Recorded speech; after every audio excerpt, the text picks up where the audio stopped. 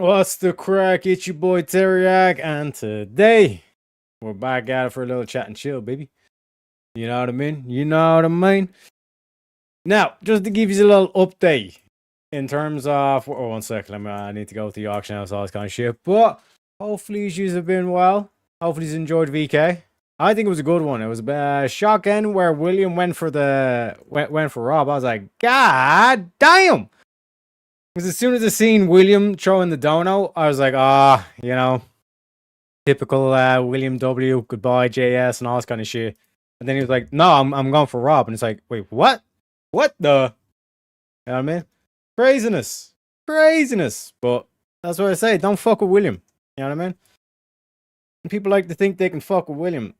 You can't. You know what I mean? Because Chad always wins. You know what I mean, boys and girls? You know what I mean? But yeah, like I said, in terms of the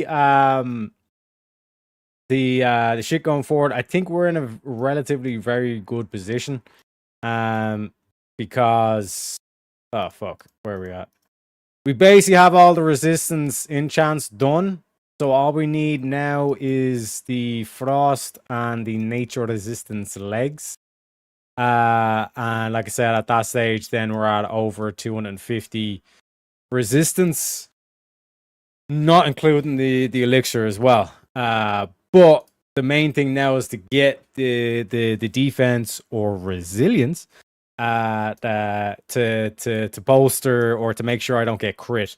Now, I basically just got the trinket there from the heroic, which is 33 resilience. It also has a kind of nice effect where it's a 2% chance of getting 260 mana when you're struck in combat.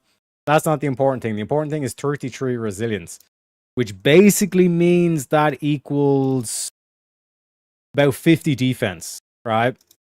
So that's about, and when we look at, that would be about 25.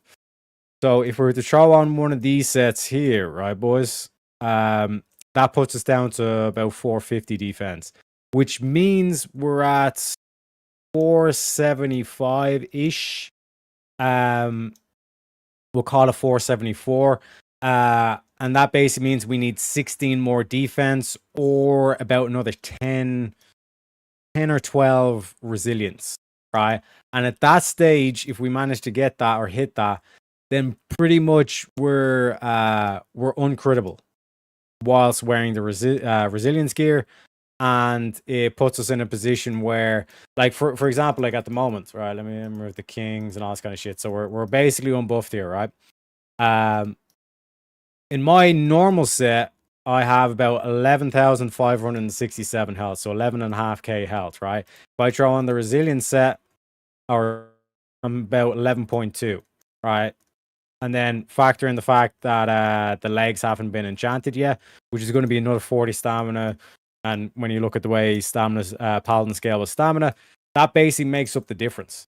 Do you know what I mean? So, like, fundamentally, if you notice what I'm going for here in the sets is basically like me throwing on the resistance gear essentially does not affect my health, and it does not affect my doesn't affect my health, and it doesn't affect my chance of being crit.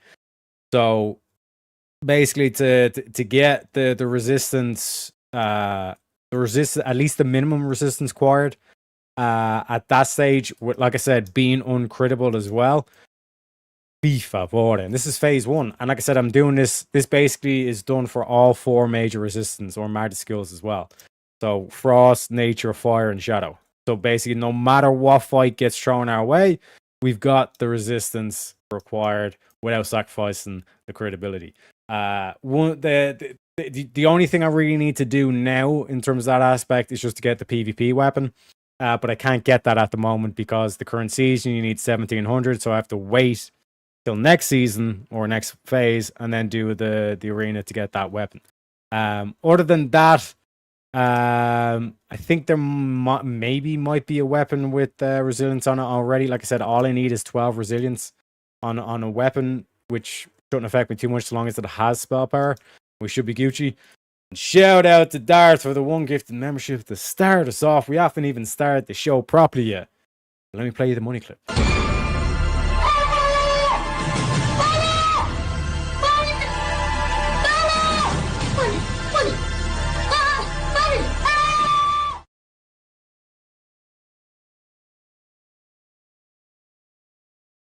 I was getting my robe.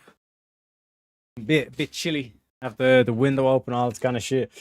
So yeah, like in terms of the in terms of like where we're at, I think we're in a safe enough spot where majority of the shit is covered. So I think at the moment all we really need to do. Oh fuck! I just cut my lip. Oh my god, that dry lips.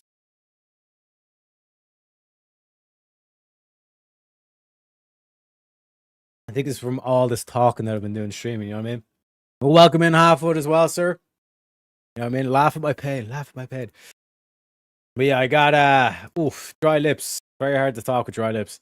But yeah, like I said, we're in a relatively good spot.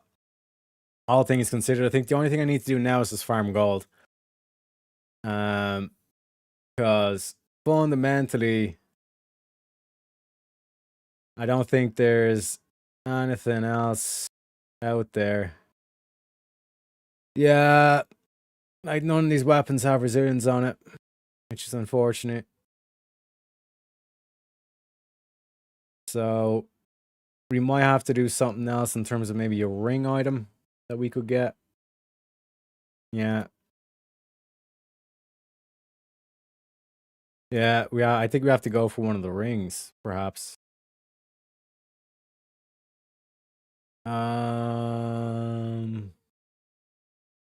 Seal of the Exorcist. Could be potential. Could be potential, boys. But the thing is that would be replacing a defense ring. So we're kind of in a pickle when it comes to that PvP weapon. Otherwise, like I said, we need like an extra 15 or 16 defense, which, to be fair, like we could just throw 2 yellow gems in one of the sockets, and we could be Gucci on that front as well. There's a lot of things we can do in terms of like supplementing it as well. So we should not be that bad, and we have the easy raids. One sec, gotta play the raid clip. Oh wait, first of all, we gotta start the show. I still have yet to start the show.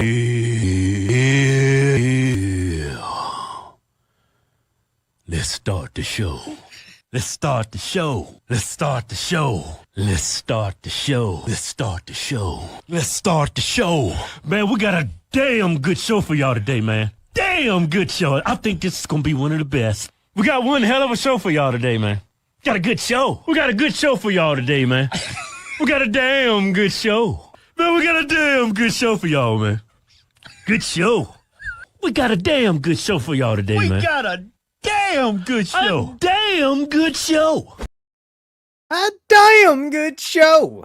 You know what I'm saying? And also, we gotta play the raid clip to our boy Easy.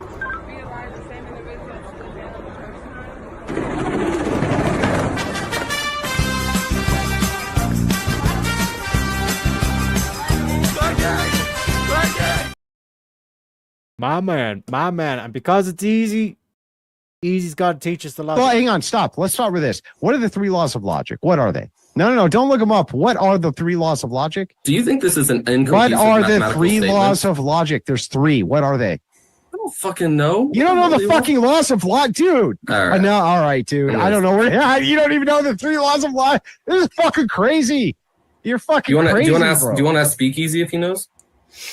Yeah, it's the law of identity, the law of non-contradiction, and the law of the excluded middle. His name is John C. Anything else, dipshit? Easy being absolutely on point there. Also, I seen this in chat as well. I heard this was a safe space for people who are confused about which bathroom to use, so I came right away to show my support. And to that I say, you dick. Appreciate you, Picasso. And then we have, oh hey, is that a wolf he's riding? Yes, it is. So you see the way he's got the purple eyes, and then I got my purple shield, and then my purple weapon. It's all on point, boys. And then, like, who's in Norse mythology, you got Loki, and who's Fenrir? A wolf. So I ride a wolf, and then when we look at One sec. When we look at the character as well, he's an elf with green eyes, long black hair. What does that remind us of, boys? What does that remind you of? Look at my character. Now look at me. Now back to my character. Now back at me. It's all on point. It was all building towards this. You know what I'm saying, boys? You know what I'm saying? Cool. I haven't debated either. If I let you come up with a prompt, would you debate? Oh, shit. Joseph's trying to debate William. But William's just a G. You know what I mean? William's just a G. He's like, I don't give a fuck. You know what I mean? My name's William Graham Jr., bitch. You know what I'm saying? And chat, we do need the Ko-Fi and PayPal. 'Cause don't know if you know. Okay? I don't know if you know. I don't know what you heard, but this show ain't free. This show ain't free. It is fan-funded, ladies and gentlemen, meaning we need your support. We don't do the advertisements. We don't get any contract deals or whatever to promote products. And even if we did, I'd probably do such a terrible job. The support would instantly be ripped away from me. But we do rely on your help, folks. But just to let you know, YouTube take 30%, okay? And like I have a thing with William where I'm saying basically 33%, or basically 30% goes to the mods. So if you donate directly on the Ko-Fi or PayPal, you're basically giving that 30% to William instead of YouTube if you use the super chats or whatever. You know what I mean? So as William says, let's focus on the Ko-Fi and the PayPals. You know what I'm saying? And Picasso, I told you, Picasso, I'm on point. I'm on point. All I need is a green hat. Look at this shit. Look at this shit, boys and girls. It was meant to be. Purple is based, but green is better. But green is better, Jack. We care about Ko-Fi donations the most, so we would like to get a nice start on those too. True that, true that. And we have, like I said, we've been going through the data, like this effort with the Ko-Fi, like we start to see a surge in the Ko-Fis and the PayPal. So shout out to you, particularly Jack and Shantae. They typically like to use the Ko-Fi as well. I don't see any resemblance, he says. Unbelievable. Unbelievable. Per favore! Per favore! Perché rischiamo veramente di diventare il campo profughi d'Europa. Rischiamo veramente di essere lo zimbello del mondo. Ci stanno ridendo in faccia in tutto il mondo. Vi prego. Vi prego, Picasso. Vi prego. We got Joe saying, you had plenty over at VK. I mean, get it started, right? Exactly. Exactly. You too, Joseph. You too. And we got Dart with the 5 gifted memberships. Let me give you a little Pepe for that one.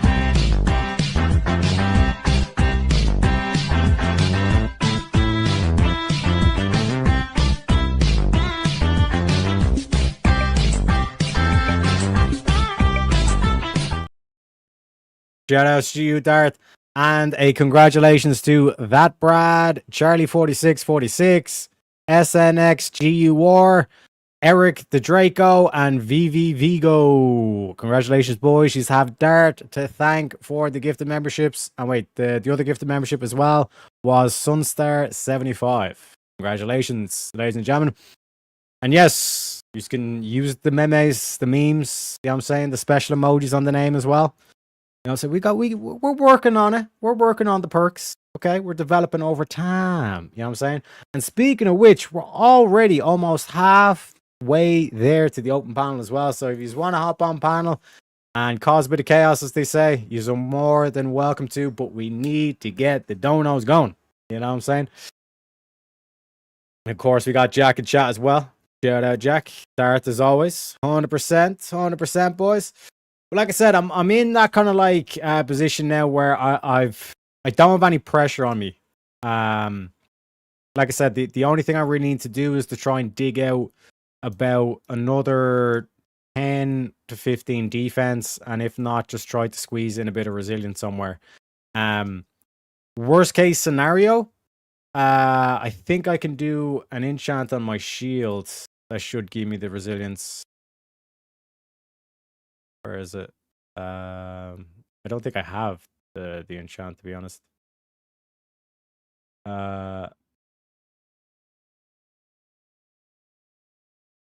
18 additional block value. Well, one sec, let me go to this. Crafting. Enchanting. Shields. Frost resistance. Where is... Oh, sorry. There we go. Resistance. That's 5. Resilience 12. Yeah, so worst case scenario, we can just enchant our shields with a bit of resilience and bada bing, bada boom. You know what I'm saying? And again, it's exactly 12 resilience, which just about gets us to uncrittable whilst wearing the resistance as well, which means basically fundamentally the setup that I'm going for is that I want to wipe off like 100% hit and obviously anything over the 100% hit in terms of the magic damage. If you get to 250 resistance or 244 specifically, like that's the minimum threshold where you basically just take off all the 100% hits off the attack table and you're only taking 75% like maximum damage. The only thing is that you can also get crit by these magical attacks by the boss. So that's why you need to make sure you're also at defense cap. If not defense cap, then some sort of combination of defense and resilience, so you're uncrittable. Because like a lot of people, the pitfall that happens is they stack on a shit ton of resistance and essentially basically it blows up in their face because they wipe down 100% attacks off the table, but then they leave themselves open to being crit. So if you're taking a hit that's like 75% damage, double that, that's 150% damage. And that's why you see tanks that are in full resistance gear get absolutely one shot because they're basically getting a crushing blow of the magic damage. Do you know what I mean? I think druids can get away with it because they've such a high health pool. They could just about sneak away with it, so they can just stack as much resilience there. But like I said, the smart play is to get to about 250 and just make sure that you're uncrittable as well, and then you're basically in the perfect zone. Like I said, head, legs, neck, and back are the all you really need to guarantee that. And like I said, you're basically kind of avoiding having to get crit and all this kind of shit as well. But like I said, boys, the plan is like we could do a bit more heroics, could do a couple of more heroics, or we could just farm gold. Because like I said, I'm down to 200 gold. It's spent a lot of gold the past couple of days getting all those items, getting the enchants for them, and all this kind of shit as well. But like I said, we'll get there eventually. We'll get there eventually. And we got half hood gaming as well. Let's say, let me check the Ko-Fi. We got half hood with $5 on the Ko-Fi. Let me add that. And let me play the money clip.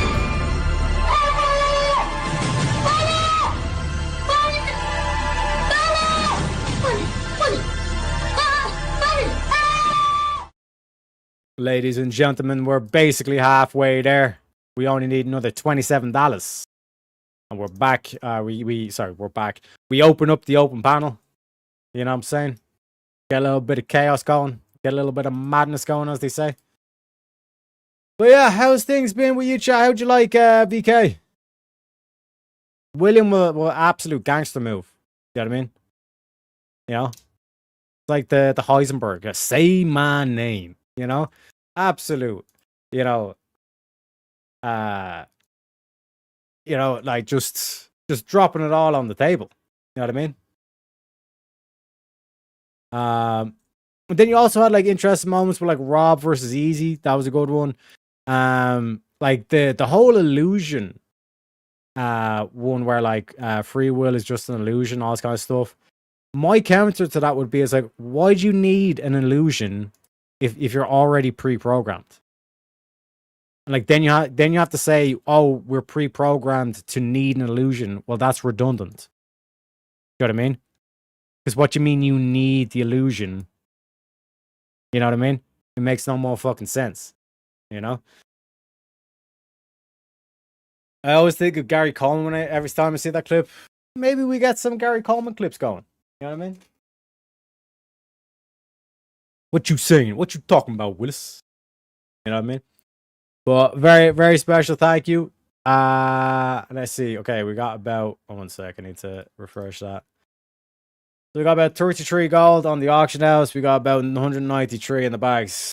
We need a lot more gold because, like I said, I've been talking about the resistant sets a lot, but the main thing, like I said, that's left is if I go into the legs here. Like there's the shadow legs, there's the frost legs, and then there's the nature legs. And then there's on the where is it? Collections. When we go on to from the badges, you can get fire resist legs as well. Now these cost 30 badges, which I could technically buy right now. But the reason why I'm not buying them right now is because where is it? This trinket I'm eventually going to need as well. It depends on when I get the trinket from the 25 man. So that's why I'm not kind of like rushing too much into it. And technically I don't need the fires, like need the fires set until Black Temple, which is in I think phase 3. We got plenty of time to pick those legs up. And what was the other thing? And I might not even necessarily need the fire resist that stage because typically the paladin tank is the one that's tanking the boss. But like I've been saying, the main reason why I want to get these resistance sets out of the way straight away is because like you just want to make sure that like you'd rather have it in your bags just as the option, like just in case, let's say you end up on Black Temple the first night and there's 3 paladins. You know what I mean? Then what? Well, then I could just basically turn around and say, well, fuck it, I'll just do I'll tank the fire elementals. You know what I mean? So that's basically where we're at the moment. Well, for instance, it's kind of like how the eyes are pre-programmed to see everything upside down, but use a specific optic to reverse the right side up. The brain could possibly be doing the same thing with self-determination, but sees it's in reality as free will.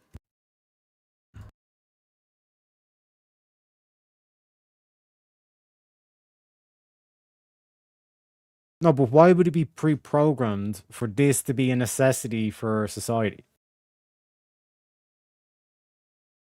Like, you could literally just pre-program it so humans don't need free will.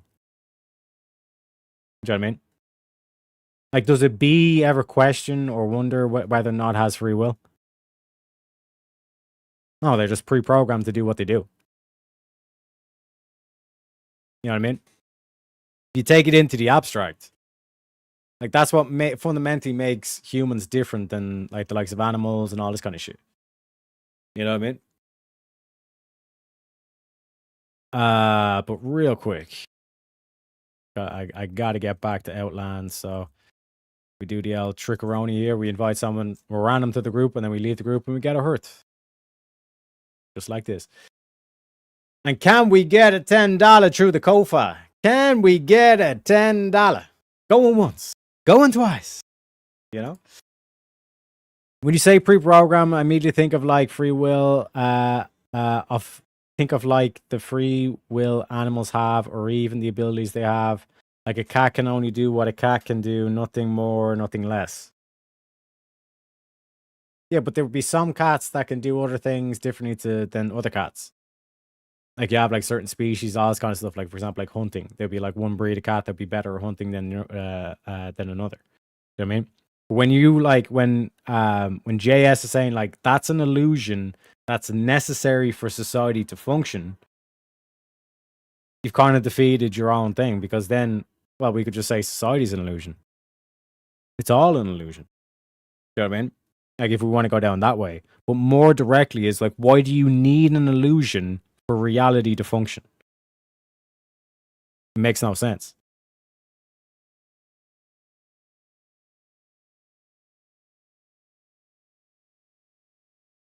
Because remember, the other half of that prompt is that it is necessary.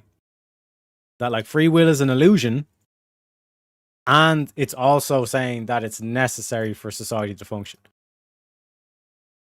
You know? Is that a human can only do what humans can do, nothing less, nothing more. But like in terms of the limits of what humans can do, it's constantly being broken. You know what I mean? Like think of like the 100-meter sprint record. That's constantly being broken. You know what I mean? Like through the ages. You know? And we got Darth. I can't Ko-Fi, but let's go. 1 sec. Let me play the clip for that one.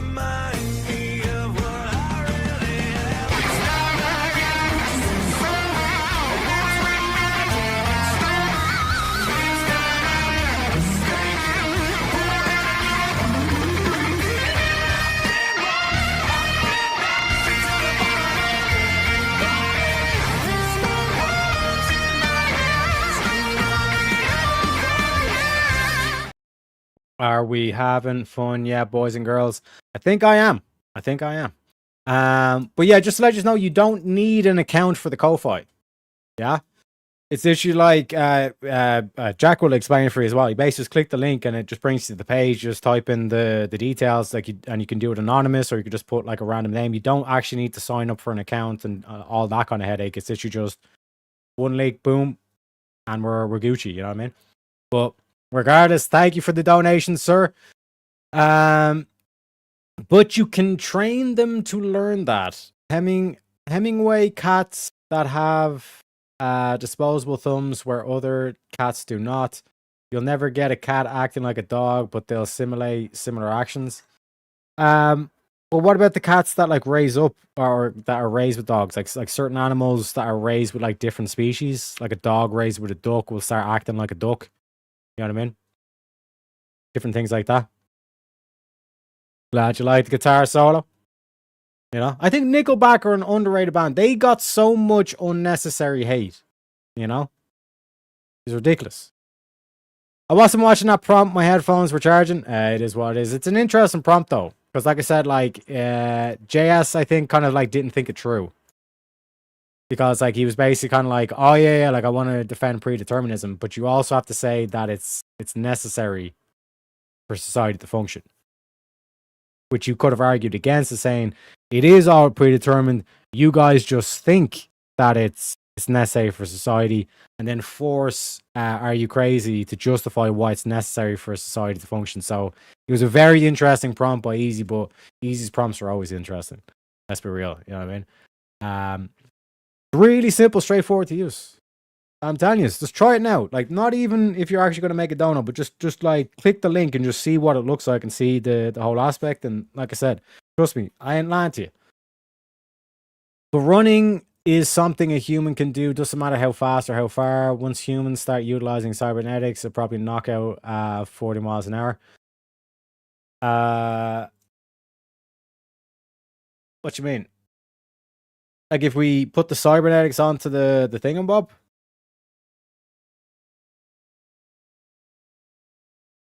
I'm not sure what you mean. Agreed.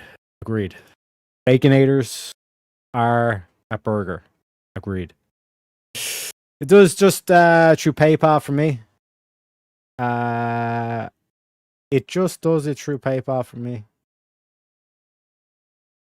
Well, I'm lost. I'm all confuzzled. Fuck. That's what I mean. They can be raised with it and have similar actions, but they can never be that thing. It goes in the same category as a man can never be a woman. Yeah, but we're talking about choices. You know what I mean? Because like JS would done the whole thing of like, why do you like what you like? You know what I mean? To which is like, okay, yeah, just like is an illusion. You know what I mean? Just flip it on its head. It's like the same thing that I done with the trans argument. Where I basically say it's like, no, like as a homophobic person, I actually support the trans community because I look at the trans community as just a way to sterilize the gays. And then you just see the blood drain from their face and they're like, oh, fuck.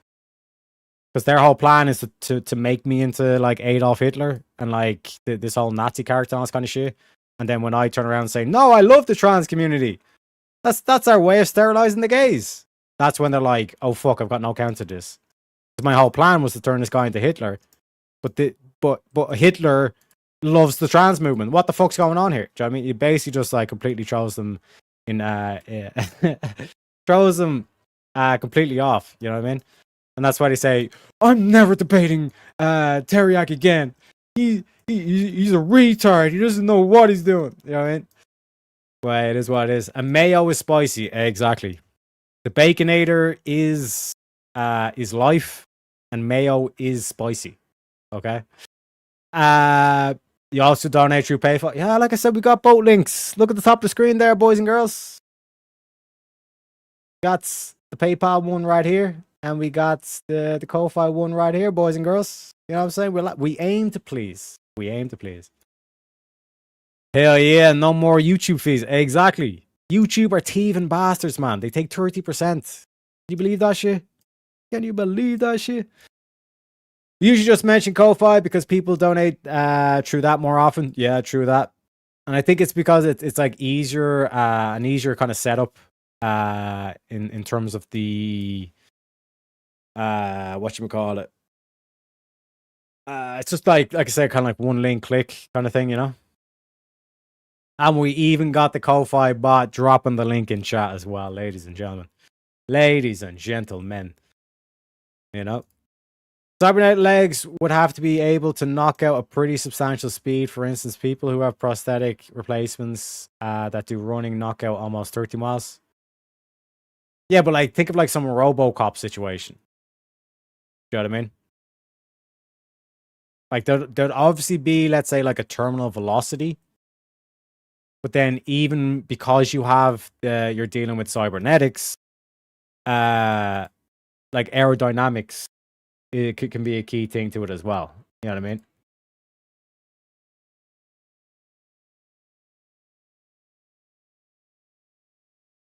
But one sec, what am I doing? Yeah, I'm picking up the quests. I'm going to see if there's any quests here, because we're basically, the plan is, boys and girls, the plan is that we basically just knock out all the quests here. We basically finish all the quests here. There's still a couple that I have, but they're kind of like, I need to do dungeons. You know what I mean? I need to do dungeons. It is what it is. So PayPal works for you. Hey, my man. But yeah, back to that cybernetics thing, because like when you think about it, it's like let's say our leg is like solid material. But if you have like a cybernetic leg, like not only could it actually generate more force or more speed just from like the raw kind of like mechanics of it, but you could also do things, play around with the aerodynamics, where it's like you have like air holes in the leg so you can run even faster kind of thing, or you could have like a certain shape to it where it's more aerodynamic, etc., etc. You know what I mean? Like when you look like Formula 1 is a good example of that, where it's like the cars are constantly getting faster and faster and faster. Then they'll change the rules, which like drops back their speed, and then like 2 or 3 seasons later, you'll see the cars getting even faster and faster again. You know what I mean? Check your PayPal. Oh shit! One sec. Uno momento.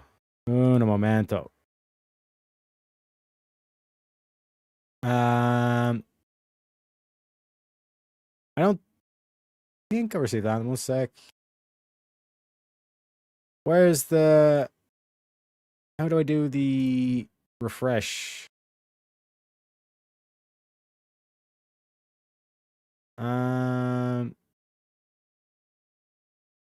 Is it in view?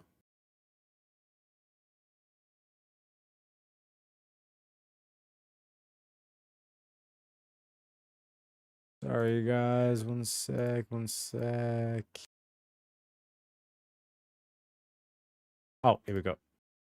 Sync. It's called sync on this thing. Let that sink in. You know what I'm saying, boys? You know what I'm saying? Yeah, I don't think I've gotten anything yet on the PayPal or Ko-Fi. Just on the PayPal, I've got the Ko-Fi though. But yeah, I'm in PayPal Thursday, Ko-Fi. For some reason, PayPal isn't registering my password. I have 12 different ones, so I'm not surprised. Hey, it is what it is. It is what it is. And then we got darts. Can we get an Ave Maria for that? Go, my nigga. Go get money.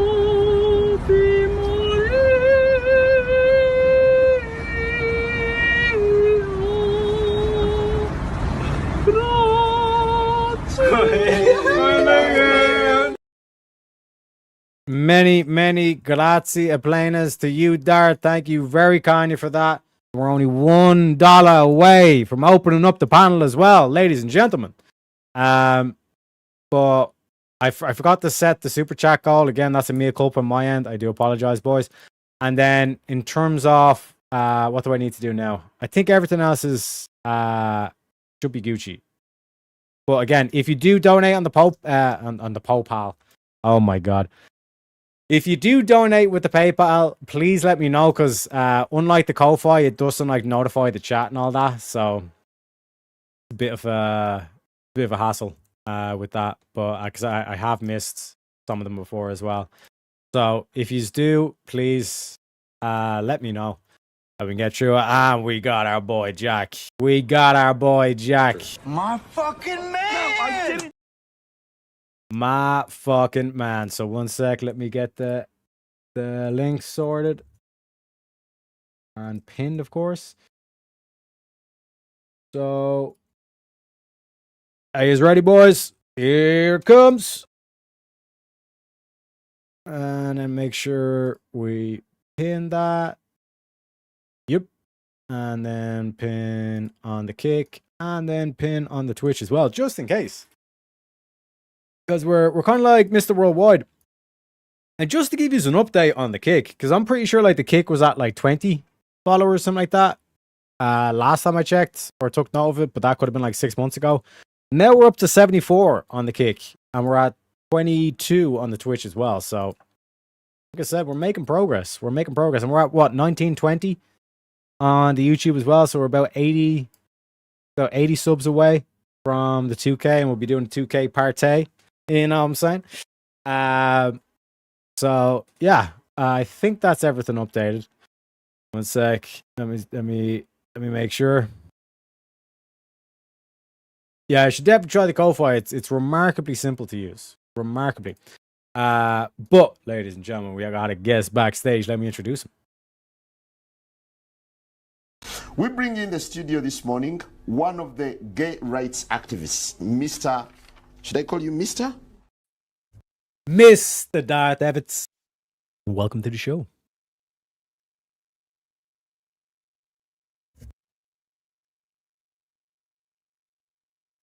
Hello, Darth Evans. We cannot hear you. Oh, my bad. Hola. Hola, mi amigo. ¿Cómo estás? Muy bien. ¿Y tú?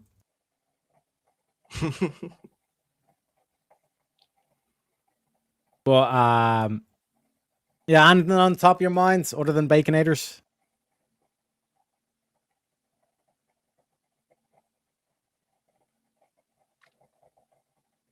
Well,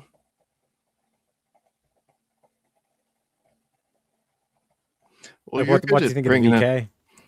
Well, no, actually, I tend to be better at the dating ones, the dating prompts that you come up with. Okay. I mean, that's where I came up with that. So, I don't know. Because, like, what I've found is that, like, pop culture and dating tend to be kind of like the, like, easier topics. And by that, I mean, like, everyone's got, like, their own kind of, like, dating advice or their own kind of, like, pop culture kind of, like, aspect to it and all this kind of thing. For sure. But in terms of, in terms of, like, what you see from, like, a lot of the manosphere, there's a potential kind of, like, dangerousness to it. And what I mean by that is that, like, there's, like, if you notice, like, when we say, like, manosphere influencers and all this kind of shit, who comes to mind? Andrew Tate, Nico, fucking, Myron Gaines. You know what I mean? Like, these are all, like, Muslims. You know what I mean? So it's like, you got to be careful, especially with Islam. You got to be careful because it is a lot of different ways of, like, adapting itself to what be the way to describe it, like to appear as though it's more Christian. You know what I mean? Or to appear as though it's something else on the face value, especially if it's in English. You know what I mean? So if you notice, for example, a lot of Muslims have no problem calling Allah God when they're speaking English.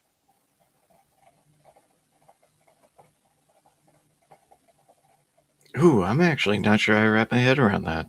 Could you elaborate a little more? Yeah, so like Muslims have no issue calling Allah God. Like when they're like anytime you notice when they talk to a Christian, like they'll refer to Allah as God, right? Because they're not speaking in Arabic. You know what I mean? So they're like, oh, the English word for Allah is basically God. So they have no issue kind of like substituting the word God in terms of that aspect. And they do the same thing, the likes of what you call it, like the whole manosphere stuff and all this kind of shit. Like how they deem to treat a woman is basically the same way that they treat women in Islam. You know what I mean? Mm-hmm. Yeah. When, because like when you kind of like throw that into it, then all of a sudden a lot of people wouldn't necessarily be agreeing with the likes of Mara and all this kind of shit. You know what I mean? Yes, I do. And I find it interesting that they mention family as well, but yet nobody's talking about like how to fix family dynamic, which is kind of an important part of that. I mean, sort of, kind of, in a way, if that makes sense. But like that's why you always have to be careful, because it's like, okay, are you coming out, especially like what even Pearl can be guilty of this as well. It's like she's going around, she's kind of saying, oh, like there's no hope, just crack a beer and enjoy the decline, all this kind of shit. But it's like, yeah, but like, do you actually want to build a family here? You know what I mean? And if so, yeah, then like, why? Yeah, go ahead. Oh, well, I was just going to say, I have thought that she kind of contradicts herself. I mean, not necessarily in like, well, I guess that's up for debate, but I wouldn't say necessarily in a bad way, but like it does kind of feel, or not feel, but looks like she's going hard in the paint in the other direction for some reason. Like that, this is something that I've kind of noticed with the, not necessarily Pearl, but a lot of people that like subscribe to the whole kind of like black pill thing, is that like their main contention is that like, oh, we can't save the world, ergo there's no point of me even trying, which to me is just retardation, or it's like it's ego. You know what I mean? Mm-hmm. Well, and like especially in like normal everyday life, if you're not like seeking to have conversations like this, to bring these things up when you're at work and whatnot is mind-blowing to me, because like you're not a politician, you don't actually have a worldview, you think you do but you don't, and if I say anything, I'm gonna get in trouble for it. Wait, what you mean? Well, I mean, isn't kind of the whole debate culture exposing that like people can't defend what they think? Hmm.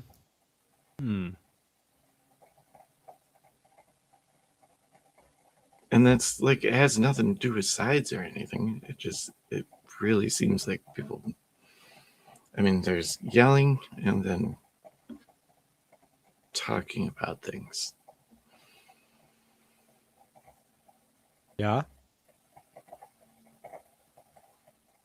And if we sat down and ate a Baconator together, we could talk about a thing. Of course.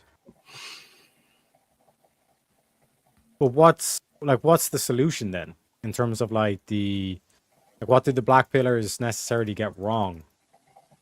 I'm not entirely sure what a black pillar is. Yeah, so it's like, think of like nihilism, like someone who's like they see all the flaws and failures, because they've done all the research and all that kind of shit, and they basically say like there's no way that there's no coming back from this, so there's no point of trying to improve the situation. You know what I mean? Yes, I do know what you mean, and I wonder if is this a trend of like people that like and it's just a question. I'm not making a claim. Is this like a thing of like people who don't actually work hard or anything? Because like it's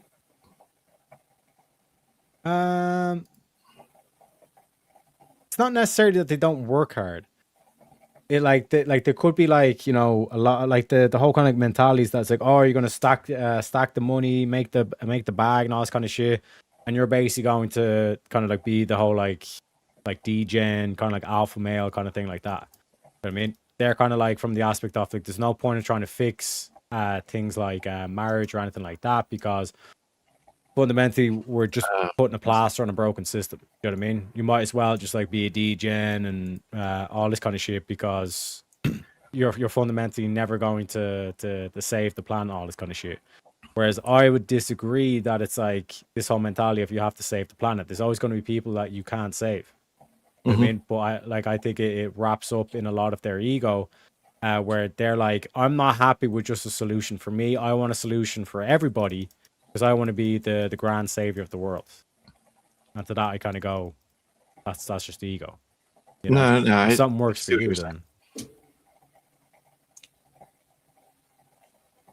Yeah, because okay, I 100% see what you're saying. Because if you're coming at it from a Christian point of view, then there's the absolute truth on that, and then there's what, right? I mean, isn't that kind of like sort of where that goes? What you mean? I think you cut out, but I didn't hear what you said. Well, isn't that like when you reduce it to like absolute truth from a Christian standpoint to everything else? If you reduce it to absolute truth, it goes to everything else. Well, from a Christian standpoint, because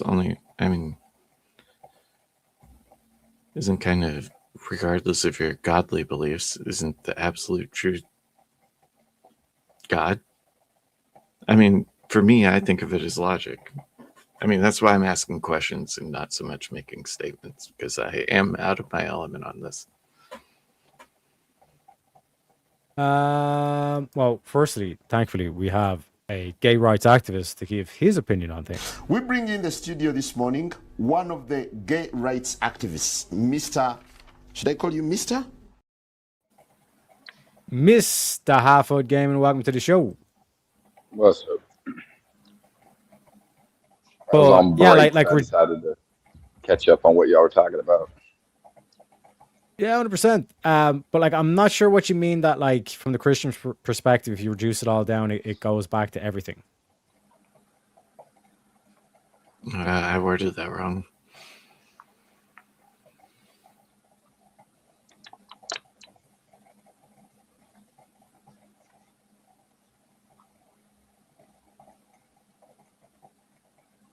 Oh, that truth is everything. It's not that, that truth, when you reduce Christian ethics down, logic is everything. That's what I said. Yeah, but like from like Pearl's perspective, it's like, yeah, but like the truth is telling us that like women aren't going to change. I mean, they're always going to get pandered to. So what's the point of trying to do anything?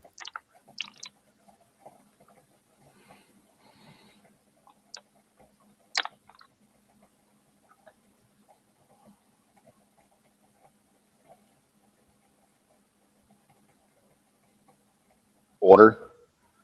I mean, to have a balance, I would see. I mean, yeah, you could say there would be the point in doing anything. Well, to be fruitful was what I was thinking.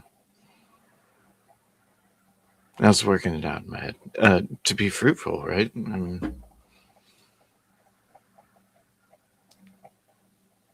a tree makes fruit. Well, basically, like the point that like the whole red pill community and all this kind of shit is that like fundamentally you're like a disposable like tampon for a woman, essentially. That like society is so fucked at the moment that like why you're seeing like mass immigration, all this kind of shit, it's because like the society is so feminized and basically sterilized its masculinity. I mean, shit, dude. Like, look at the like Spartans.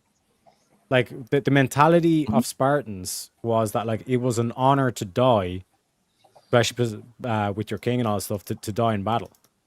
You know what I mean? Whereas now, like that's toxic masculinity. You know what I mean? And the point that like Pearl and all this kind of stuff is making is that like these companies are not going to pander to men. They're only going to pander to women because men don't spend their money; they invest their money.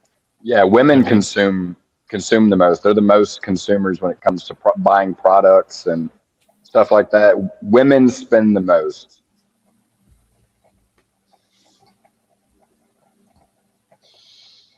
I just never met a guy who doesn't logically spend his money on things. Like he'll be like, I buy guns, I buy video games, and I save my money. I don't know. I just never met a guy who's like, he spends his money on just useless products for himself. Like clothes.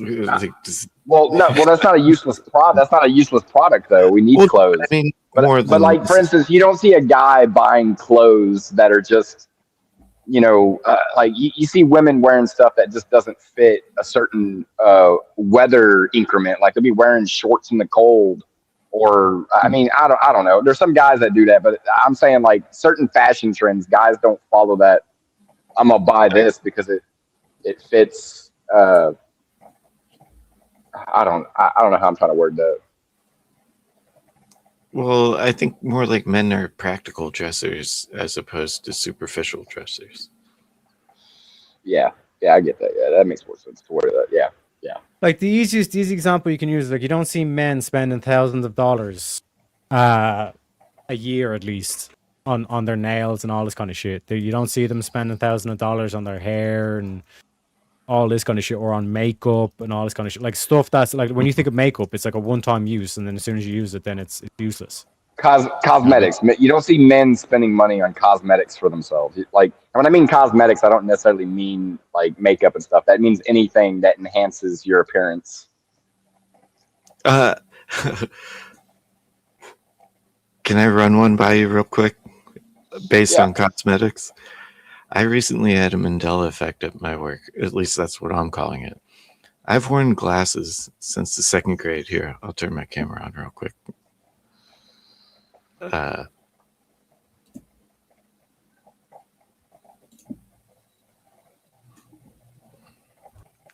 So these are my new glasses. I recently invested in glasses because I've had them since the 2nd grade, so I trash them. This time I got 2. My previous glasses, I mean, these are also my new pair, but they look like my old pair, are clear. When I showed up with these glasses on, I got asked, I work with like 20 to 30 people. Everybody was like, when did you start wearing glasses? I've worked there 4 years. It is one of those moments where you realize, like, did you guys even like look at me, or did you know what I mean? Yeah. Well, that's the thing is like I've even learned that. Like, have you ever looked at the definition of a person's face and realized you see more features than you actually see at first glance?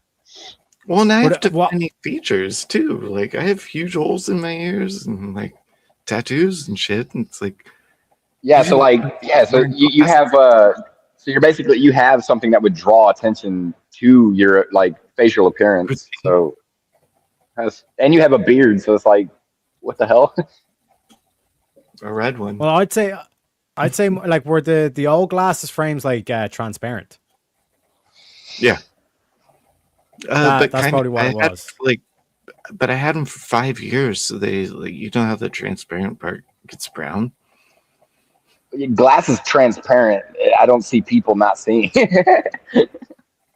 I mean, no. What I'm saying is, like, the frames can make a huge difference on glasses. You know what I mean? I guess the rendering of light makes it. I guess see where they didn't see the glasses as much. I guess. I work in an incredibly well lit area. Oh, then that wouldn't even matter. Like it's like how what? And a matter of fact,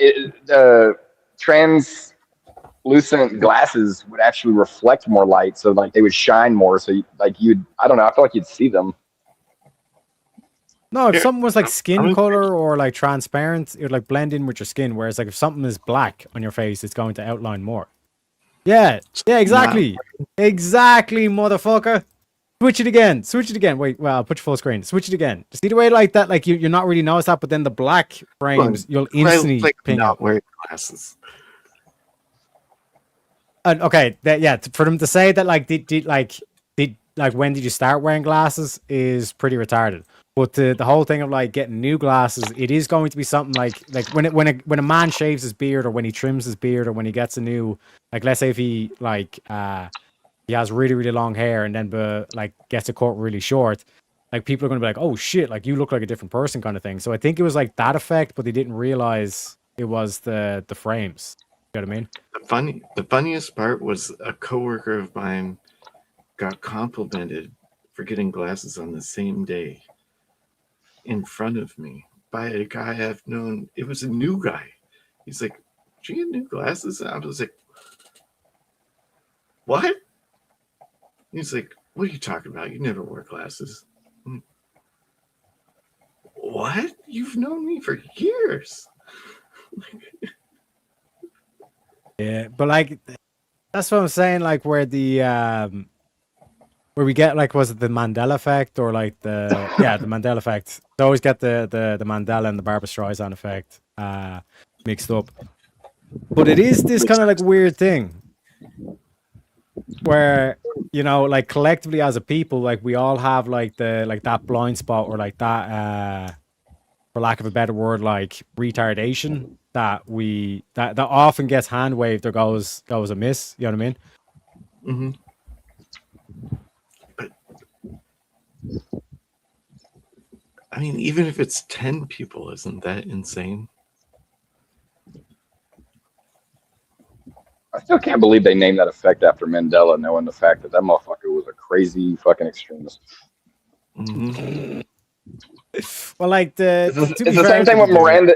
It's the same thing with Miranda rights. Like, it literally came from a guy who literally beat and raped a girl, and that's basically where the whole Miranda rights came from, because he didn't get to speak on behalf of like what had happened or whatever, and that's basically where Miranda rights came from, because the guy's name was Miranda, or his last name was Miranda, but still, like, I think it's just wild how we name things after people who do chaotic things. But this is where, like, I think we've lost track of, like, where Mo was kind of saying the whole empathy thing and all this kind of shit, where it's like, for certain things, like, if you're a free rights advocate, right? Or if you're, like, if free speech, like, means that much to you that you're, like, an activist for free speech, like, if there is a march of white supremacy or KKK and all this kind of shit, you will defend them. And, like, that is a noble thing to do, I would argue. It's a noble thing to do because you're standing on principle, right? But we, like, when we have, like, the likes of, like, Mo, who's like, I'm sick and tired of, like, this empathy shit, these lefties saying about the empathy. The move is not to then do, okay, I'm just going to, like, try to destroy empathy. Because you're going to play into their whole thing saying, see, I told you, they're the empathetic ones. They're now denying empathy rather than saying, no, motherfuckers, yous are misusing empathy. Yous have selective empathy. This is the whole thing of like suicidal empathy that they're going with. That's the wrong way to approach this. You need to use the term selective empathy. Because if you specifically say selective empathy, then you're highlighting their preferential treatment for certain groups. Andrew Wilson is an absolute beast for doing this. Yes. Like, he always highlights, okay, like, what if Christians were threatening to self-delete unless you put Jesus back in the schools, the same way transgenders threatened to self-delete? Oh, well then, in terms of that aspect, there'd be some sort of excuse made up, or no, I wouldn't concede to the Christians because fuck the Christians. That's how you expose their whole mentality, where they're a bunch of, Christianity phobes or whatever the fuck. You know what I mean? They just hate Christianity. And also... don't add that. Pseudo, I seen in the back, I was going to bring you up. Phobias. Fuck. Pseudo, if you join back in the link. There it goes. One sec. We bring in the studio this morning one of the gay rights activists, Mr. Should I call you Mr.? Mr. Pseudo, welcome to the show. I do apologize. Like I said, I got my focus is split among a lot of different things. But how are you, sir? Nah, it's all good. How are you this morning? I'm good. I'm good. Just chilling. You know what I'm saying? Just chilling. But what are your thoughts on the whole? I guess Annie, because we kind of like went through kind of like 3 different points there. But any thoughts on the current conversation? You mean about the black pillar people? Black pillars, empathy, all that kind of stuff. The whole black pillar thing, it annoys me. I know some people that since their last vote for Trump went that way with the whole war thing, and I kind of told them, hey, it's inevitable. Everybody's entitled to their personal opinion, but the way they're like, oh, that's it, I'm done voting, and this and that, and oh, there's nothing we can do, and oh, I'm just gonna buy more ammo, and it's like everybody's entitled to their opinion, and maybe some of them it's just a temporary thing, they'll grow out of it. And one of them that I'm thinking of, real good friend of mine, known him since I was a little kid. He lost my goddamn train of thought. Oh, same type of guy, one of them guys who was all set on that whole 3-eye Atlas thing. You know, the comet being a spaceship, and he actually canceled the cruise over it. I'm like, dude, are you nuts? He's like, no, I'm telling you, it's not a comet, it's an alien invasion. You'll see. I'm like, dude, seriously? Like, what the fuck's going on in your brain? He's a smart dude. Like, he's not stupid. I was doing some videos on my YouTube channel about 3-eye Atlas, and I mean, it's interesting to talk about, but I would never go skeptical as like, oh my gosh, I'm going to give up everything and stop doing things because it might be an alien ship. I mean, I had that hypothesis, but it's like it also could not be. Well, and also if the Scientologists aren't trying to get on it, then I mean, it can't be real, right? Well, the whole thing. Well, if we're going to talk about that, I just. There was a point I wanted to. Oh, go ahead. I forgot it. No, Terry made a point earlier, like right before you hopped on. I can't remember now. I might have missed that. Empathy. My whole thing muted when I couldn't hear anything when I switched back. I switched screens to make that dono. Like I was talking about Andrew Wilson pointing out how they basically like they hate Christians, and because they try to play the empathy game and say, look, the right wing has no empathy, and when you have people like Mo saying, no, fuck empathy, like we're not like it doesn't exist on this kind of shit, you basically lose the fight because you're basically like proving their argument that it's like you're unempathetic. Whereas the correct way to go about it is to say, no, empathy does exist, but these motherfuckers have selective empathy, where they'll have empathy for all these horrendous people, but when it comes to Christians, they have no empathy for. You know what I mean? It makes no sense. Well, and isn't that so? I'm back on track. Isn't that kind of like what he was saying, where it's like niceness and kindness are different? Like, I'll be kind, but that doesn't mean I have to be nice. Yeah. And like I'd argue that like being nice is fake. Mm-hmm. Yeah, these are the same type of people that you'll see in like street interviews, where you see that one where a guy goes around, he's like, oh, by the way, he's like, what do you think about ICE deporting these illegals? And they're like all leftists mostly that he clips into his interview. You know what I mean? Keeps in his interview. Oh, it's outrageous and this and that. And then they say, hey, well, here's this guy. He was convicted of 5 murders and blah, blah, blah. But we think he should come back. Give him a second chance. And they're all like, oh, yeah, sure. They sign your name right on that. And every one of them's like, well, he needs a place to stay. What do you think about, any room from your house? Oh, no. Mm-hmm. Well, what's the difference between bringing him in your house and bringing them in the country. You know, it's like the same point that I used to bring up a long time ago. I'm like, my sister's real woke. I'm like, you lock your doors at night, right? You got a fence, right? Around your house, around your property. Well, it's shelter, right? Yeah, like what? Why must the border be wide open? However many. I mean, like, why is it that something that's been proven over time is so vilified lately?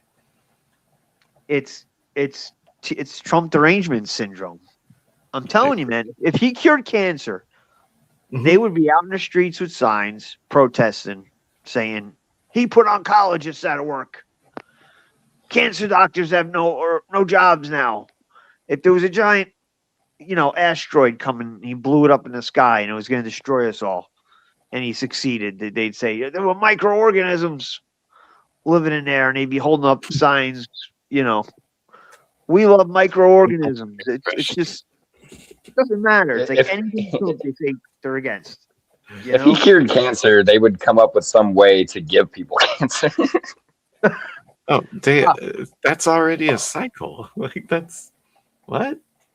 Does anybody believe that they can't?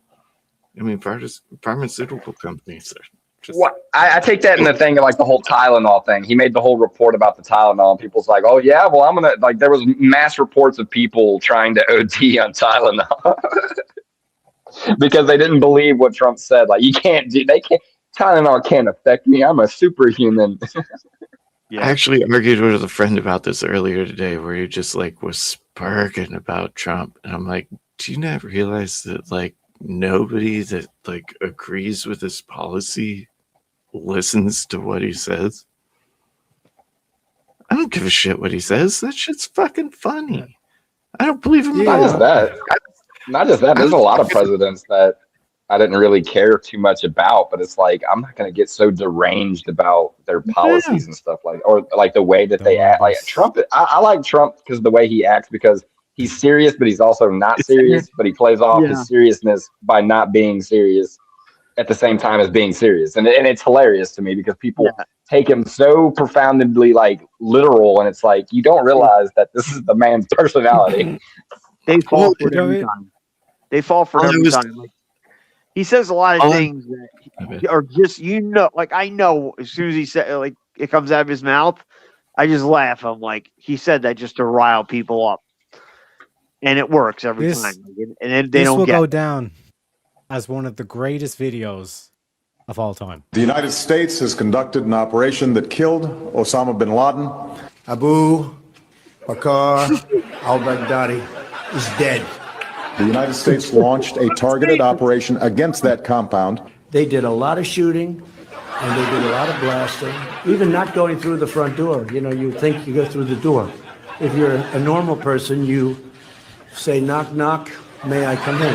After a firefight, they killed Osama bin Laden and took custody of his body. He died like a dog. His death does not mark the end of our effort. A beautiful dog. We give thanks for the men who carried out this operation.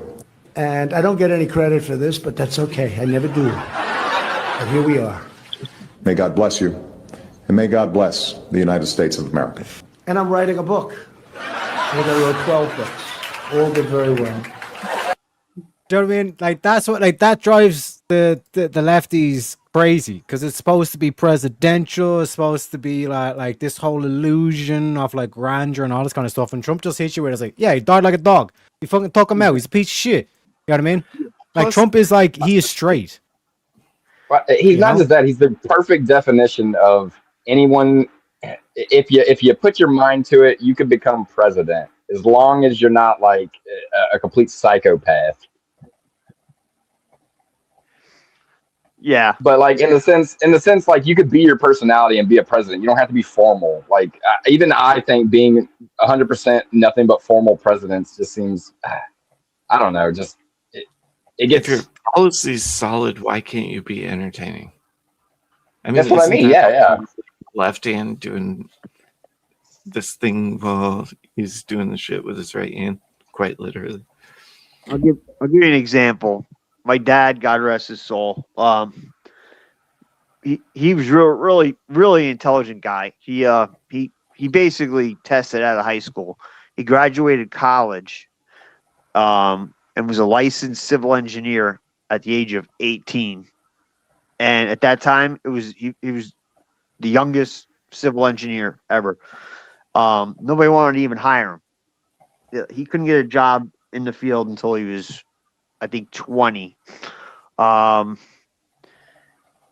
It was crazy. But anyway, he knew Trump personally, worked on some jobs with him. He hated him.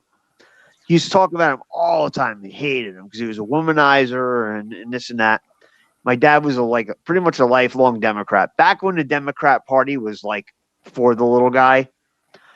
And after Obama, my dad kind of had a shift. And it was that one debate where Trump said, the biggest mistake we made, we never should have gone into Iraq. My dad sat there and he says, you know what? Damn right. And my dad voted for Trump. And then he passed away and never got to see any of the results of it. Yeah, he's super anti-war. He still is. Like, that's what's weird about what's going on right now. It's also ironic. R.I.P. Papa Ribs. Iran war, but I don't want to get on that whole thing. You know? No, I don't either, for sure. But I mean, he's been pretty anti-war throughout his history. Yeah, I mean, there's some things different about this. I mean, you look at how long it took them to get Osama bin Laden. Look how long it took them to get Saddam Hussein, right? When what was it, like day 2? We got the Ayatollah. I mean, bro, each time they elected a new supreme leader, Israel just bombed the place that they were doing the fucking ceremony in. You know what I mean? Hit them when they least expect. Hit them right when they're doing it, before they even get to elect anyway. I actually wanted to do a lot of research on this because I think this pertains to some of this stuff. But do you guys remember Noriega and like Desert Storm? Like, it's kind of related, and like, yeah, that's the way I remember vaguely. I was a little young, but I remember Desert Storm, and just I lived in Panama right after. Yeah, as soon as you said Desert Storm, one of my coworkers is a veteran of Desert Storm. Yeah, and I have friends that were veterans of Nobody likes sand. Iraqi Nobody freedom. likes sand. It gets into the crevices. It's just uncomfortable. My plan was to graduate high school, join the Marines. I probably would have wound up going over to the Middle East. I made the mistake, I gave the recruiter my phone number. The recruiter calls the house. I get home from work one night. My dad's standing there waiting for me with his look on his face. And I saw that look, and I'm just like, I didn't even know what it was about. I'm just like, oh shit, I'm in fucking trouble. And I wasn't even thinking about that. And he grabbed me, put his hands around my throat, lifted me up the wall. He's like, you are not joining the fucking service. I'm not going to watch you die. He's like, don't fucking do it. And that was it. He, put enough fear into me that I changed those plans, No, I mean, yeah, my mom said the same thing when I tried to apply when I was 18. She's like, as soon as you apply and you come home to tell me, Mom, I applied, I'm stabbing you in the leg with a knife. I was like, oh, goddamn, Mom. I had a similar experience where, mine was much younger so I lived in Panama in the 90s, like the country by the canal. And my mom wasn't exactly a single mom, but anyways, I asked her why she did it, and she's like, so you don't have to. And that is a core memory for me. So I relate to like your parents who were military being like, fuck no. My dad, he got a job as a civil engineer at I believe he was 20. He might have been 19, and they wanted him to go back to school for something else. And this is a time where they weren't going to pay for it. He didn't have much money, so he wound up joining the service. He was a Marine, and he would have gone. He was weeks away. He would have been in the Korean War. Who knows if I'd be here or not if that would have happened. And my grandfather was in his 50s when he had my dad. My grandma died during that childbirth. He got an honorable discharge because my grandfather fell and broke his hip. And if it weren't for that, you know, he would have gone. Who knows what would have happened. So I think that was stuck in his head. And something happened where I don't know. He said that they misled him into the amount of money he was going to get paid for going into service. Something along those lines. This is such a long time ago, and you're just like, "I'll kill you. I'll kill you. You're not.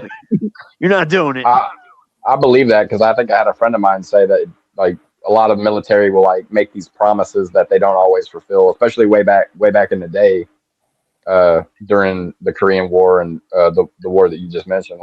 Yeah, they didn't have direct access like that. Well, even today, like you still get ousted out of certain benefits that they say you might get, but you usually don't end up getting them. yeah. I had a close friend that he joined the army. I think it was the army. Yeah, it was the army. And he wound up going over Operation Rocky Freedom. He took it was like a 50 caliber round, hit the corner of a concrete wall he was behind, and some shrapnel and concrete just tore his calf apart, messed him up. He wound up getting discharged. That short time he was over there, it messed him up so bad. He came back, he wasn't the same person. Like you could just see it in his eyes. He just wasn't the same person. Yeah, I think it was after his second marriage, had 2 kids, and wound up hanging himself. And I know it was because of that. It just messed him up. Really did. He just didn't. Well, yeah, I don't think war is for everyone. I literally don't. I mean, I feel like there are certain types of men that are capable of fighting in war and, you know, being completely fine when they came back. One of my friends, when he had to go get sent to Iraq and they were doing a breach charge on a building, he had his entire leg blown off because of a breach behind the door was a breach charge that exploded his leg. And that dude has the same personality when he went in. Like, he's got dark humor. He even makes fun of not having a leg, like walking around like, I'm a pirate now. Yeah. And I was like, that's the kind of humor you got to have to cope with shit like that. Yeah. Can I ask a question? Just real quick. It's yes or no question. Would they have enjoyed a Baconator? Oh, yeah. He loves Baconator. It's been too long since I mentioned Baconator. Sorry. you need He's got a Baconator clock. You got to get some. Every single time. Super serious. Every 5 minutes, you know? I haven't been to Wendy's since they changed their burgers, dude. Don't get me wrong. I enjoy every once in a while. I'll pass by. There's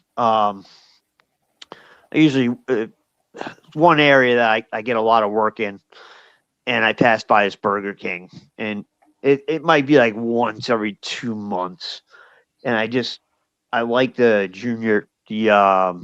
Whopper Juniors. There's something about them, but you gotta Have get you some. had their new double cheeseburgers? What's that? They actually just revamped their double cheeseburger menu. Burger King did. I'm a fast food aficionado. We could argue about food all day. The only one I like from Burger King is the Bacon King. Man, that thing is so good. Well, here's one for you, gentlemen. Big Mac or Whopper, which is better? I can deal with both, but I think the Whopper tastes more like a traditional burger than the Big Mac does. I mean, does it have to have all the accoutrements? Is my opinion based on that? Accoutrement. Well, Big Mac has that secret sauce. Yeah, fuck all that. Yeah, it's just Thousand Islands dressing and ketchup, I believe. Well, it's actually called Hawaiian sauce. They actually have a like a bottle of it. You can get it like Kroger. It literally tastes the fucking same. It's called Hawaiian sauce. Ketchup. I'm not doing it.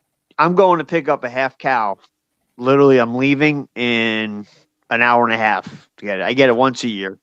I wind up with about I split a half cow with somebody, depending on how much is in my freezer. Usually, I wind up splitting a half cow. So it costs me about $800. And I wind up with about 140 pounds of beef. So I don't know if anybody's ever done this whole thing before, but you'll wind up with a quarter cow. You'll wind up with about 35 to 40 pounds of ground, no matter what, just from the scraps that they put in the ground. But what I do is I have them add some prime rib.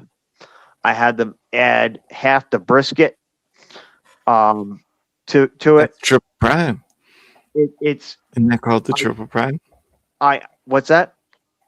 Isn't that called the triple prime? There was a restaurant, Ruby Tuesdays, that they had a triple prime burger, and I think it was those 3 ground everyday fresh.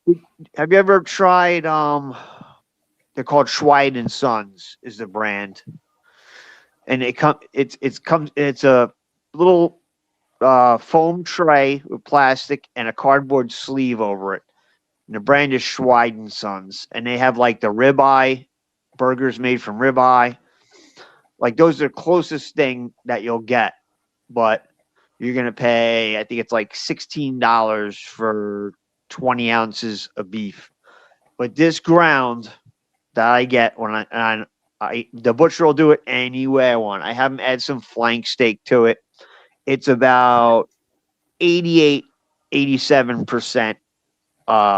Lean, so I guess it's not quite considered chuck. These burgers, I would put them up against any. You don't just salt, pepper. Thank you. Because now I have a topic: smash or juicy.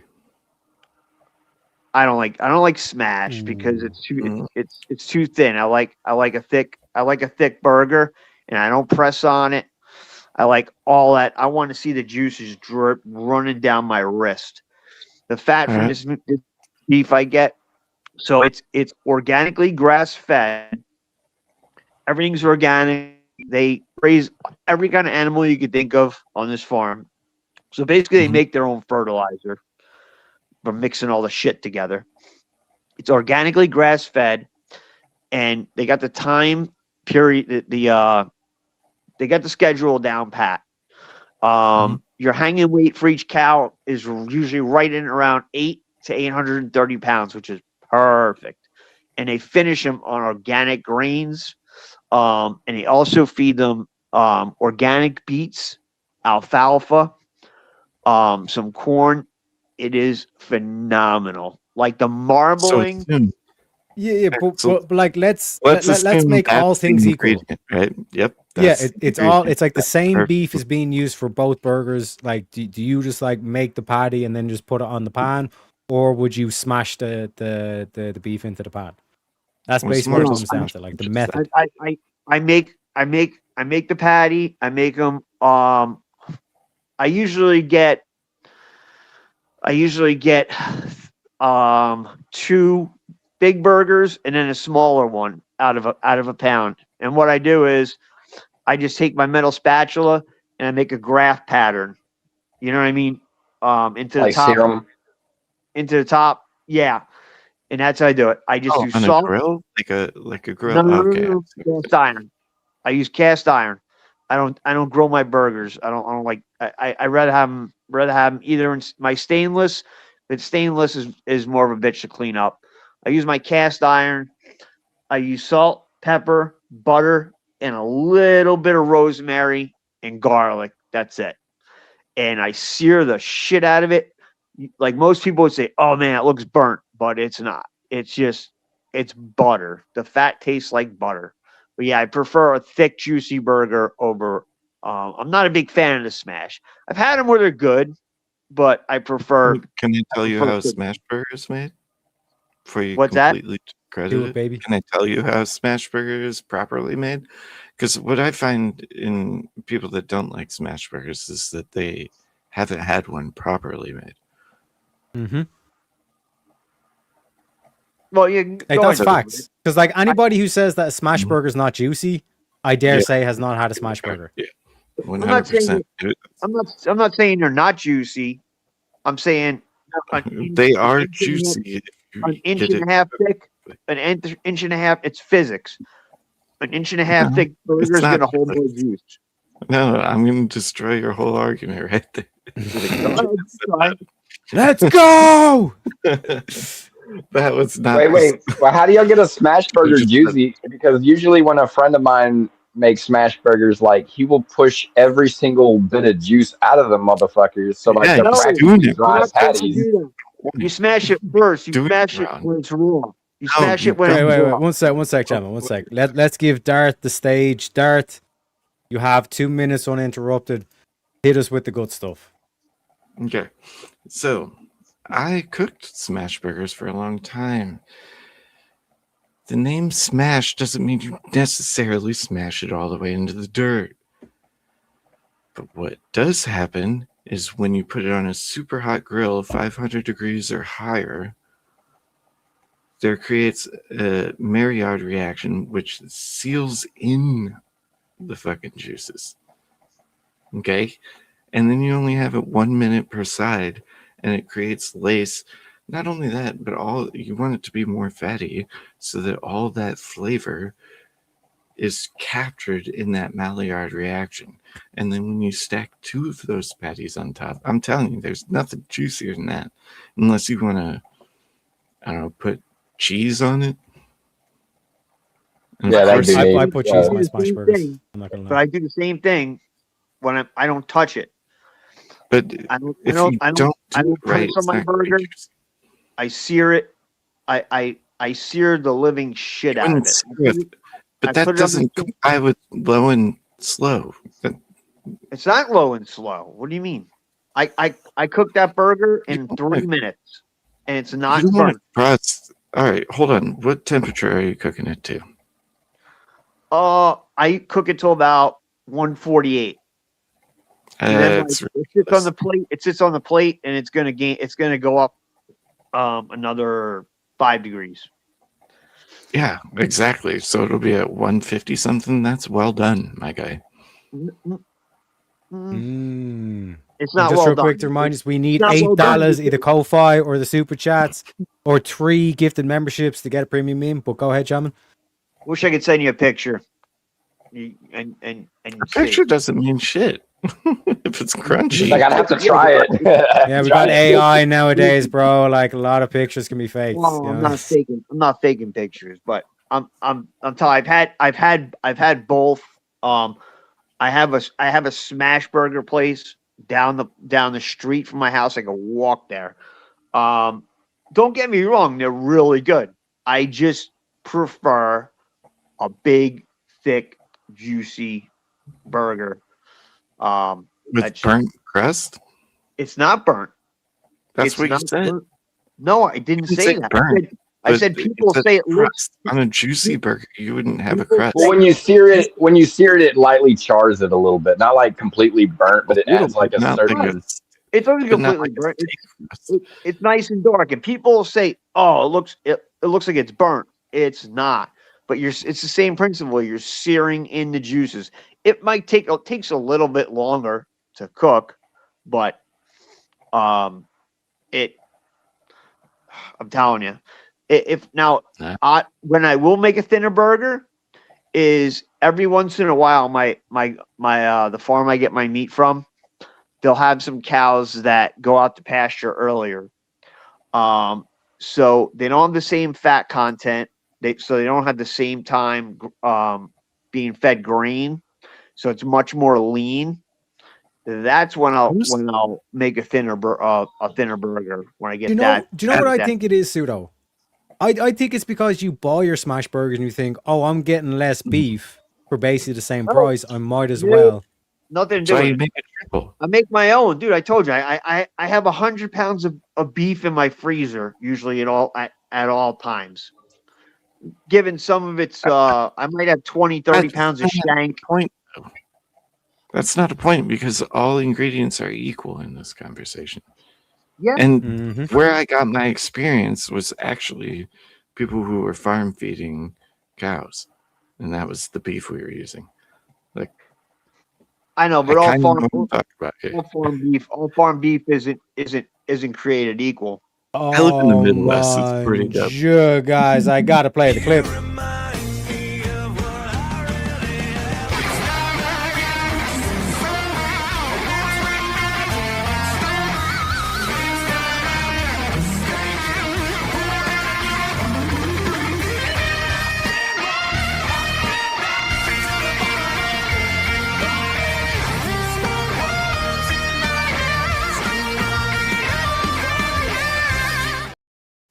Shout out to Shazzy for the 5 gifted memberships. We got Kevin Bacon 97, Killdrake, Joseph Newton 2097. We got Crazy Mama and we got Kate Cole. Congratulations to people. You have to thank Shazzy, and a massive shout out to you, Shazzy. And I'm gonna take the initiative and say the premium meme is going to be the Black Preacher. Black Preacher. What is a woman? What is a woman? It's your mama. It sure ain't your daddy. That's right. Go ahead. President Biden joining in on the conversation. We didn't know what a woman. We didn't know what a woman is. A woman is your mama. That's right. You mean to tell me you past 80 and you don't know your mama and your wife is a woman? They keep trying to shove this trash on Africa, and African presidents, one by one, is standing up against it. That's what the black church used to be. These niggas done went woke over here. Gender and sex are synonymous, always have been. But they say this new gender identity. But then they conflate gender identity with gender. They say your genitals don't determine your sex, your gender. So why are you chopping your dick off? If this determines you're a woman, why are you chopping your cock off? Just call it a vagina. You're calling yourself a woman. Shout out to Shazzy for letting us know what a woman is. I just noticed in the background of that video, there's a guy that looks like fucking like a black Fester Adams. Hey, But he's pretty base though, you know. I'll call you Baconator. Ever just think we have different preferences? I'm not saying you're wrong. I'm not saying I'm right. I know a lot of guys like I like smash burgers too. I'm not saying that they suck. It's just personal preference, man. I like. I feel like they get too much meat recently. I like a thick. I also think years old. I've been cooking for since I was 15. The people that hate it haven't had a proper one. I'm not gonna. I wouldn't say I hate it. There's the place down the block from me. They make a really good smash burger. You get a double smash burger. You get an order of really good fresh cut fries and a pint of their local brewed beer. It's a microbrewery for $15 on Wednesdays during happy hour. These days, you can't really beat that. You know what I mean? Mm-hmm. But it's like we do have a fast food conficionado, as explained, and he even used the word accoutrement. You know what I mean? Which is like French for like the extras or the additionals. You know what I mean? So like I do have to say, like, Dart does seem like he knows the stuff. And like I said, like, I'd argue that if you put a thick burger over a smash burger, I dare say, well actually, like this is my thing. Like, anybody who says that a Whopper tastes better than a Big Mac, they don't know. They don't have refined taste. They have an uncouth taste. You're crazy. You know what I put in my burger? You know what I put in my burger? And I came up with this myself. I hate coleslaw. Okay, I think it's terrible. Here's what I make when I put in my burgers. I take lettuce. I finely chop it up. I add finely chopped pickles with it. I put some Chick-fil-A sauce, a little bit of ketchup, a little bit of mustard. I mix it all up and I throw it in. And the only cheese that goes on top of my burger is Cooper Sharp. It's the best American cheese that you can get. You sure you don't want to spice it up with some mayo? I don't like Yeah, my mayonnaise. man. Not a mayo fan. What? That was a joke. It was a joke. Unbelievable. You know what I will add? You know what I will add sometimes? I'll add a little bit of sour cream to the mix sometimes. Well, Too. you're a meat guy, dude. I try and stay away from too much fat. I am a meat guy, but meat fat, yeah, I'm fine with. I think there's a bunch of hype saying that that beef is bad for you and all that shit. Not all beef's created equal. Hold on. Let's bring it back to the burger thing. Maybe this is a little surprising, but for me, I am a purist when it comes to burgers, just like I am with steak. When you put, that's why I know the word accoutrements on there. Mm-hmm. You're taken away from the experience of the burger. I don't want some people. I can have them both ways. I don't put anything on a steak. I don't consider a steak and a burger So the why same would you thing. put it on a burger? I don't consider steak and a burger to be the same thing. Just like a cheesesteak. I make a cheesesteak. When I get my beef, I have them leave me a 5-inch thick. I get one 5-inch thick ribeye. That's what I make my cheesesteak out of. And what I do is I let it thaw out about 30%, and I slice it like almost paper thin so you can see through it. I also have my the butcher give me 10 pounds of their minute steaks that they do. Are you really explaining that meat has to be at room temperature? Like you're resting? I thought that was understood. Yeah. What does that have to do with anything? I didn't say I cut it that way. You're mansplaining. I didn't say I cut it frozen and throw it right in the pan. No, I'm saying I understand that it should be at room temperature when you cook it. You're explaining that. I'm just saying you don't have to explain that. That's number one rule of cooking. But he's a conficionado. He's an expert at this shit. It makes it easier to slice it paper thin when it's partially frozen. Yes, yeah, if you're slicing. Yes.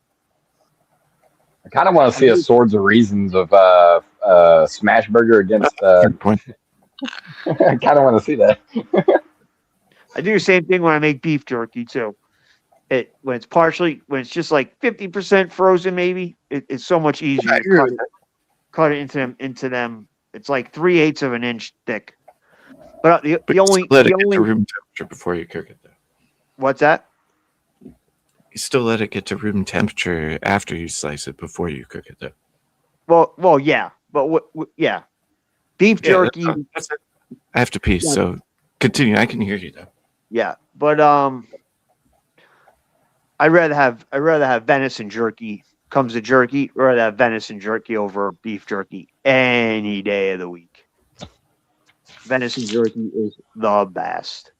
Yeah, I used to get a lot of deer meat from a guy that had a farm a little up near North Texas, because I live on the coast of Texas, and I was dating his granddaughter, and he would always give me like 200 pounds of like freaking deer sausage, and I was like, oh my god, this is awesome. It's good. You got, well, when you're talking sausage or ground, you got to add your pork fat to it, otherwise it's too lean. But I'll admit I did it on purpose. My daughter's like, I won't eat deer meat. I finally got her liking beef when she was like 15, 16. She wouldn't touch it. Now she loves it. I hook her up with a lot of ground every time I get my cow. But so the one time I made, it happened to be a really good deer that my buddy shot. Like, some were just better than others. It was a doe, and he's got a good butcher. So I had about 30 pounds of ground venison with pork fat in it, and I made meatballs. And she's chowing them. She was like, how are they? They're really good. And I waited for her to finish. There was like one bite left. I said, it's deer meat, right? And she got so fucking mad at me, dude. Like, was like the Andrew Wilson laser eye, like red laser eyes meme where I saw it coming at me. She was so mad. She actually she actually left the house. She got in her car. She called one of her friends and like she got over it like next day, but she wouldn't eat it voluntarily. I'm like, why not? She's like, I don't know. It's just some bullshit, some woman bullshit, you know. And I mean, yeah, deer meat's good, but if that dude's granddaughter wasn't such a bitch, I would do it for the deer meat. Venison is amazing.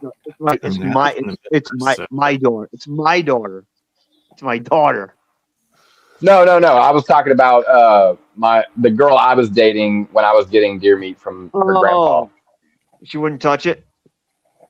No. She would eat it, but she was such a bitch that the reason why I stopped getting it is because like once I stopped dating his granddaughter, they broke up the relationship. What he's saying that like if I could maintain that relationship, I'd be eating meat for free. Yeah, basically. Well, shit, yeah. That's what I said. She wasn't such a bitch. I might call her back. You know, like things are getting tight. You know what I mean? Inflation. I could really do some for me right now. There's a lot of snow up here. We get shitty winters where I live in Northeast PA. One great thing about living up here is there's so like everybody I know hunts. So even if I don't shoot any deer, I don't feel like going out in the woods. People just give me the shit. People just give me the shit, you know? Like, here, you want some deer meat? Yeah. What I'm talking about. They act like we're fucking rednecks and shit. I live in Illinois, and like, dude, after deer season's over, everybody's got food. They share. Illinois got the best, the biggest. So far, my daughter's grandfather is on her mom's side, big hunter. The 3 deer that are in the record books that he got in Illinois. He'll send me videos, and you'll be like, yeah, look at this one from up in his deer stand. And I'm looking at it, and he just lets it walk away. I'm like, you let that walk away? If that was in PA, I think it would be dead in 2 seconds. But you wait, because you know he's that confident something bigger is going to come along. Like, well, there's a level of conservationist a little bit as far as the hunting thing here in Illinois, just because like they're also advantageous to like pests and like the cornfields and shit. Yeah. You know what I mean? Like they're trying to maintain the population, but some years it gets a little out of hand and people get more licenses. Yeah. Tags. We call them tags. There's so many of them up here. Like I live in the sticks, but I'm in a little. It's sort of suburban where I live. Like I'm on a block, but at all times there's probably on any given day 10 deer right in my backyard. Like they're everywhere. And during hunting season, there's some monster bucks because you know they can't be shot like where I am.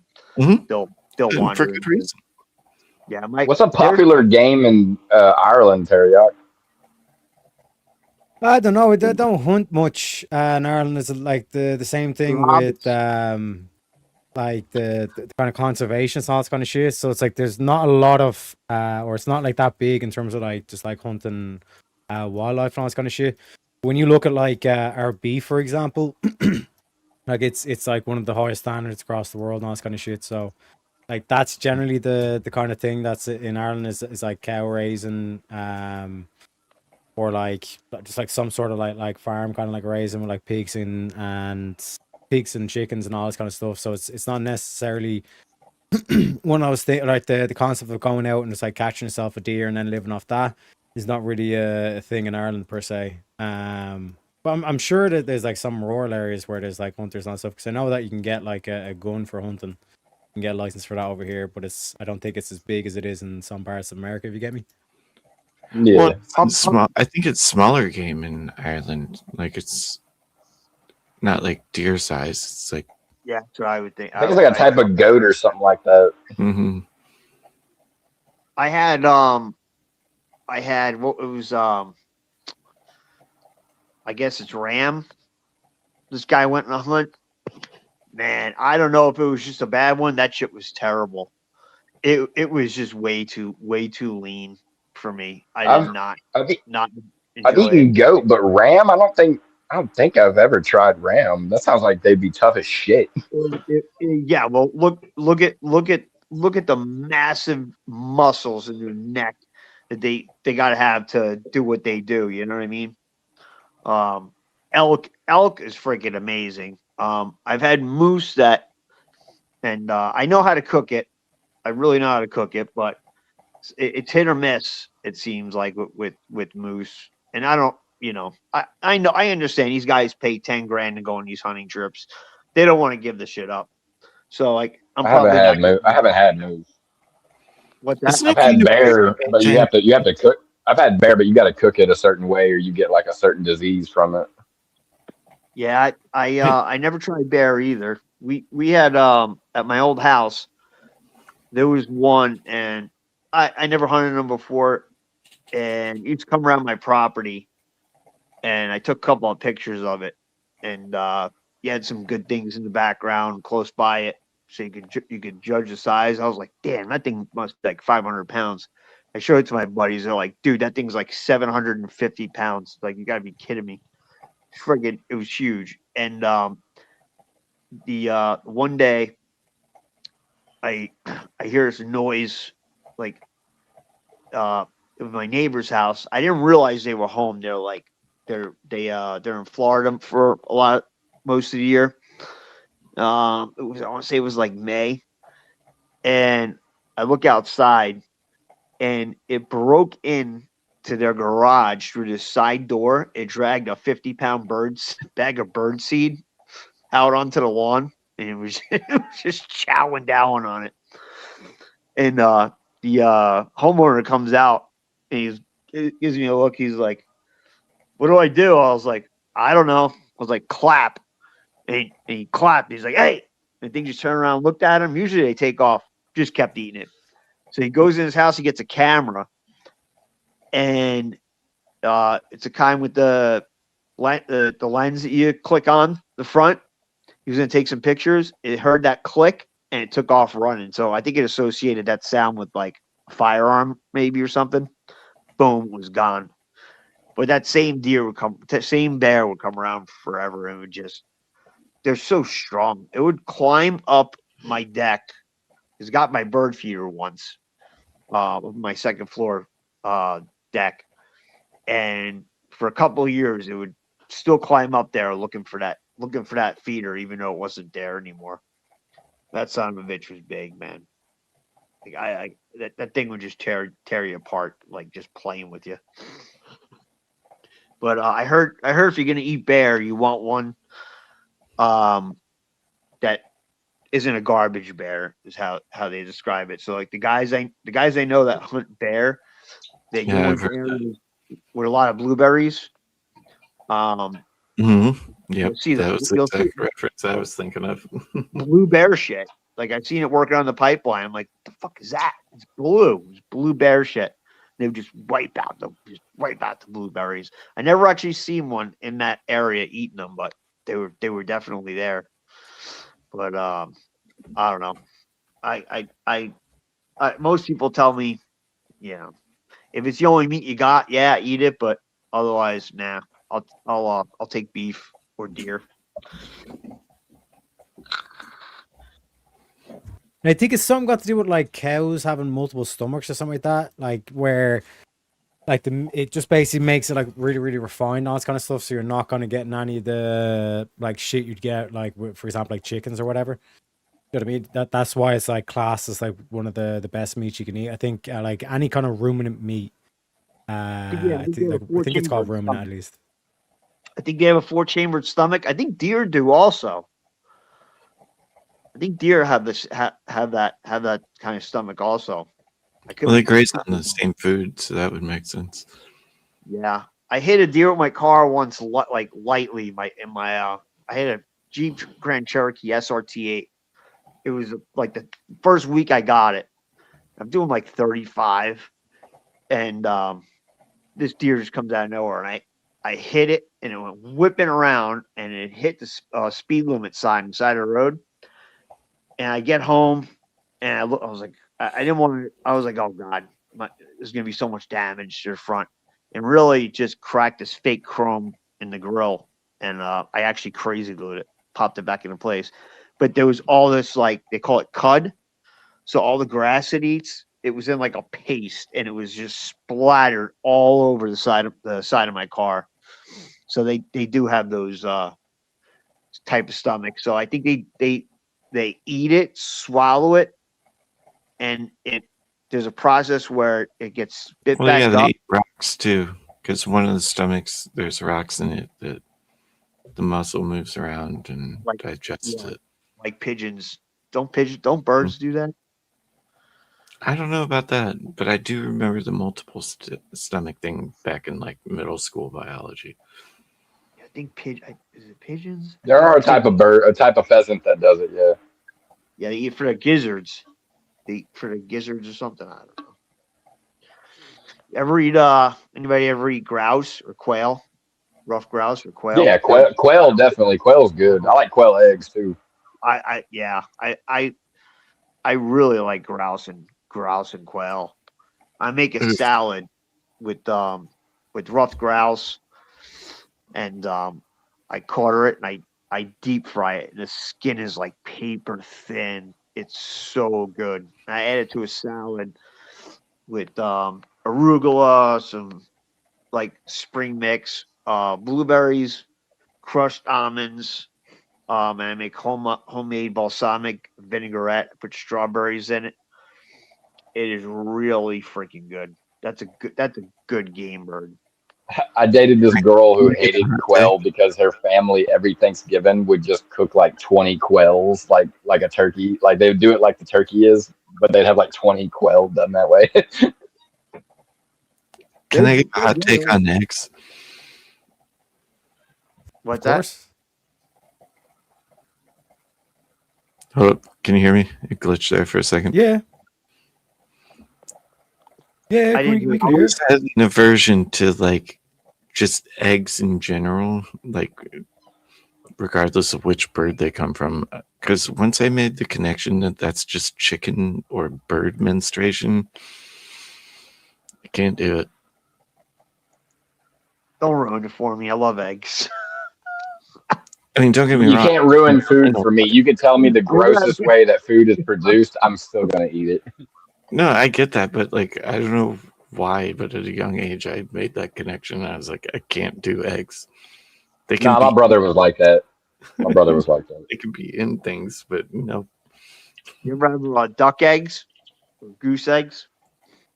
It's menstruation. Yeah, they're very similar. They're very similar to chicken. I think is it the duck? I get ducks and geese.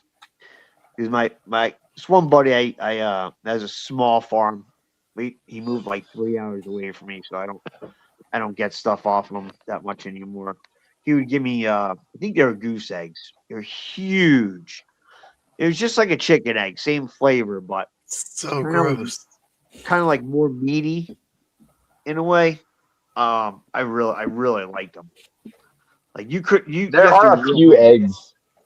There are a few eggs with a different texture, though. I can't remember what they are. I remember a friend of mine saying that I can't remember if it was emu eggs or ostrich eggs. One of them has like the texture is like just very repulsive. There's Beirut, right? I had ostrich egg. I I liked it. So maybe it's emu. It might be emu. I can't do I know it was a large. I know it was a large egg. I know that. Yeah, ostrich egg is huge. Ever eat alligator? Oh yeah. Oh dude, gator is so good. Especially if someone cooks it correctly, because sometimes people like I can't even chew the damn shit sometimes if they don't cook it right. Yeah, that's how I had it. That's how it was the first time I had it, and I almost didn't want to try it again. Yeah. And then I was down south, and I had it. It was however they prepared it, but it was deep fried, and like it was lightly breaded in cornmeal. It was really, I liked it. I've only had it fried because it's just got this chewy texture to it that's just so freaking good. But I've had it grilled too, and it's almost similar to shark. It's very rubbery when you grill it. You ate a shark? I won't eat shark on principle. I like shark. Just because. Why? I have a lot of reasons. Number one is the ocean is for aliens. Okay. Fuck that. I ain't fucking with the ocean. Second off, I'm not going to eat the biggest predator in the ocean. I know the chances are minimal. But what if I eat shark and I decide to go to the beach and that motherfucker smells it on me, which scientifically you probably can't. I'm not trying to piss that dude off. I'd say, fuck it. Bring it on, boys. A cow, I can defend myself. A pig, I can defend myself. You think you could defend yourself against a cow? A cow will fuck you up. Even a dairy cow. That thing hits you in the head. Well, I take my chance. It's fucking so greasy. It's so nasty. Why? Well, in the Midwest, it makes no sense to have shark. Like, where the fuck did that come from? Well, yeah. If you're near the ocean, no, it's not. I mean, fresh, I could understand the argument for fresh, but yeah, here it's like, what are you doing? Like, why are you tempting? It's like up here. I go into this one store and they have a sushi section, and they got this. It's so cringe. They actually have like a Japanese guy, like making the sushi, as if that makes a fucking difference.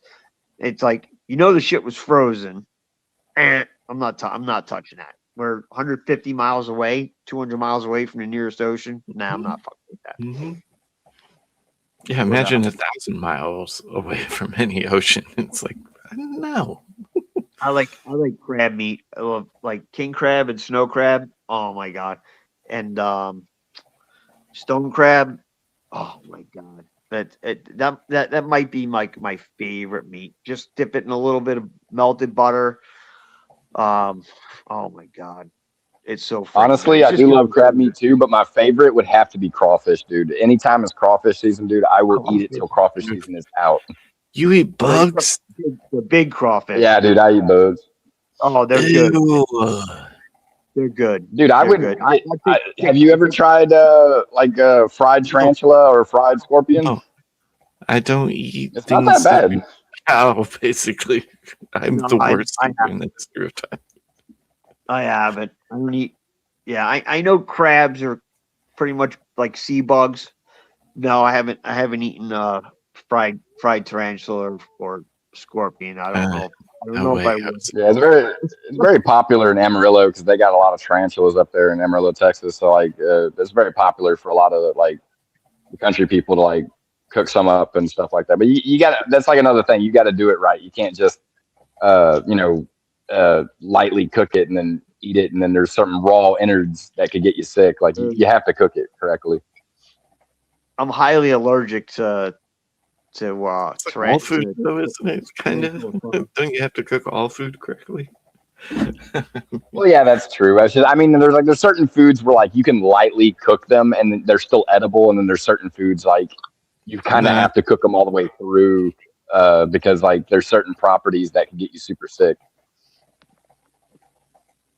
To be fair, I am the pickiest eater in the history of time. I literally eat cheeseburgers and hot dogs, and I will argue hot dogs also till the end of time. Hot dogs are amazing.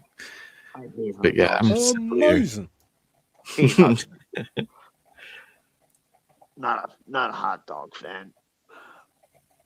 Oh, I really like supersada. Oh my god. My buddy makes his own venison and pork, like the hard supersada, the dry supersada. Oh my god, that's so good. I can't do pork in a hot dog. It's got to be beef. Yeah, not a beef hot dog. Most hot dog. Yeah, wiener is with pork and chicken. Okay, that makes sense. I was just about to ask you that too. There's also Darth. I was just about to ask you that. I was like, did you eat beef or do you eat like the pork chicken turkey mix? No, that's a wiener. The pork chicken turkey mix is a wiener. It even I prefer the beef too. Yeah, I'm not beef all the way. opposed. I'm not opposed to hot dogs for like the health reason. I think there's a bunch of hype behind that. I just don't really. Ever since I was a kid, like I just. I'm not saying I Oh, won't that's a eat one. connotation for sure. I mean, it I'm falls just- into like grilled cheese. If you ate them a shit ton when you're poor, then you're probably not gonna like them. just not a. Never been a big hot dog fan. I like brats, stuff like that. Brats are baseballs. I live in the brat capital of the world, actually. That's a sausage, though, is it not? I'm trying to think of something I ate a lot as a kid that got annoying as an adult, and I can't think of anything because I eat every damn thing. Ramen was one that I never got because I didn't eat ramen as a kid, but like people think it's weird that I love like shitty ass like beef flavored regular plain ramen. I used to eat ramen until I seen like that they live on that shit in like North and South Korea. Oh, it would suck if you had to eat it every day for sure. It's not. And everybody's like, "Oh, just don't use the packet because it's all the sodium." No, it's like there's something. There's something in the ramen, the noodles itself that it's just not. It's not supposed to be good for you. I mean, anything in moderation. I get it, but but I will make like I like rice noodles actually. Like I use rice noodles when I'll make pad thai from rice noodles. Sometimes I use egg noodles. But pad thai with chicken. Oh my god, that's one of my favorites. I got a recipe for my cooking channel that I pretty much just came up with myself, step by I'm step. gonna get off. I'm gonna try and get back on when I get home. I'm getting off work right now. Cool, beans. Appreciate you coming up, Halfwood. Yeah, I've got about 10 more minutes in me as well. I gotta work tomorrow. I'm gonna get off too. I gotta head out around 7:30, and I gotta go shower and shit and get ready. So I'll let you guys continue going at it. Yeah, no worries. Appreciate you stopping by, bro. All right, man. Good talking to you guys. Have a good one, man. Enjoy your weekend. You too, sir. All right, take it easy.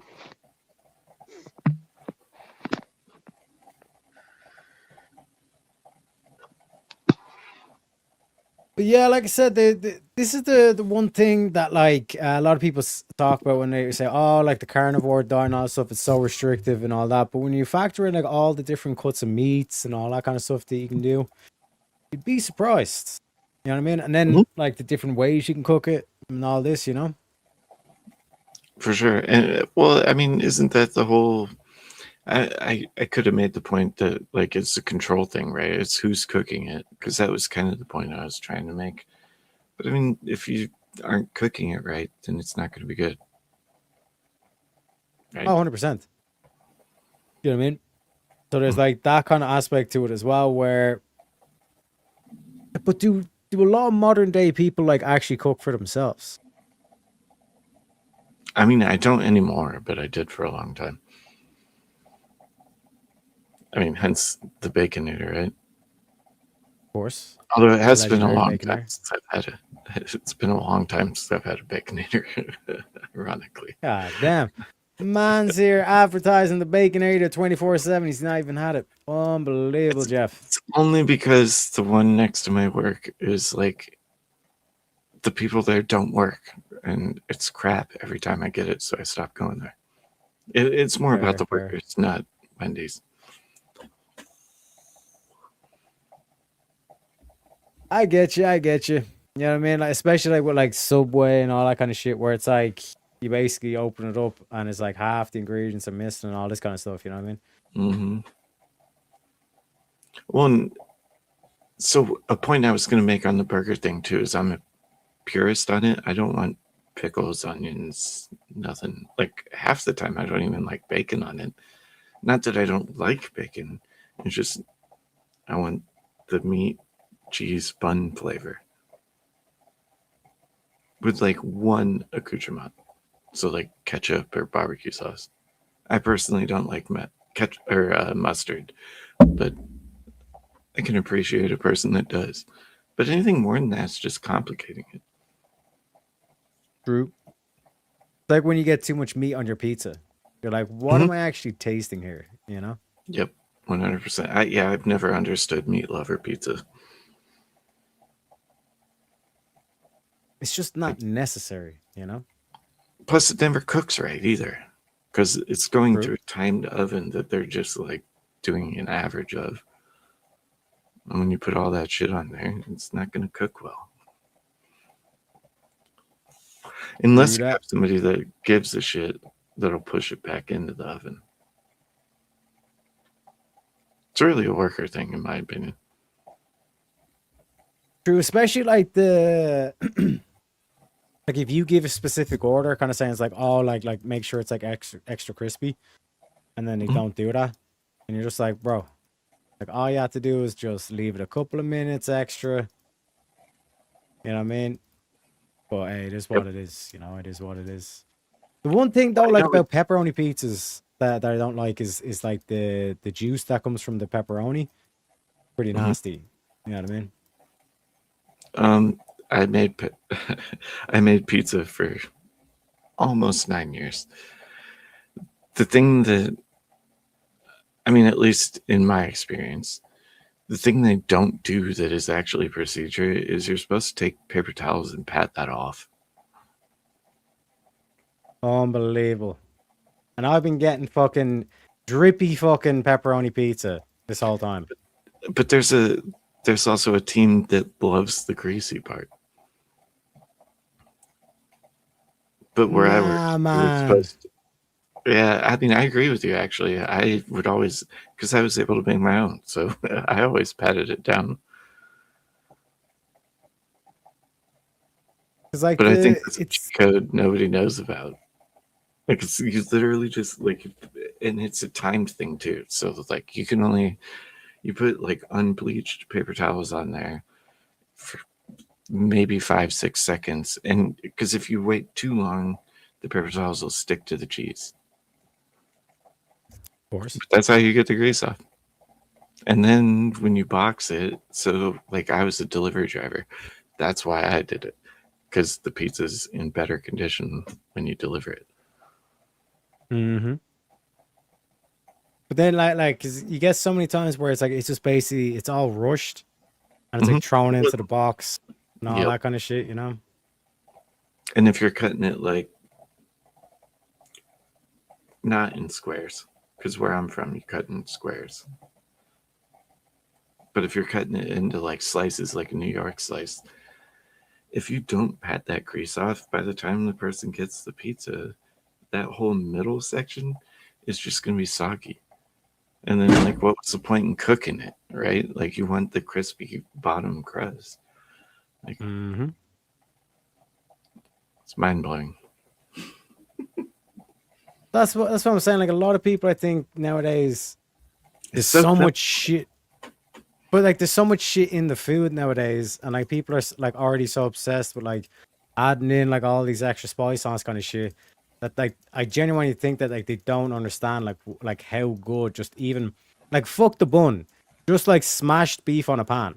You know what I mean? Mm-hmm. Do that, and then, like I said, like, add in, like, maybe some sauerkraut if you're like, for some good health or something like that. But, like, even just that and a couple of slices of cheese, and again, you can take your pick on the cheese. You know, like, I dare... because like I eat that like day in day out, like that's the main kind of like bulk of like what I eat. You know what I mean?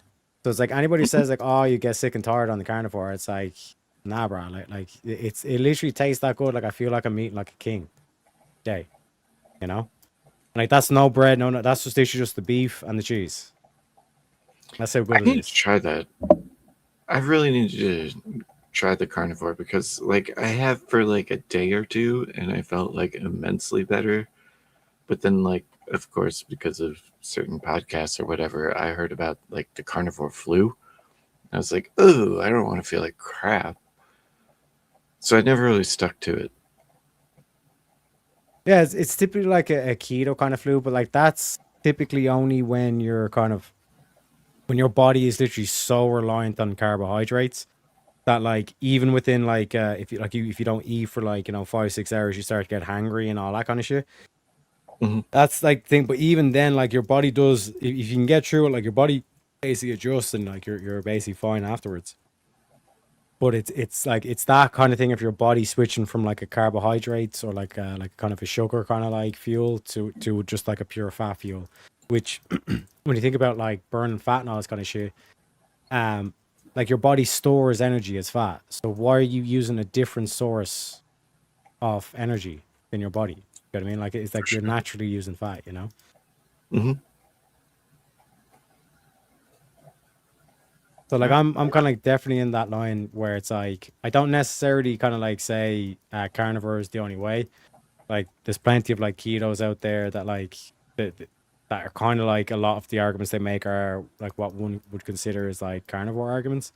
But it's mainly this thing of like getting back to kind of like single ingredient items rather than having all these chemicals and all this kind of shit. Where like the only reason why these chemicals are put in, is just to make it look better or to make it crispier or to make it like all that kind of shit. Where it's like that's nothing got to do with nutrition. So why are you doing this to the food?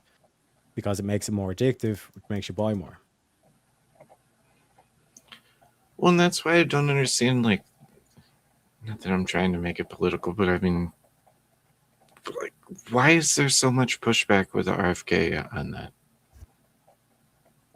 Because like our food here is so fucking terrible, and he's just like, why is that not a logical point? But like even like a lot of people say it's like, oh, we want to go to European standard. Like the European standard's not even that great when like if you're to like actually try to come up with like the best objective system to put in place. Do you know what I mean? Even the Europeans do a little bit of those types of shenanigans. But like the red chemical 42, like that's literally carcinogenic. Do you know what I mean? And like the whole reason why they do all this shit with the cigarettes, where I have to look at someone's fucking black lungs on any cigarette pack I buy. They're doing the same thing with the red dye 42 and all this kind of shit. So it's like, from my aspect though, like the reason why they all hate R.F. Kennedy is because like he done the one thing you're not allowed to do, where he basically broke the facade of Orange Man bad. You know what I mean? And he especially because he's a Kennedy. You know what I mean? They were literally like the darlings of the Democratic Party. You know what I mean? But it exposes, like I've been like trying to point out, is that it's like they literally just have this like it's a team sport for them. You know what I mean? We're the blue team, they're the red team, and they're like the most evil people in the planet and all this kind of shit. They're a bunch of Nazis, even though the Democrats literally act like Nazis. They also started the KKK and all this kind of shit. And when you actually get into the Democratic Party, all this kind of shit, you're like, oh, okay, I know why they're so good at making emotional arguments now. It's because they're a bunch of racists and they have to make emotional arguments. You know? Not to say like any Democratic supporters are actually racist or whatever, but when you look through the history and all this kind of shit, it's like people who were funding the KKK and all this kind of shit, like they seen eye to eye with the people there. You know what I mean? And like that, from my aspect, is kind of, you know, at what point are we going to call a spade a spade? Well, and we kind of saw that on Speakeasies last night, right? Like before the crazy stuff. Oh yeah.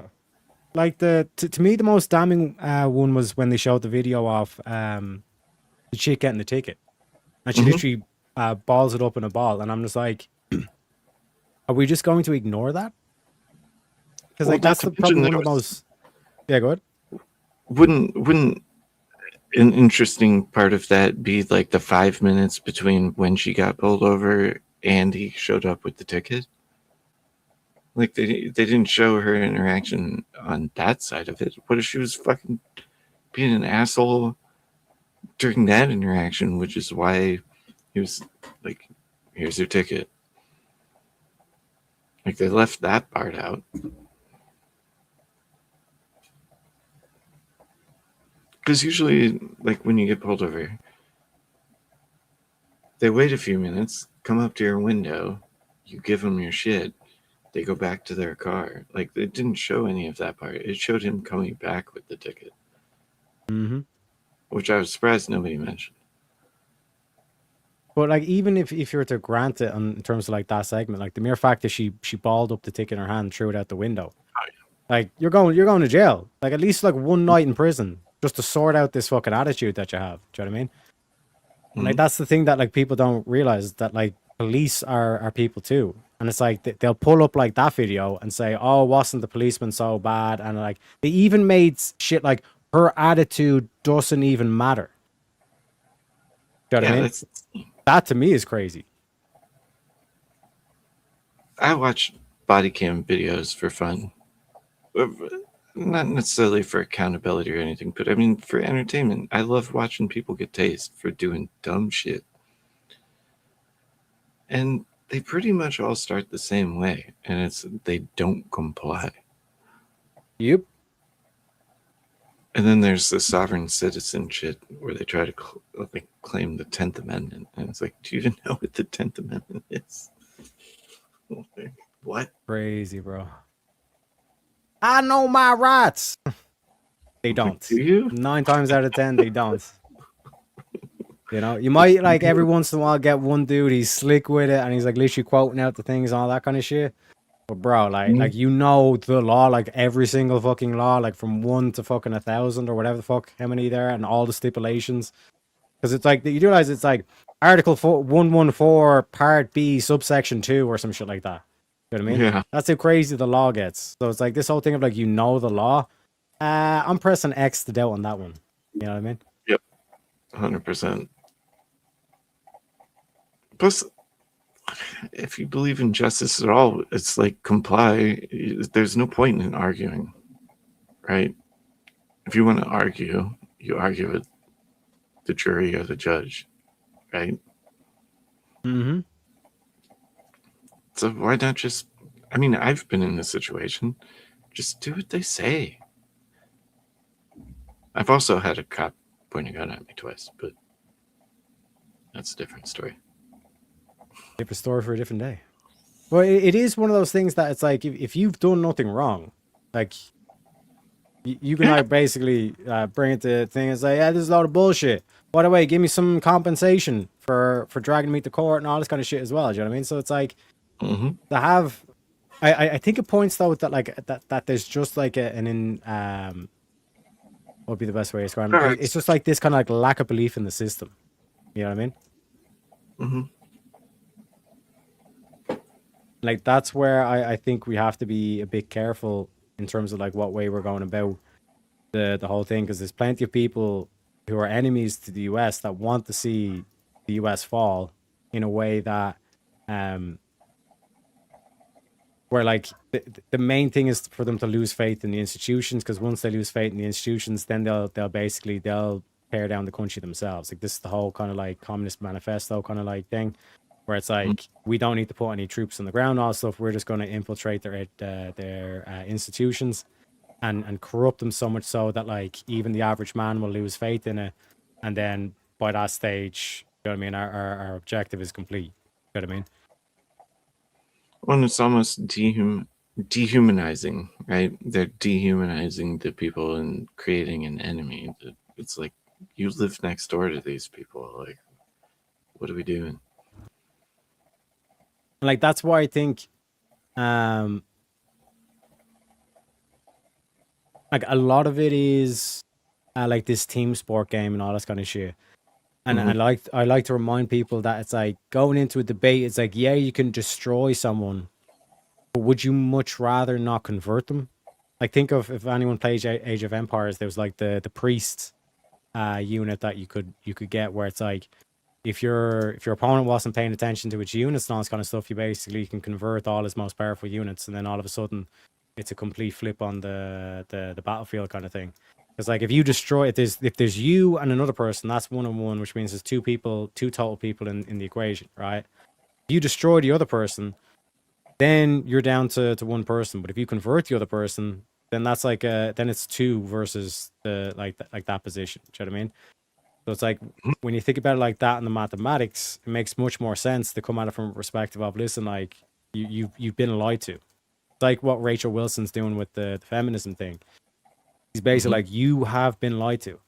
what I mean? They told you one thing, and this do, and then you get like the whole self-defense mechanism thing that I point out, where it's like, where they literally just like will not take whatever you say for granted. There's no better way to phrase the argument and all that stuff. They're just going to say, no, I'm clinging to the original story I was told, rather than kind of like trying to embrace the alternate perspective. Because especially like with the way so much shit has been said about like a typical thing that's said is America was a secular country and all this kind of shit, and they basically say it's like we don't need religion. Then when you look at like John Adams, he has like who was the second president of the USA, he has basically wrote a letter saying it's like America was the American Constitution was meant for a religious and moral people.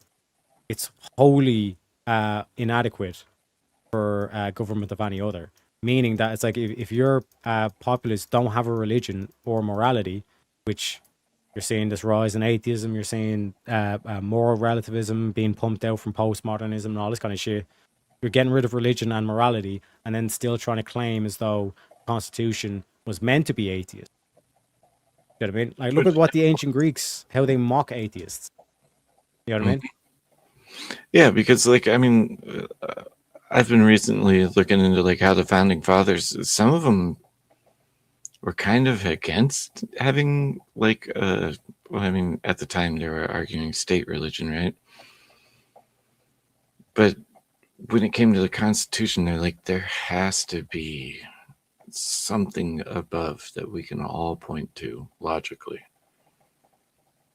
And the conclusion they came to after so many debates, and many of them did not agree, but the best outcome was the Christian God. Hence the first words of the Constitution.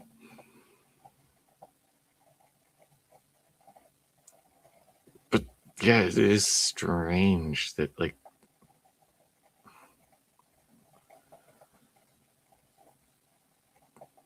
the thing that frustrates me in my daily life is that people don't know even the basic amounts of history. But yet they vote to like dump money into the Department of Education. It's like, well, clearly that's not working.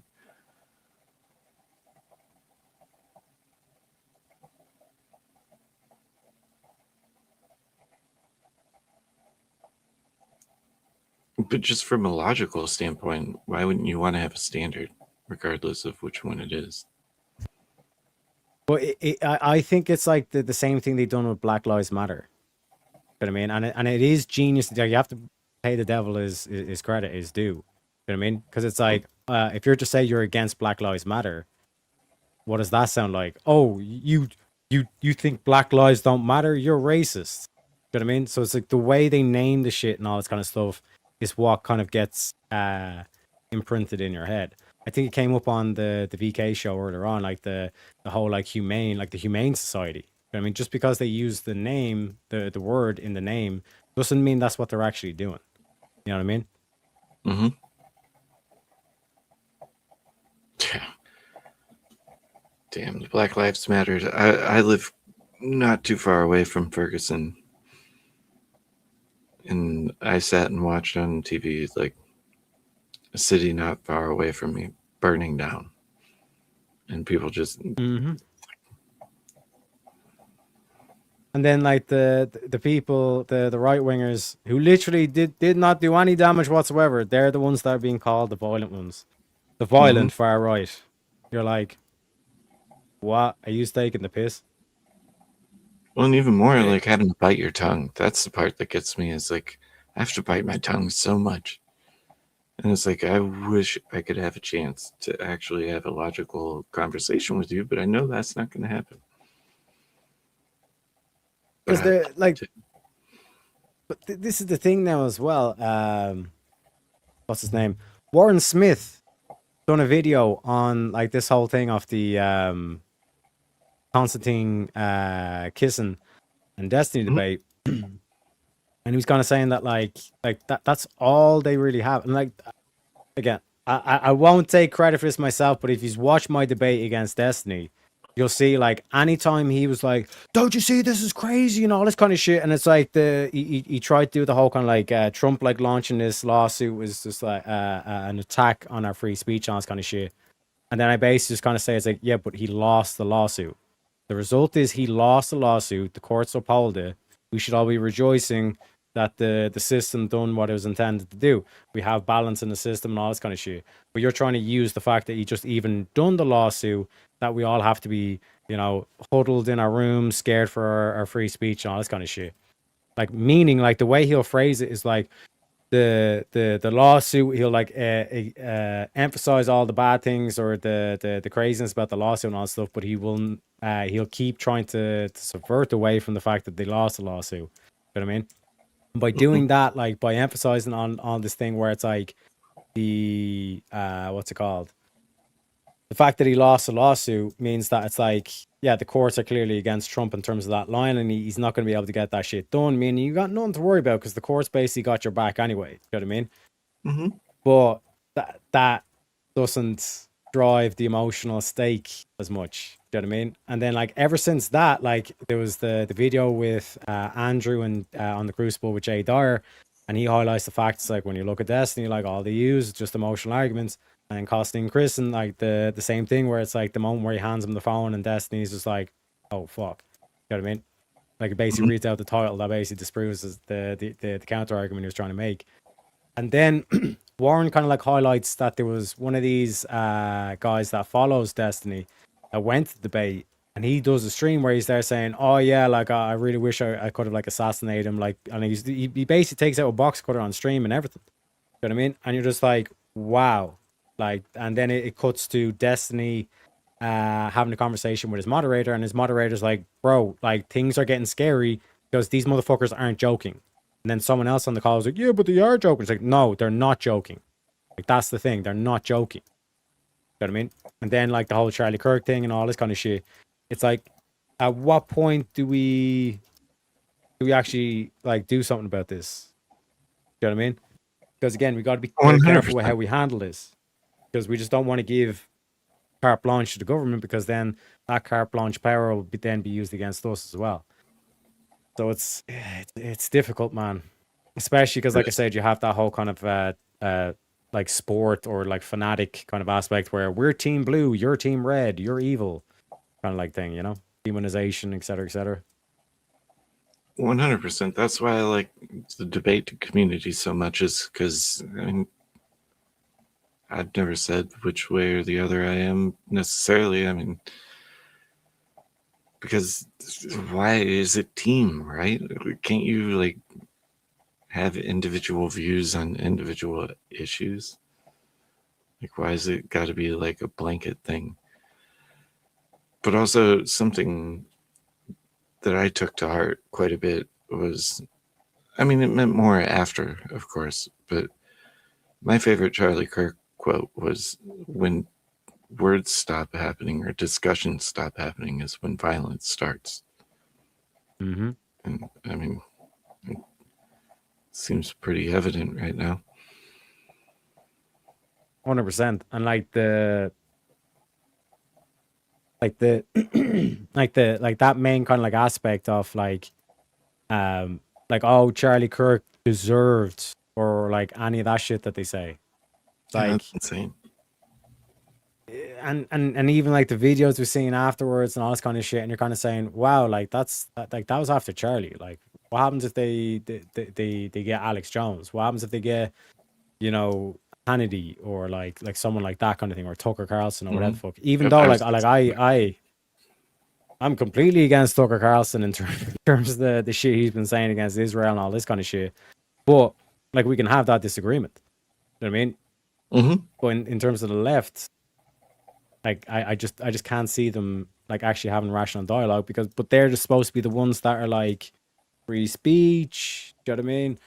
Like protect your rights and all this kind of shit. But it's, to me, I think what it is because the Democratic Party are kind of like they vote in a block, and like they realize that it's like if we can all like gather around, or if we can get all people to gather around like these one set of beliefs, then we can basically just kind of like we can control everything.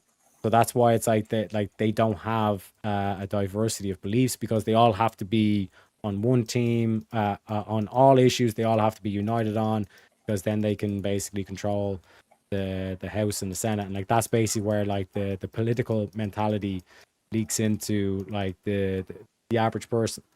And then all of a sudden they're like, no, we all have to stick together as a team. Otherwise, I'm a traitor to the team, and et cetera, et cetera, et cetera. You know. Well, isn't it interesting too that it's for the average person, but like the people on the left are like smallest percentage. I mean, when it comes to certain subsects, it's like, well, if it's supposed to be for all, then why is the smallest percentage getting to decide that? But yet they're like, oh, death of democracy. It's like, well, which is it? Isn't that a contradiction? And I mean, like, I don't want to give a specific example for obvious reasons, but I mean, 0.1%, and we're legislating for that. How does that make sense? And like changing all the like how we speak and all this kind of shit. It's like it's purely like a power thing because it's like if I can convince you off the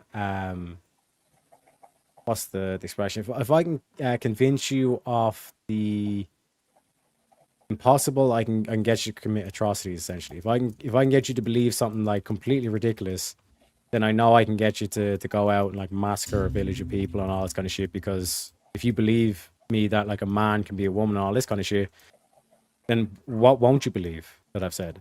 You know what I mean? If I can convince you that up is down and down is up, yep. What else? Like there's nothing I can't convince you of. And then like again, like I said, this was on Andrew Wilson when he was on Joe Rogan.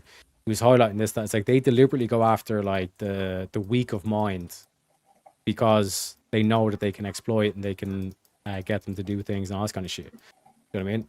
Like when you look at like Antifa as like the militant wing of the Democratic Party, all of a sudden it makes so much sense why like they'll say crazy shit like I'm a hardcore feminist, but then I also support the Iranian regime. Like how can a Western feminist support the Iranian regime? It doesn't make any sense. How many women did they murder for not wearing their hoodie? And like they'll publicly hang them and everything. You know what I mean? Crazy. But like I said, it's exposed now. Like there's key things. It's like the same thing with the Israeli thing. I love the juice burgers. I haven't seen that.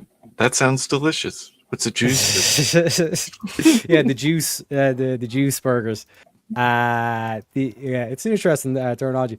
But like the anti-Zionist, or as they call themselves, the anti-Zionist now, so they get around TOS.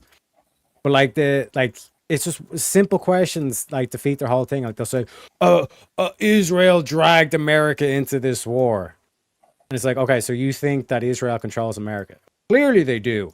You know what I mean? Trump was the no war president and they clearly strong-armed them somehow into going to I do find that odd, yeah.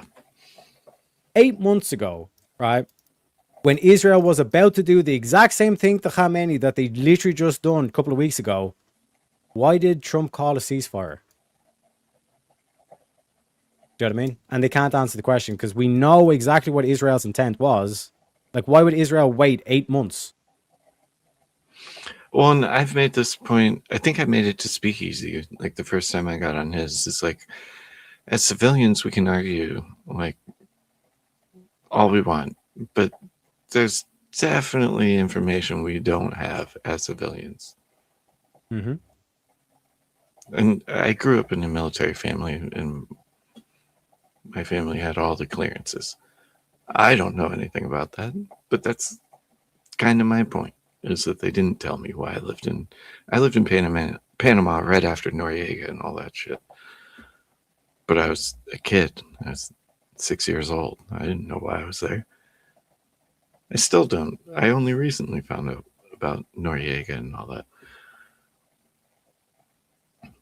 I do think there's pieces to the puzzle that, like, as civilians, sure, we can argue and discourse, but there's probably things we don't know.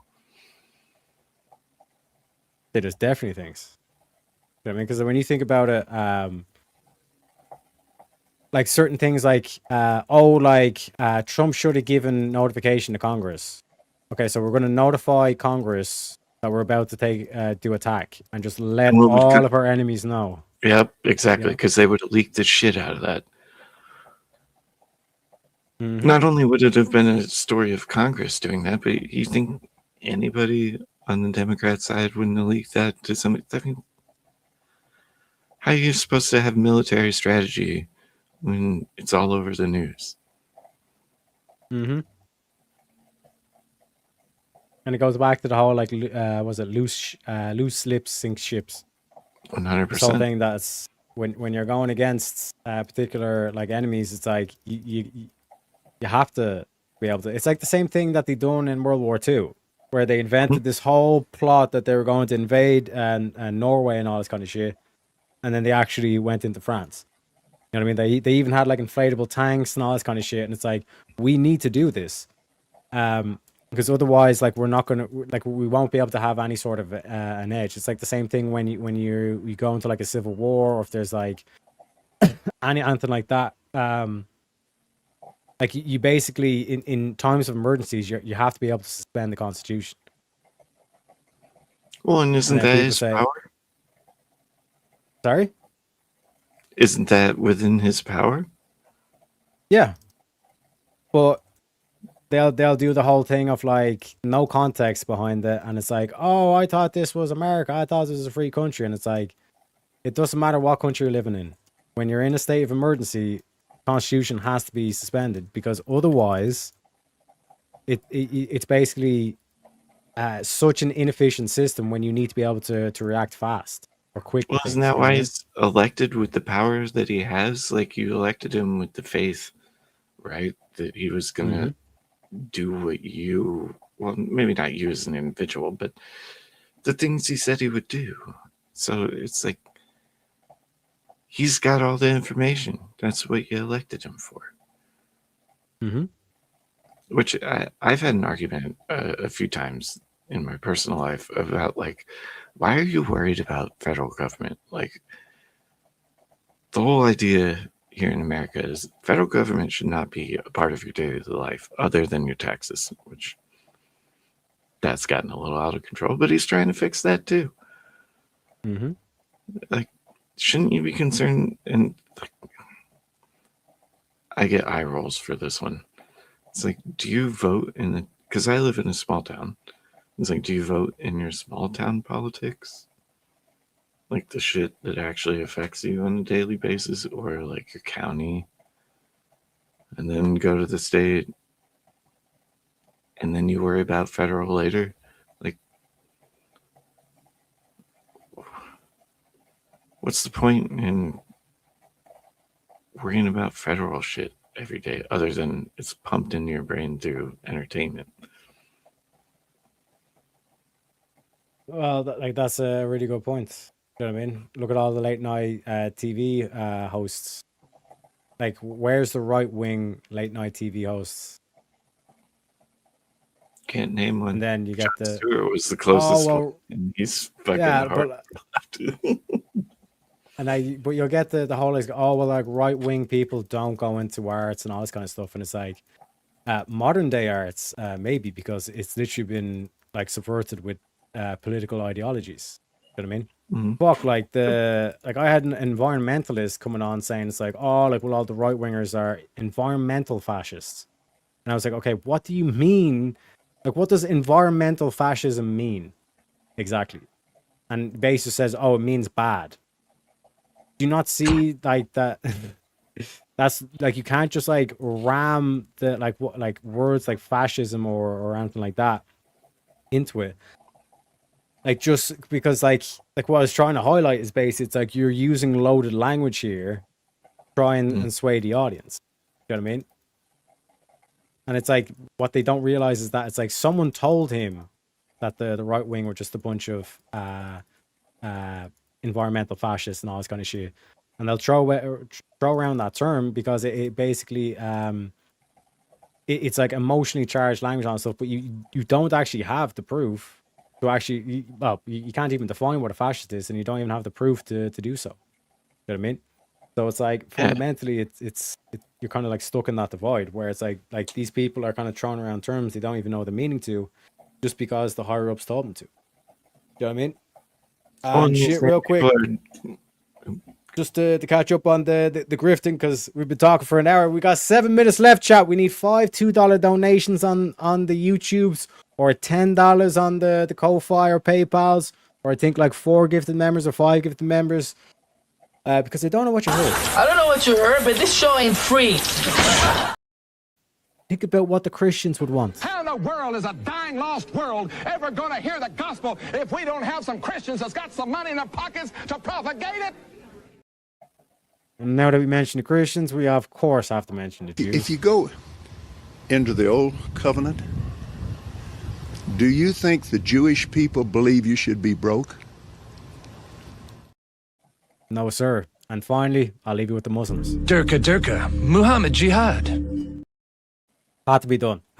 It is what it is. But that's a representation. All that DEI shit, you know what I'm saying? But yeah, folks, don't be shy. If you just want to donate, all that kind of stuff, you know what I mean? Especially the Ko-Fi, because YouTube takes 30%. You know what I mean? We would love it, because you give that 30% to William rather than YouTube. That's the way you gotta think, ladies and gentlemen. But yeah, like back to this whole kind of like shit show that we find ourselves in. It's literally kind of like one of those things where, like, is there an actual way back that we can see, or does this actually have to escalate into something physical? You know what I mean? Because to me, that's the like one of like the conversations that's not being had, that I think needs to be outlined. Because it's like the same thing of like when are you supposed to stand up to a cop? You know what I mean? Like, we never really get told, like, this is when you kind of say fuck this shit, and you're kind of like in your, like, you're basically like fighting for your life kind of thing. You know what I mean? When's the same thing with the government? Like when can we kind of like highlight that this is clear tyranny and we should not bow to this? You're familiar with Trench, right? Yep. Actually, was it on here? Was he on here? When I was on, I was like, that's bullshit. When he was like, I want like basically a 9/11 to happen. Like, I'm going to sit here and wait for the shit to hit the fan. And it's like, no, that is not a solution. So I agree with you. Where do we go from here?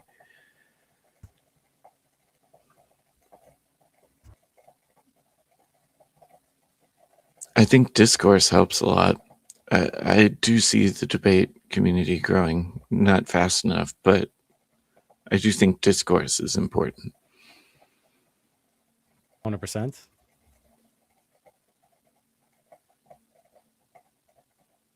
I kind of think that's the most important part. Because like so many people don't understand, like when I watch like Christian nationalist arguments, people get butthurt. They're like, oh, you want everybody to be a Christian? It's like, no, that's not what that means. That means that's what our overall morality is derived from. You don't have to be a Christian, but that's what the country's morality is. Mm-hmm. Why is that wild?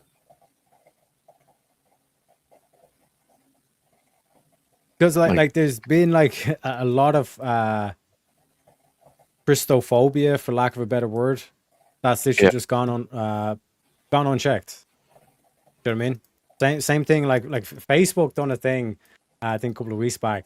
They done an independent study, like a blind study, right, to see to do like count like the hate speech on Facebook, and 90% of the hate speech was directed at males or white people. Meaning misandry, Christophobia, like anti-white racism, all that shit's gone unchecked. Yet apparently they're telling us that we're more empathetic than ever and all this kind of shit. You know what I mean? And then people say, oh, it's like suicidal empathy, which means we need to tone back the empathy. And I say, no, you need to have full spectrum empathy. You need to have empathy for everyone involved. You know what I mean? And that's where you get to say, oh, but what about the criminal versus the victim? It's like, yeah, like there's the whole kind of saying that like mercy to the wolf is injustice to the sheep. You know what I mean? So if you only have empathy for the victim, you'll have situations like the Miranda rights and all this kind of shit where it's like, this dude is a piece of shit criminal, but you guys were a piece of shit the way you treated him.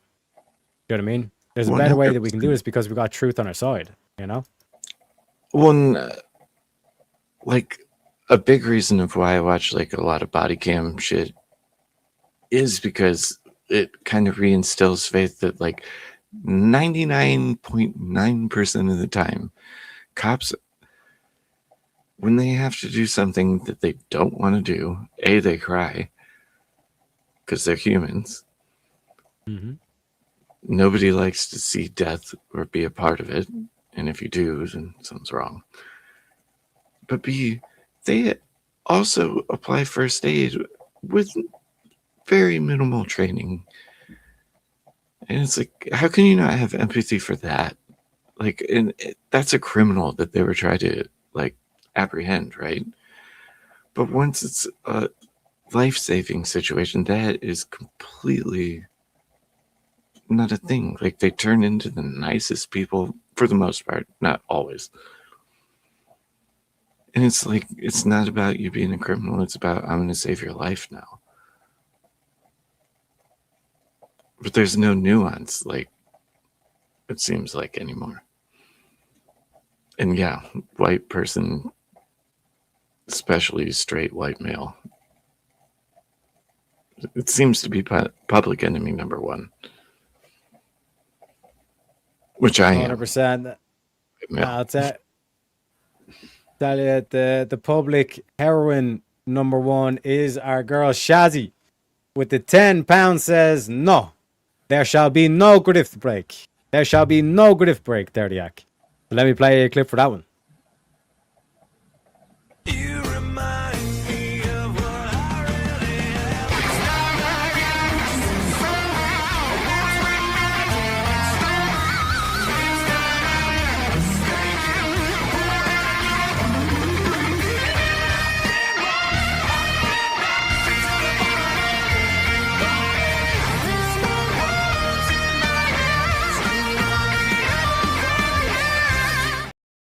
Are we having fun? Yeah, I know I am. I know William is too. Hope you are too, Darth, but I don't know if you need a Baconator for that or not, you know? I almost got a Baconator on the way home for the joke, but I didn't. My man. Next time on stream, you gotta have a Baconator. I'll just pop up, open the can, say, there it is. Me and Bay, you know? I did have a fun conversation at work with, I was mentioning the Baconator conversation, and they're like, well, what about the son of Baconator?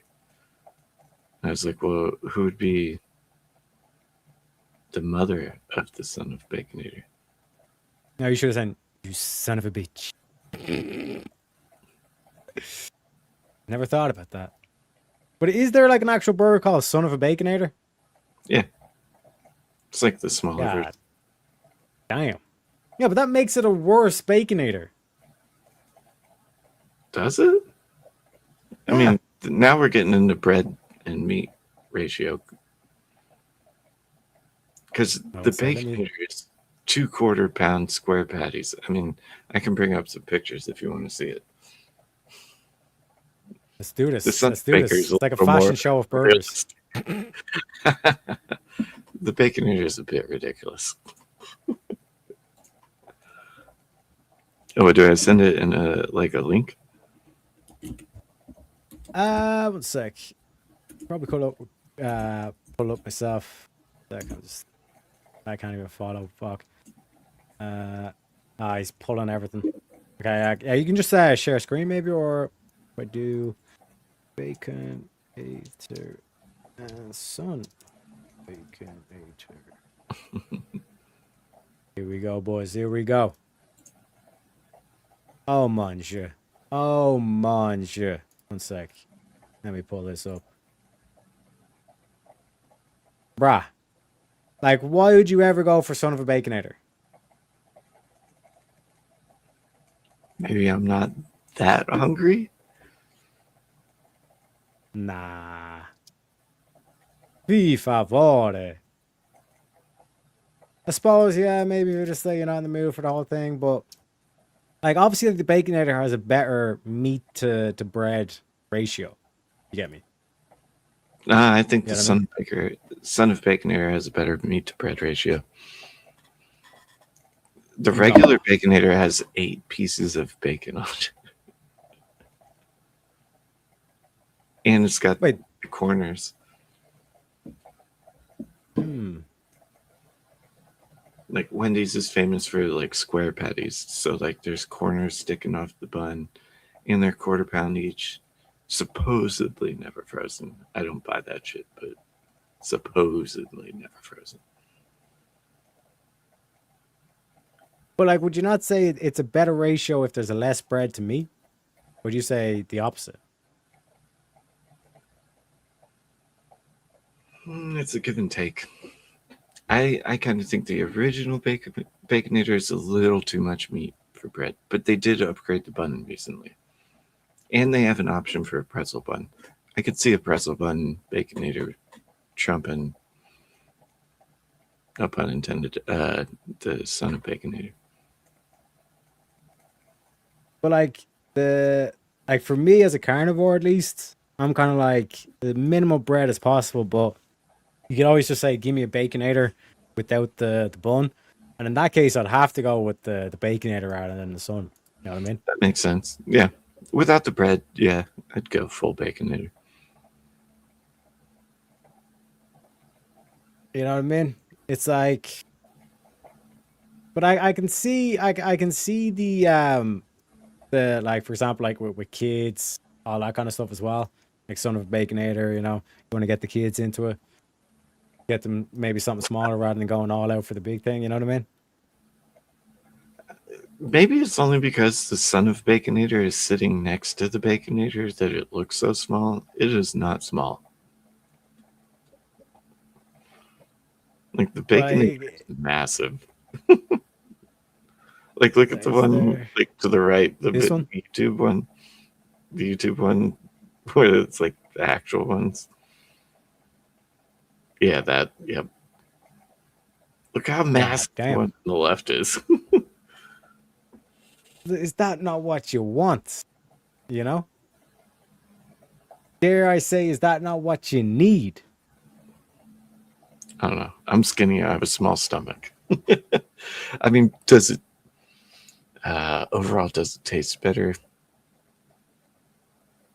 Yeah. I just can't finish one. The original Baconator tastes better, yes. But I can't finish one. But then, like, this is where it kind of ties into the Big Mac as well. Because, like, for me, the only flaw with the Big Mac is that it's not big enough. You know what I mean? Well, I don't know if that's just like an Irish thing. Well, they're supplementing it with a middle bun. Who the fuck puts a middle bun on a burger? Like, why is that the gimmick? That's why the Baconator is superior, because the middle bun is bacon. What do you need more bread for? Yeah, that is true. That is true. But like, think of the sauce though. Got the secret sauce. No. I can't do it. But I'm biased on that. I get you, but because like ever since I went carnivore and I don't like the smash burgers and all this kind of stuff. I don't know, bro. I don't think I can look at like fast food burgers the same. It's like imagine like going on a date with like a genuinely honest woman, and then like you just look at the rest of the girls as if they're all just like OnlyFans chicks. You know what I mean? Oh, for sure. Well, it's a preference, of course. Yeah, Shazzy, this is Wendy's. This is the Baconator, as it's called. think we're making everybody hungry with these pictures. God damn it, Teriak. Oh, you want to see a really, really crazy one? Look up Dairy King, not Dairy Queen.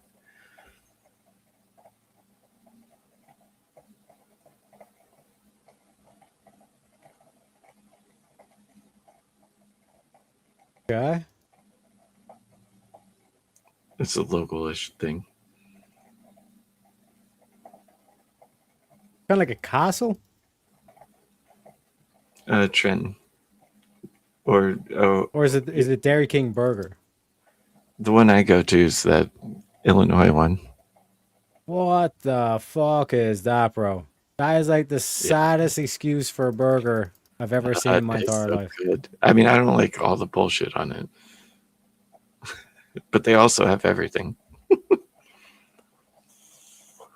It's one of those places that does everything okay, but nothing great except the burgers.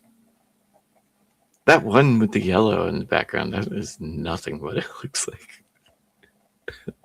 They got some good photographers. It's diner shit. So yeah, that's how you got it done, boys. But they only use salt and pepper and shit like that. Like when we were talking about the seasoning, they kind of adhere to those rules. Good beef, basic seasoning, good cheese. They care more about the lettuce, tomato, pickle, and onion shit. But ugh. Like there is that aspect where it's like the food, like the way food looks can be misleading, all this kind of stuff. And like I do kind of like subscribe to the whole notion where it's like I don't really give a fuck what it looks like.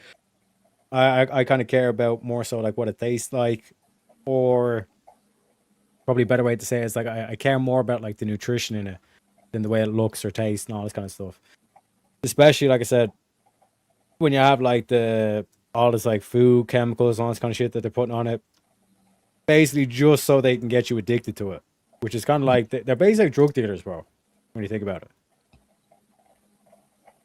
it. Do you know about the McDonald's fries thing? Like no? With the farms that they use to source their potatoes, they have to use so many chemicals that like the potatoes have to sit for like, I think it's like a year before they can peel them, and they're hazardous. Like you can't even be around them. What? But they also, and they soak them with like artificial beef flavor because it turns out you can actually be like addicted to the flavor of beef. That's why they're America's #1 fry, because people are literally addicted to them. I think there's a documentary about it. I don't remember what it's called, but crazy the shit that they do. And we have a guest backstage. Let me introduce him. We bring in the studio this morning one of the gay rights activists, Mr. Should I call you Mr.? Mr. Halford Gaming, welcome back to the show. What's up? We're talking about obviously the Baconator, but what would your opinion be of the best burger? If you could like take your pick from all burgers, which one? Well, I feel like I haven't really eaten enough to experience the best burger, but like if we're talking like fast food, dude, there is this place. Fuck, I cannot remember the name of it. I think it's called the Red Cap, and it's just off the highway from the coast of where I live, from Texas, and like a little close to Houston, and they got these things called buffalo burgers, and man, they're fucking good as shit. It's like bison meat or something shit like that. Oh, bison's the bee's knees. Yeah, like that's probably the best fucking burger I ever had. And it's like a mom and pop restaurant. Like, so you're not going to find their cooking anywhere else. They're not like a franchise. Like it's this own ingredients that the family's been passing down and stuff like that. And it's like, it's super good. That's what Dairy King is. That's why I mentioned it. They have 2 locations. It's all family owned. They hire high school students and put kids through school. Yeah, I saw that. I was like, Dairy King. We have Dairy Queen down here. Well, I'm on an island in Texas, so it's like freaking. We don't have Dairy Queen on the island, so it's like, I don't know. It's fucking stupid. You have to go off the island to get Dairy Queen. But I've never seen Dairy King though. No, it's exclusive to Illinois, central to south. Very interesting. Yeah, it's like it's kind of like how Australia, the Burger King. Y'all said it's called like, fuck, I can't remember what it's called.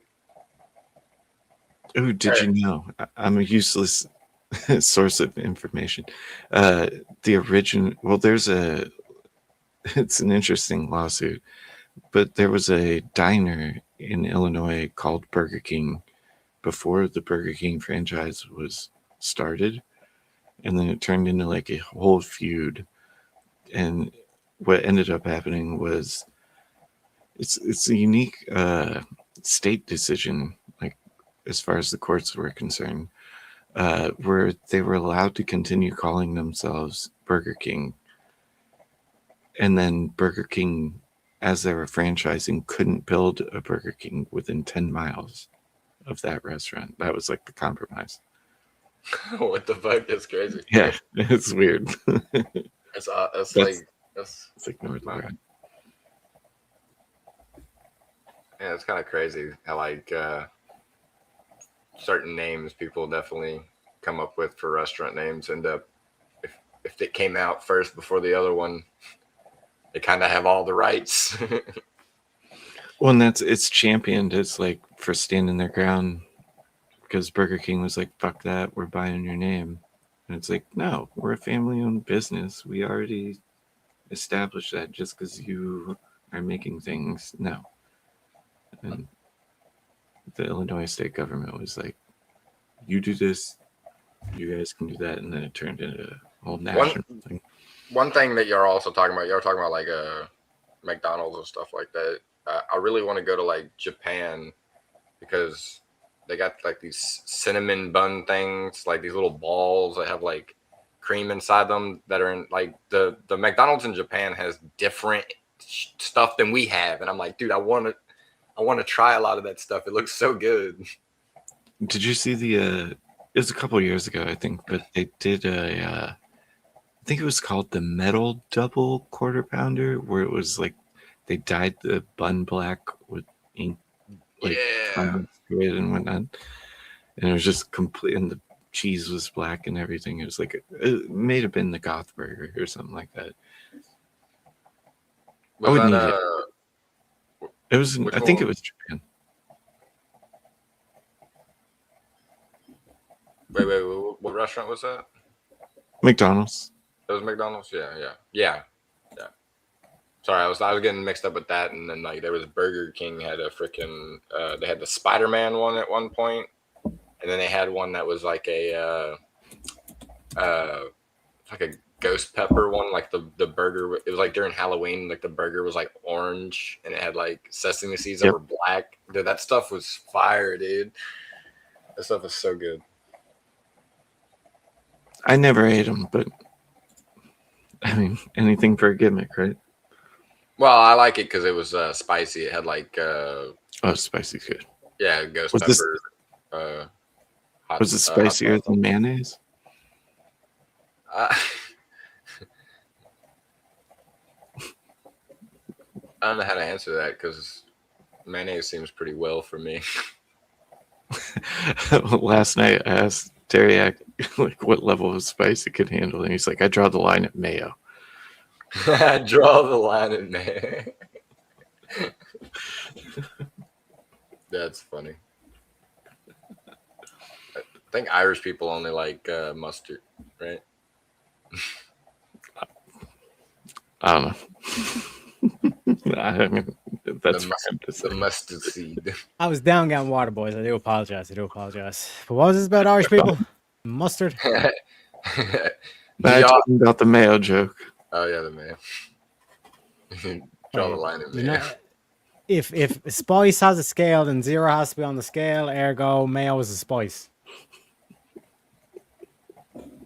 How? It's made up of eggs and oil. Yeah. But if we're talking about spice on a scale, if spice is a spectrum, I'm being too. Listen, these cunts were trying to call men women and women men. Okay, if they're calling men women and women men, then mayo's a spice. Hold on, we're talking about the important issue of mayo being spicy here. Fuck your trans shit. Mm-hmm. Spectrum, guys. Kidding.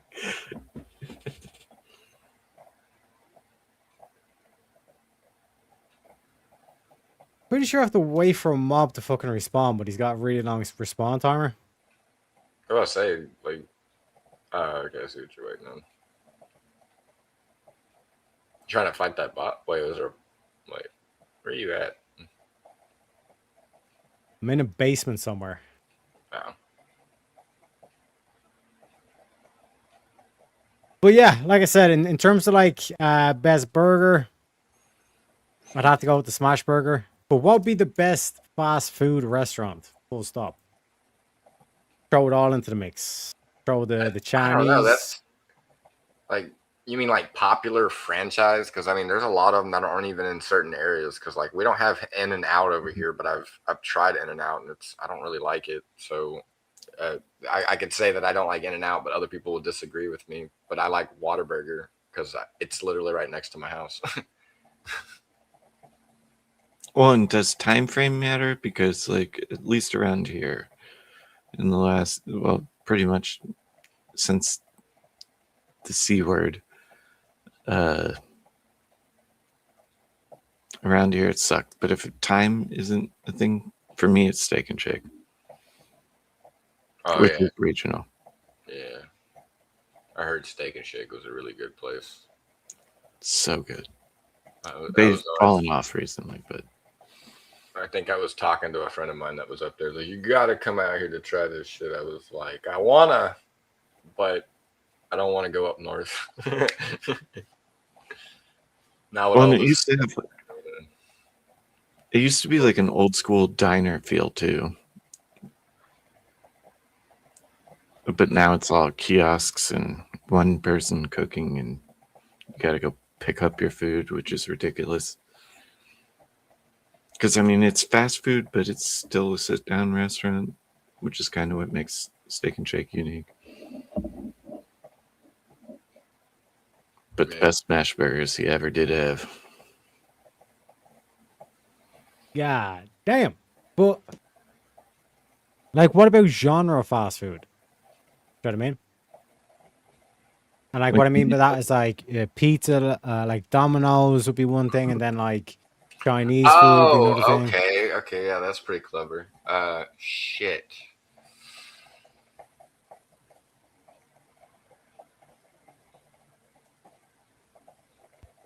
Yeah, because like you can even get Chinese fast food, like Chinese takeout. Is that what you mean? Is that what you're going at? Yeah. Okay, so like takeout, like okay. Yeah, because I was actually gonna do a little 1 hour thing on my channel about how fast food isn't fast food anymore, in a sense. it's literally not fast food anymore if you really think about it. Yeah, that's a good point. Like, if you really want fast food, is a deli. That's fast food. Mm-hmm. That's real fast food. A deli is real fast food because you get there, they're like, "What do you want?" I want that, that, and that, and they're like, "Here you go. Pay at the front." That's actually what I do, because like Fridays for my work are like insane. So like I'm like, yeah, I'm not going to be able to get Taco Bell because 900 other people are going to be doing it at the time, and I only got 30 minutes. So there's actually a local deli that I go to on my way to work on Fridays to get a sandwich. So I'm like, I'm not dealing with that crap. Yeah, but damn, Taco Bell does sound good right now. But like, that's the one thing I can never get over with American ads, because I see them with the like anytime I'm watching like American football, is there's only 3 types of ads: fast food or some type of food, medication, and then military. Those are like the only 3 ads you ever see in American ads. The medication one blows my mind. I don't know why we still allow that. I miss the 90s and early 2000s freaking commercials and ads. Like, man, these new ones, that's kind of why I like having Hulu and Paramount. I can't, dude, having no ads and stuff like that. I can't. I used to be so used to having like for the longest time had like digital or analog freaking antenna TV, like literally hooked up for the longest time to like 2017 because like why not? It was free TV. Why would I want to have to pay for something? And then I got to that point where I was like, you know what? There's nothing good on. I'm watching the same things, and now I kind of want to like a variety. And now I don't even watch much of anything. Now I just want to be on YouTube watching people who actually do stuff on the daily live because it's actual real people doing stuff, and you get to contribute to it. It's like that's the best part. Yeah, 100%. That's why I support like the channels I do. Is like this is my entertainment. Like I get to, I don't want to say control my entertainment, but I get to be an active participant in it. Yeah. But when it comes to the 90s ads, the best one, it's got to be "You Cootie Queen, you lint liquor." Yeah, Put that on a daily basis. Yeah, I remember that one. Because the Airhead ones, no, those are early 2000s. But were those 90s or early 2000s? Yeah, I think it was early 2000s. Yeah, so it was the Airhead ones that were pretty wild, and then the ones about don't smoke weed were pretty fucking wild. Oh yeah, this is your brain. This is your brain. Flat as a freaking paper bag. That's a good point. I'm gonna participate in that off camera. But the chick that like melts into the couch. That was a good one. The after school special. It's like, yeah, I want to feel that way. Like, that doesn't sound bad to me. Yeah, I was like, yeah, I remember seeing the comment somewhere on YouTube because the video's on YouTube, and if you go see the comments, people are all like, "Whatever that girl's having, I wish I fucking had it." I'll take two, please. I'll take two. Yeah. I work in that industry, and it's taken a weird turn as far as like cannabis is concerned. I kind of miss the days. I don't like anybody getting arrested for it, but I kind of miss the days where you had to call somebody. Probably because I'm the guy they have to call at a store where they don't call. Yeah. I got done smoking. I'm getting to the point where I'm kind of over it. And remember, I'm in Texas, so I still call.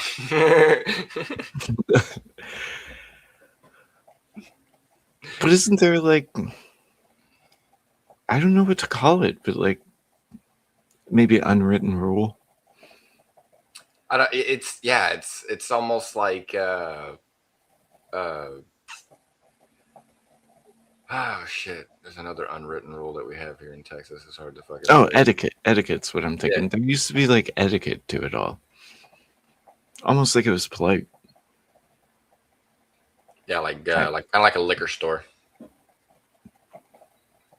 or like a good head shop, like a local head shop, not like any of them franchised head shops. I hate those ones because there's a lot of people that work there that really hate the franchise and really hate working there. And it's like, you need to go work for one that's like a guy actually owns it. That's a cool boss. Like that's what you need to go work for. Support those people. Don't support those high-end companies because sometimes they'll just sell you shitty glassware and stuff. That's the problem we have in Illinois is that it's regulated so hard that it's only corporations. And it's like, well, that kind of defeated the purpose, didn't it? Yeah, that's stupid. Yeah, I don't think it should have never been like that. It should have never been like that at all. It should be like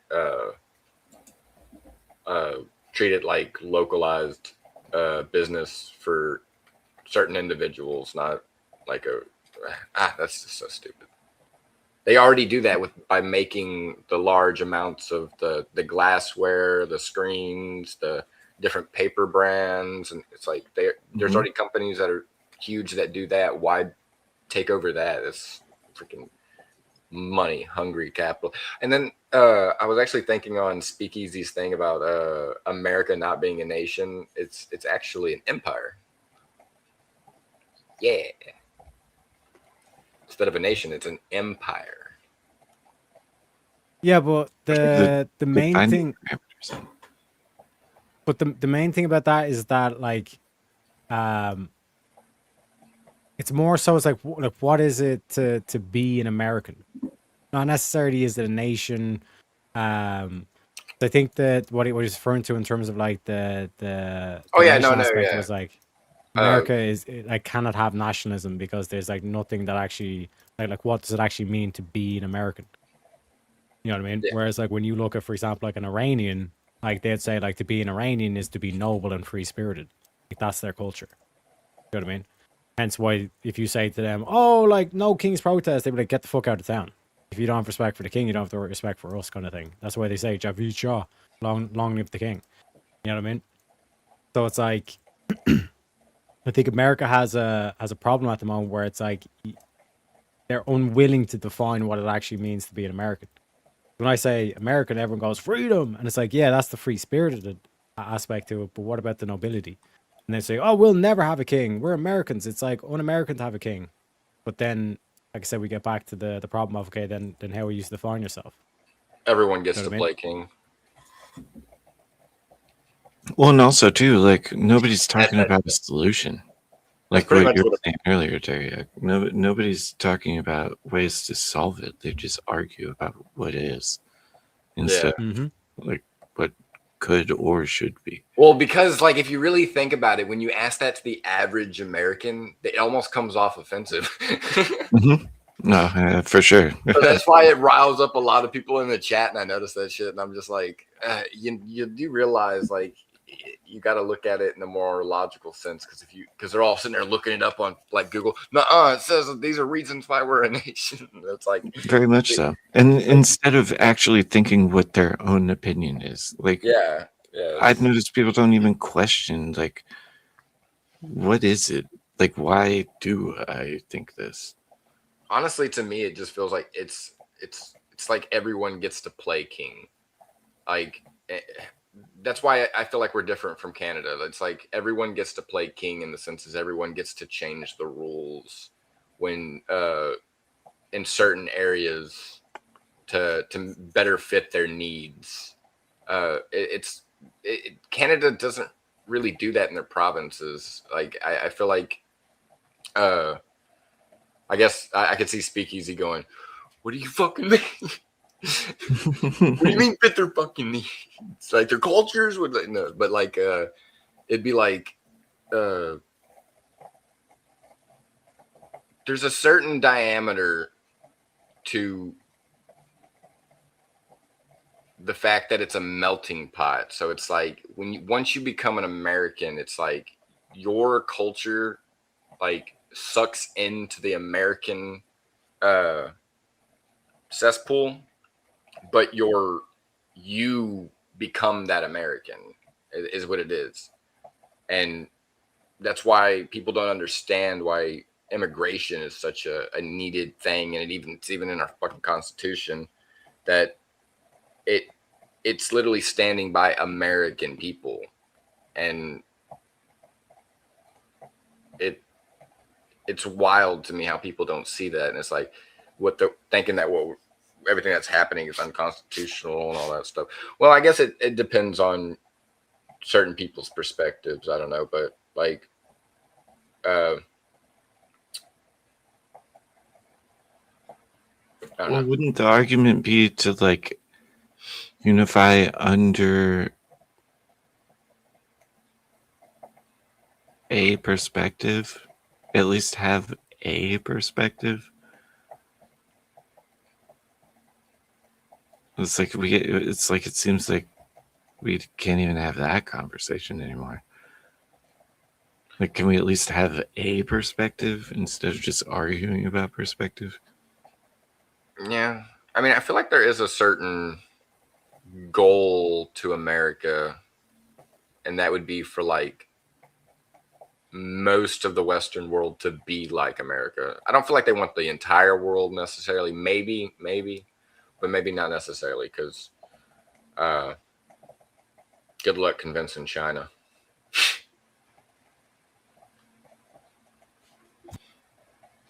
This is going to sound. Who says we have to convince China? What, to Americanize China? I don't care about what they're doing over there, as long as it doesn't come over here.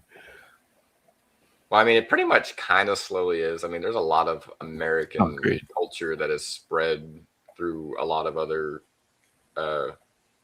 foreign countries that people don't even realize. Like, Jordans are still fucking popular in Japan.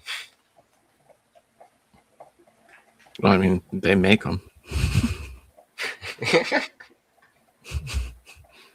If I made them, I'd be pretty proud of them. I'd be pretty proud of them too. Look at the custom made. Shit, when I was 6 years old, I didn't have a pair of Jordans, nor did I know how to make them. Damn it. But when you say like Americanize China, like what would we be doing if we Americanize China? Well, there's like certain things that, like even rap music, like there's just certain things that you pull from America that just go to certain areas, and like they find it cool and want to make it literally into their culture as well. Not really, I guess, integrate it into their culture, because not all parts of their culture are going to listen to it. But if they start mixing it, that starts Americanizing it, because now they're starting to build like a melting pot by introducing that culture.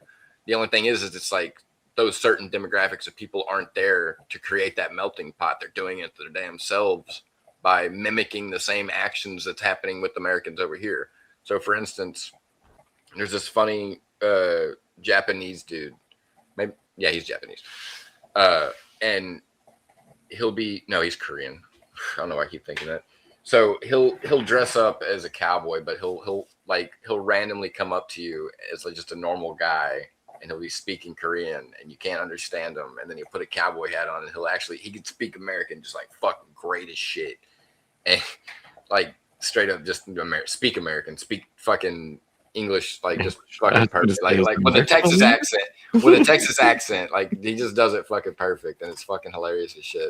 And it's like that is what I mean by Americanizing other places. It's like they start doing stuff that you only find in American states that they start adapting to doing over there because they find it cool, like acting like a cowboy, even though cowboys originated from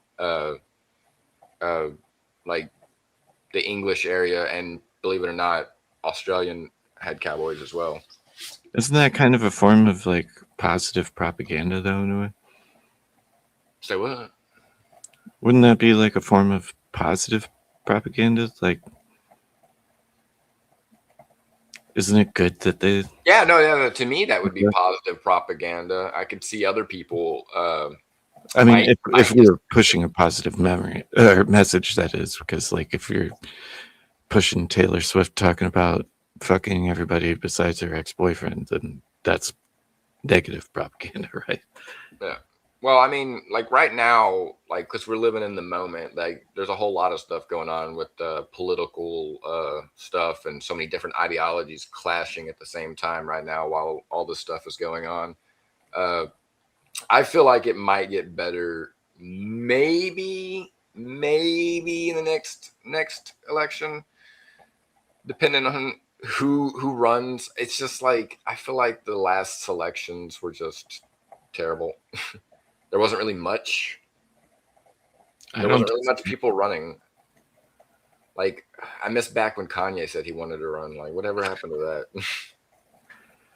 If Dwayne "The Rock" Johnson ran, would you vote for him? Yeah, regardless of political party.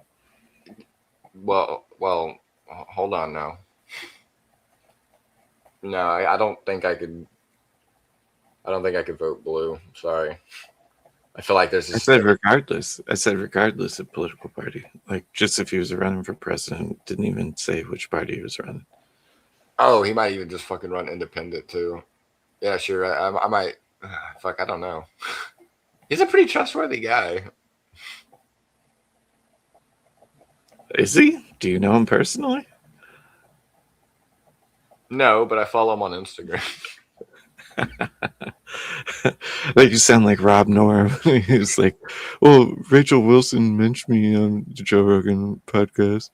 I was the one that changed his name to. Yeah, I texted him one day and said that I started my workout regimen again. He sent me a thumbs up. I was like, "Keep it up, bud."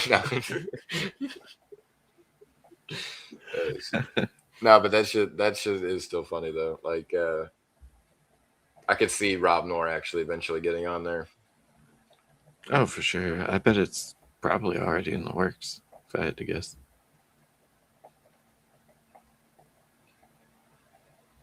But I mean, do you maybe not would you vote for him, but could you see, like, in the current climate politically, like, if Dwayne "The Rock" Johnson said, "Meet me at the corner of Jabroni Drive," and I forget the other one. Jabroni Drive, and I'll lead you into a new America. How many people do you think you could win? Like, not even saying Democrat, nothing. Just,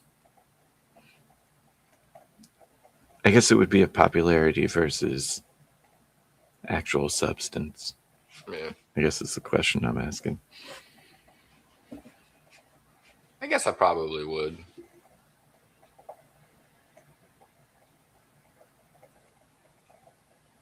It wouldn't surprise me, is my opinion. It's What do just you I don't think, Terry? Like the thing is, it really depends on where you're at in terms of like, are you thinking just domestically? Are you thinking like geopolitically? Because when you look at, for example, like a lot of people are giving Trump shit for the whole Iran thing. It's like, I thought you told us no more wars and all this kind of shit. But, right, hypothetically, if I was to say that this whole stuff that's going down in Iran at the moment is going to lead to America wiping, or Trump wiping out America's debt, would you then be in favor of what they're doing in Iran? You know what I mean? And all of a sudden, it puts a completely different spin on what Trump is doing. And the one thing I would say is like, wiping out that national debt would make him one of the greatest presidents ever to live, because there's no one right now who believes that national debt can be wiped out. So, like, in terms of like that aspect, like that's worth voting for and all stuff. The whole aspect of like The Rock, or was it Wayne Johnson? Like in terms of, Dwayne. Like, what is he saying that like what is the message? What is the reason why we're voting for him, kind of thing? Because like Trump was the one that was kind of coming up saying, listen, like these things need to be done. It might not be the most popular thing to do, but they need to be done. Like that was his kind of like whole shtick with it. Whereas with Dwayne "The Rock" Johnson, it seems though he's just like one of these people that's paid by Hollywood or paid by thing to say XYZ, and he's no issues like going about it that way. You know what I mean? He's all about just saying, listen, I'll say or do whatever. If Pepsi pays me, then Pepsi tastes better than Coke. If Coke pays me, then Coke tastes better than Pepsi. You know what I mean? Yeah, I guess to better clarify my question is, do you think that at this point the general public is so blind that they see a likable guy after having Trump deranged syndrome for so long that they just see a likable guy and they're like, yes? Well, I think in terms of the like Gavin Newsom, I think plays that kind of character. I think like a lot of Democrats play into that whole thing of like like we're going to send this message a certain way, or the we've done our polls and the demographics tells us that like the people want the X, Y, or Z or whatever. So I think like there is a lot of people who play into that, but I think in terms of if you want an actual, if you want actual change, like you kind of need to make sure you instill that culture where like people treat it as though it's like not a popularity contest. It's actually for like to make real change kind of thing.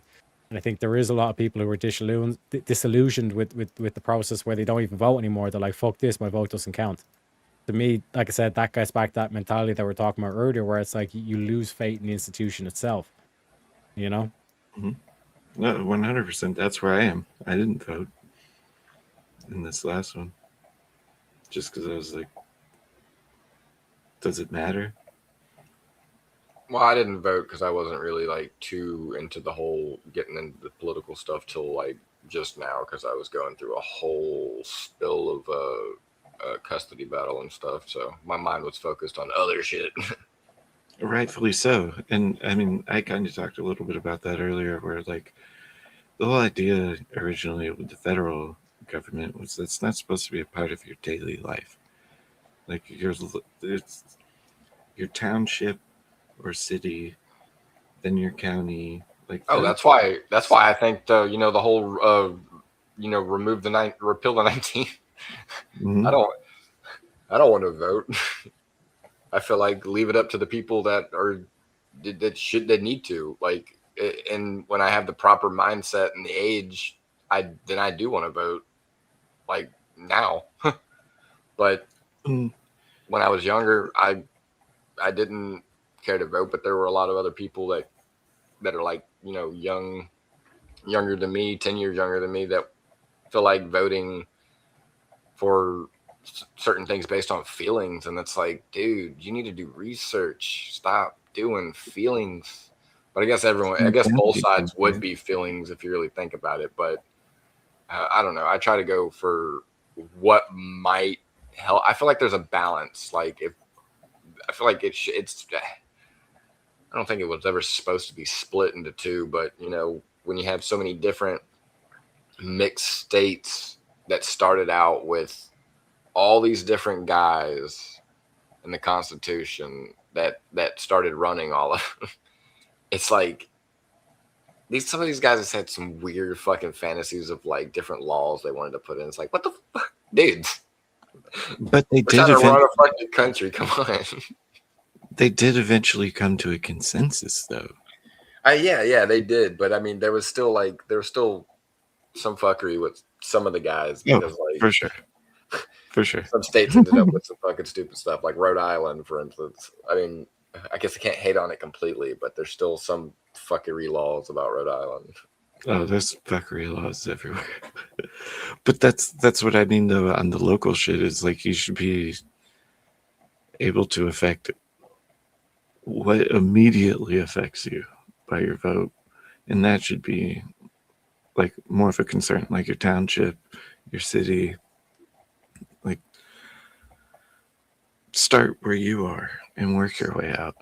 Explain. Right? Research.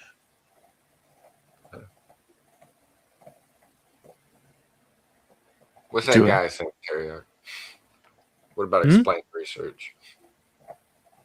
I think Abe's saying it's like in terms of like when you're making the claim that it's like people should research before they vote and all that stuff. It's like, okay, like what do you mean by that? Like what? Because like Democrats say that they do their research, and Republicans say that they do their research. What I mean by that, I mean like, I guess try and gain more experience to what you actually think. Gain the knowledge of, because I guess you could see that in the way how it is split, because some people could feel this way about a certain thing, but I think that's kind of how I feel like it's just really based on how people are freaking raised, and that's kind of how like the research leads up to that divide until people can get convinced otherwise, that one side isn't so bad compared to the other, until the other side completely fucks up. I just don't know how the whole freaking Democratic Party can just get on the side about the whole men and women thing. Like, dude, come on. Like, I'm just, dude, So like I have a friend that's actually like this is the part that like confuses people. They're an actual real trans, and it's like a person that was, you know, a hermaphrodite or whatever. I always thought that was trans, and I never thought a guy could just be all like, I'm a woman, and that was trans. I grew up in the fucking 90s, and I never thought it would be like that. I always had actual trans people that I met and had friends of that's what I thought that was. You were born with tits and a dick. No, I remember that in the 90s. And like, I think the main difference was back then you just were what you were and nobody really talked about it. Like, sure, you had That's kind of what I guess that's, I mean, that's pretty much. Live your life. Like, keep it in your bedroom. The internet's what really, really screwed things up with that shit. Because everyone's business is out there. I think when the internet first started off, cannot remember the name of this fucking thing. It started off on MySpace, and it was like its own website as well. As this one guy who would get a whole group, a mass group of guys that would take pictures of girls and post them on the internet on this one guy's website, basically. And it's basically like a local porn site, basically. Like that's basically what it was.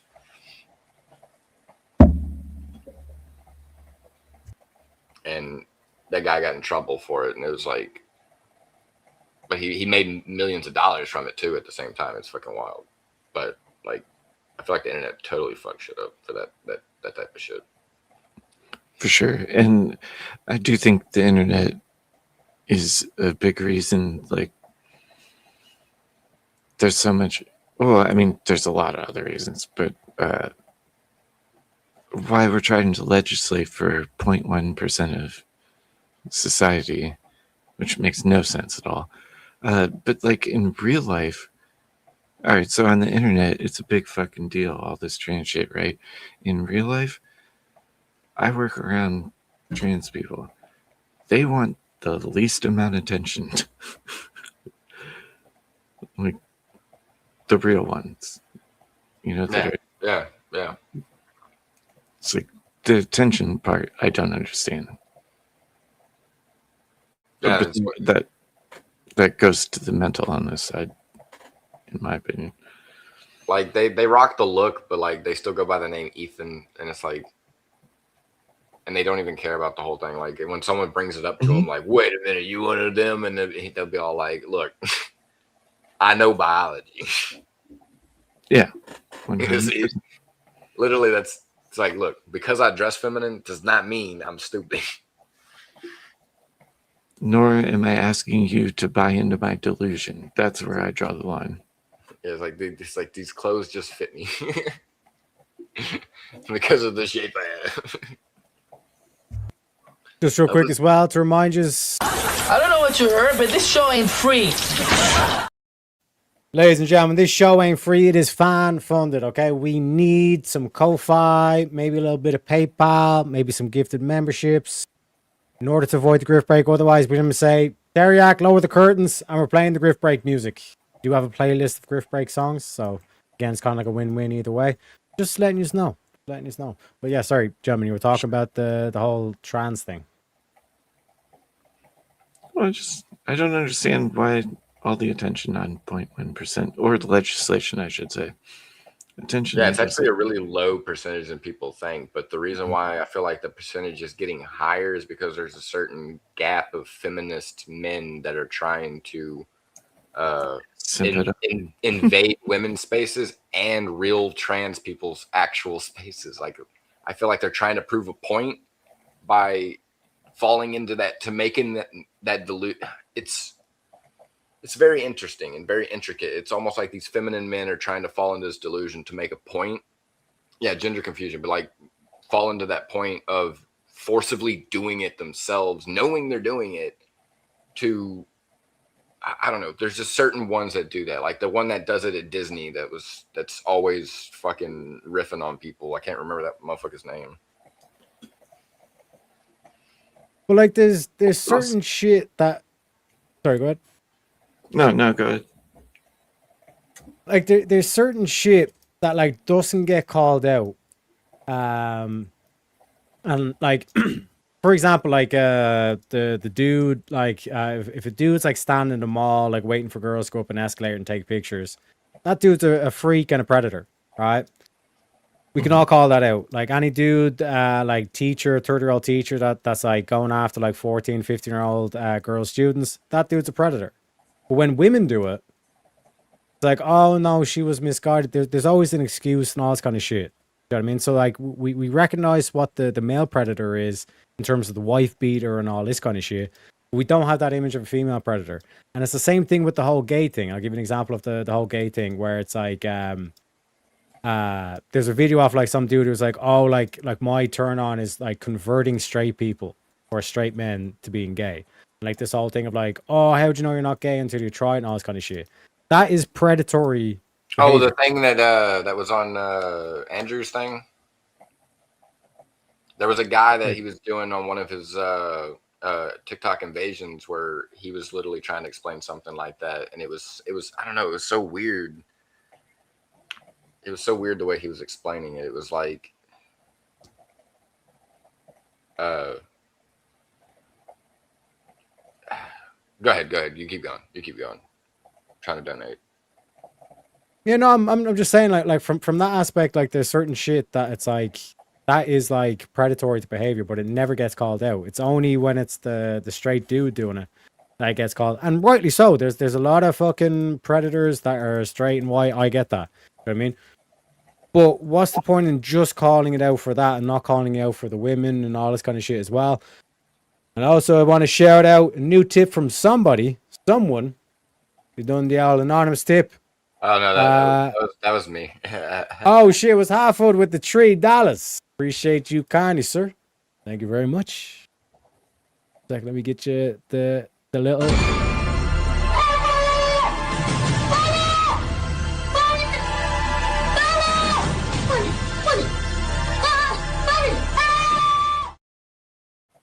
Thank you very kindly, Hartford.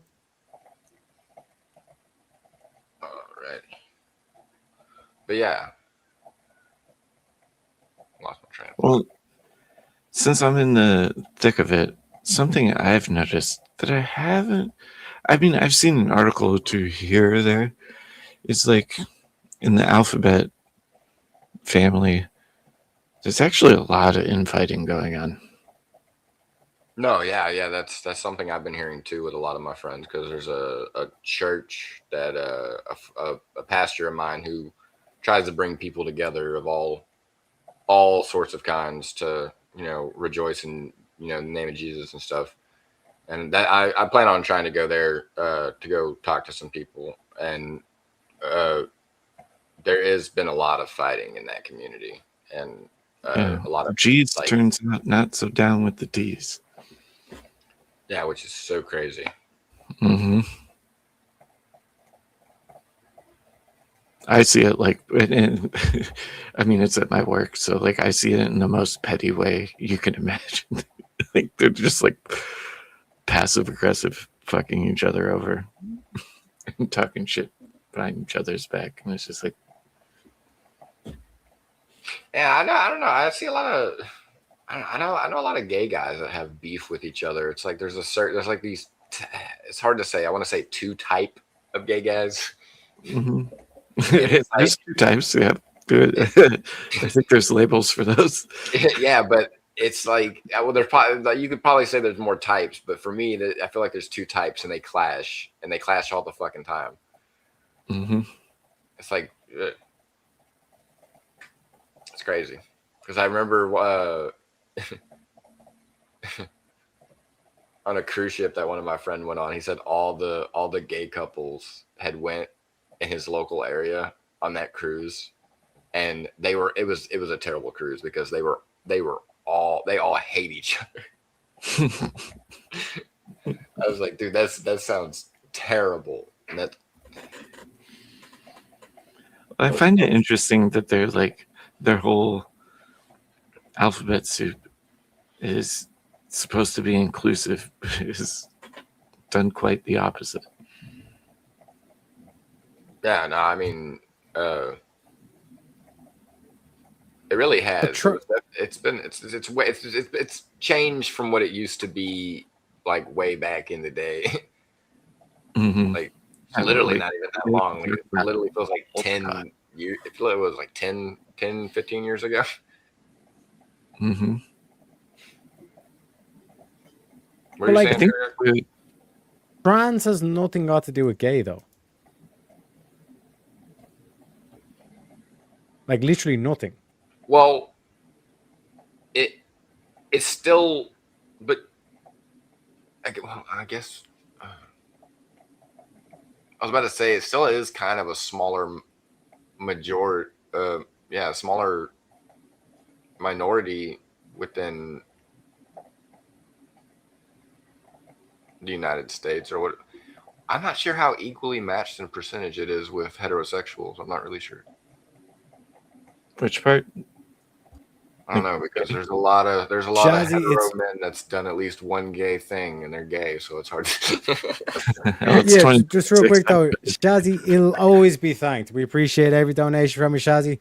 But like the way it was explained to me is that like in terms of like think about it, like gays got to do with like who you're attracted to. Trans has got to do with like what gender you think you are. So why did they sandwich them in? And like I said, like as if you were a Nazi, like but you're in an environment that everyone's PC, like the way to sterilize the gays and get rid of the gays is just to do this whole trans thing.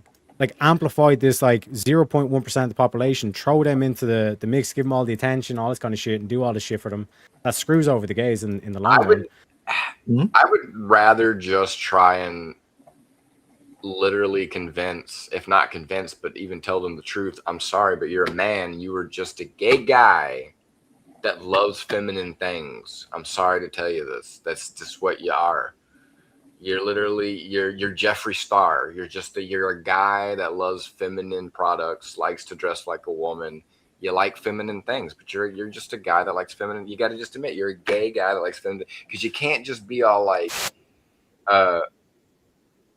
and then there's some that'll even be all like, well, I'm into women, but I'm a woman. And it's just like, ooh, I've got one even weirder from yeah. And then I'm kind of like, there was this story that I was watching. I'm not sure how true it was, because the lady left a lot of details. Like her storytelling was shit. Yeah, I think it was hot. Maybe it was on Hodge Twins, by the way, but I can't remember. But No, what Willie means, he wants to play this.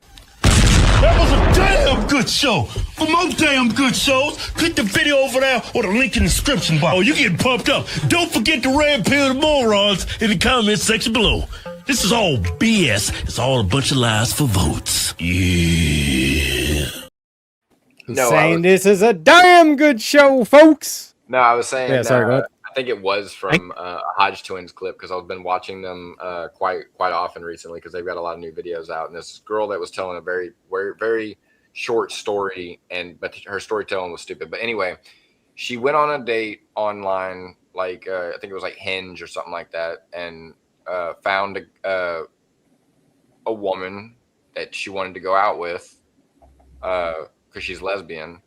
And she went out with them, and she's even had like finger play and stuff like that with each other and all that stuff. And I think they've been with each other for like 4 months or something like that. And then she comes to find out through like there's the sister said, has Erica told you that Erica used to be Eric? That it was actually a fucking guy, and he had done the whole like lop the penis off and do the underfold, turn the banana into an apple or a peach, however that goes. You know what I mean? But yeah, like, and she didn't know that, and she didn't know what to really do about that other than like, and then that's where she ended the video. And it's like, what the fuck, that was a terrible story, but like I needed to know more information. It's dishonesty though, right? Isn't that, what was that? Doesn't that just kind of fall under the category of dishonesty? Like any type of big secret. The thing is in a relationship for that long is no bueno. Yeah, that's true. But the thing is like, how do you call that grape if they have a vagina and tits now, and they identify as a woman and it's all They don't have a vagina on their record? That. Well, I know it's not like I don't even know. But one sec, that proves my point. That proves my point, Halfwood. When you're like, well, they have got vaginas, so give them a pass. Why the fuck are we giving them a pass just because they got a vagina? I'm not giving them a pass. I'm saying, God damn it. It's not a vagina. You put the pussy on the chain wax. It's a brogina. Brogina. A brogina.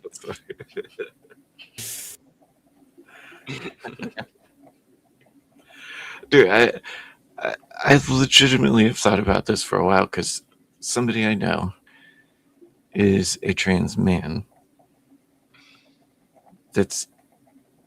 Oh shit! One sec, real quick. I fucked up on the clip. Mea culpa. I do apologize. Black preacher. What is a woman? What is a woman? It's your mama. It sure ain't your daddy. That's right. Go ahead. President Biden joining in on the conversation. We didn't know what a woman. We didn't know what a woman is. A woman is your mama. That's right. You mean to tell me you past 80 and you don't know your mama and your wife is a woman? They keep trying to shove this trash on Africa. And African presidents, one by one, is standing up against it. That's what the black church used to be. These niggas done went woke over here. Gender and sex are synonymous, always have been. But they say this new gender identity. But then they conflate gender identity with gender. They say your genitals don't determine your sex, your gender. So why are you chopping your dick off? If this determines you're a woman, why are you chopping your cock off? Just call it a vagina. You're calling yourself a woman. Because here's the thing, and I think that's what you're referencing, Halfwood, with. It's like if it's all mental, why are you doing something physical? And this is like when you go back to the history, there was two distinct categories: transvestites, who were gay men who knew they were men, but they either done the dress up for a comedy act or a movie, or just to take the piss out of the women, etc., right? Or they get sexually turned on from dressing up with women and playing around with women's things, etc., etc. That's transvestites. Then there was transsexuals. And that is literally a mental delusion where they think that they can genuinely become a woman. And because they've done all the shit, they basically confused everything. And that's what all the confusion's about. And that's why they mash it all together with transgender. You know what I mean? So, like, in terms of the thing, it's like to me, it's like, if you're trans, why are you doing that in physical? If it's all mental, why are you doing that in physical to your body? See, that's the thing I have trouble with. I always grew up with trans, and even being taught trans and knowing trans people were actual trans, whether it had the sexual or any of that shit, it's literally was trans, and you literally were like you literally looked like me. You were born like this with a beard, mustache. You looked like a dude, but you had a coochie. Like that was like you were born like that. You didn't have tits or nothing like that. Like that was trans. You were literally born like that. Or a girl. It's fucking hard to say it like this, but it's like, because like that person would actually have more female genetics into them because of the ovaries and but the only thing is God had a crazy hilarious joke to decide y'all are infertile. There's a rarity where some can, but it still wouldn't be a man giving birth. That's the thing. But it's like that fucking tiny of a chance. It was fucking tiny because like God sterilized and infertiled anything that's mixed. Like that's the cruel thing about it when you're born that way. So if you're actually like a real man and you're trying to physically, portray mentally that you're physically a woman, that's crazy. That's wild. And why would you want to? That's gonna our hormones are so completely different.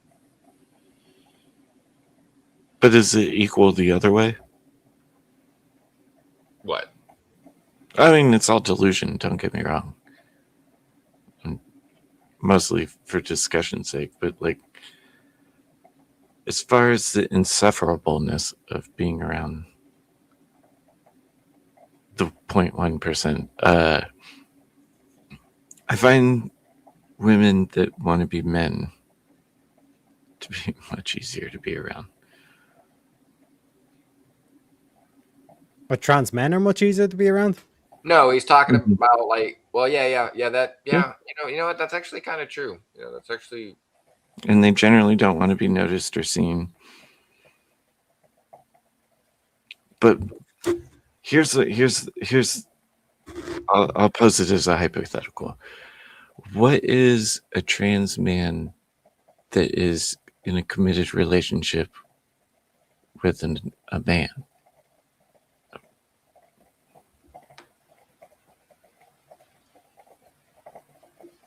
I would say I mean, I guess that's the conclusion I come to too. And it's like, well, then what is this? Just a show? Well, I told a lot of my friends, I'm like, it's like the world is literally becoming a VR chat. Like you can just pick whatever character you want to be. I'm gonna be the girl with pink hair. Yeah. It's almost like was it double negative? It's like, can someone make that make sense?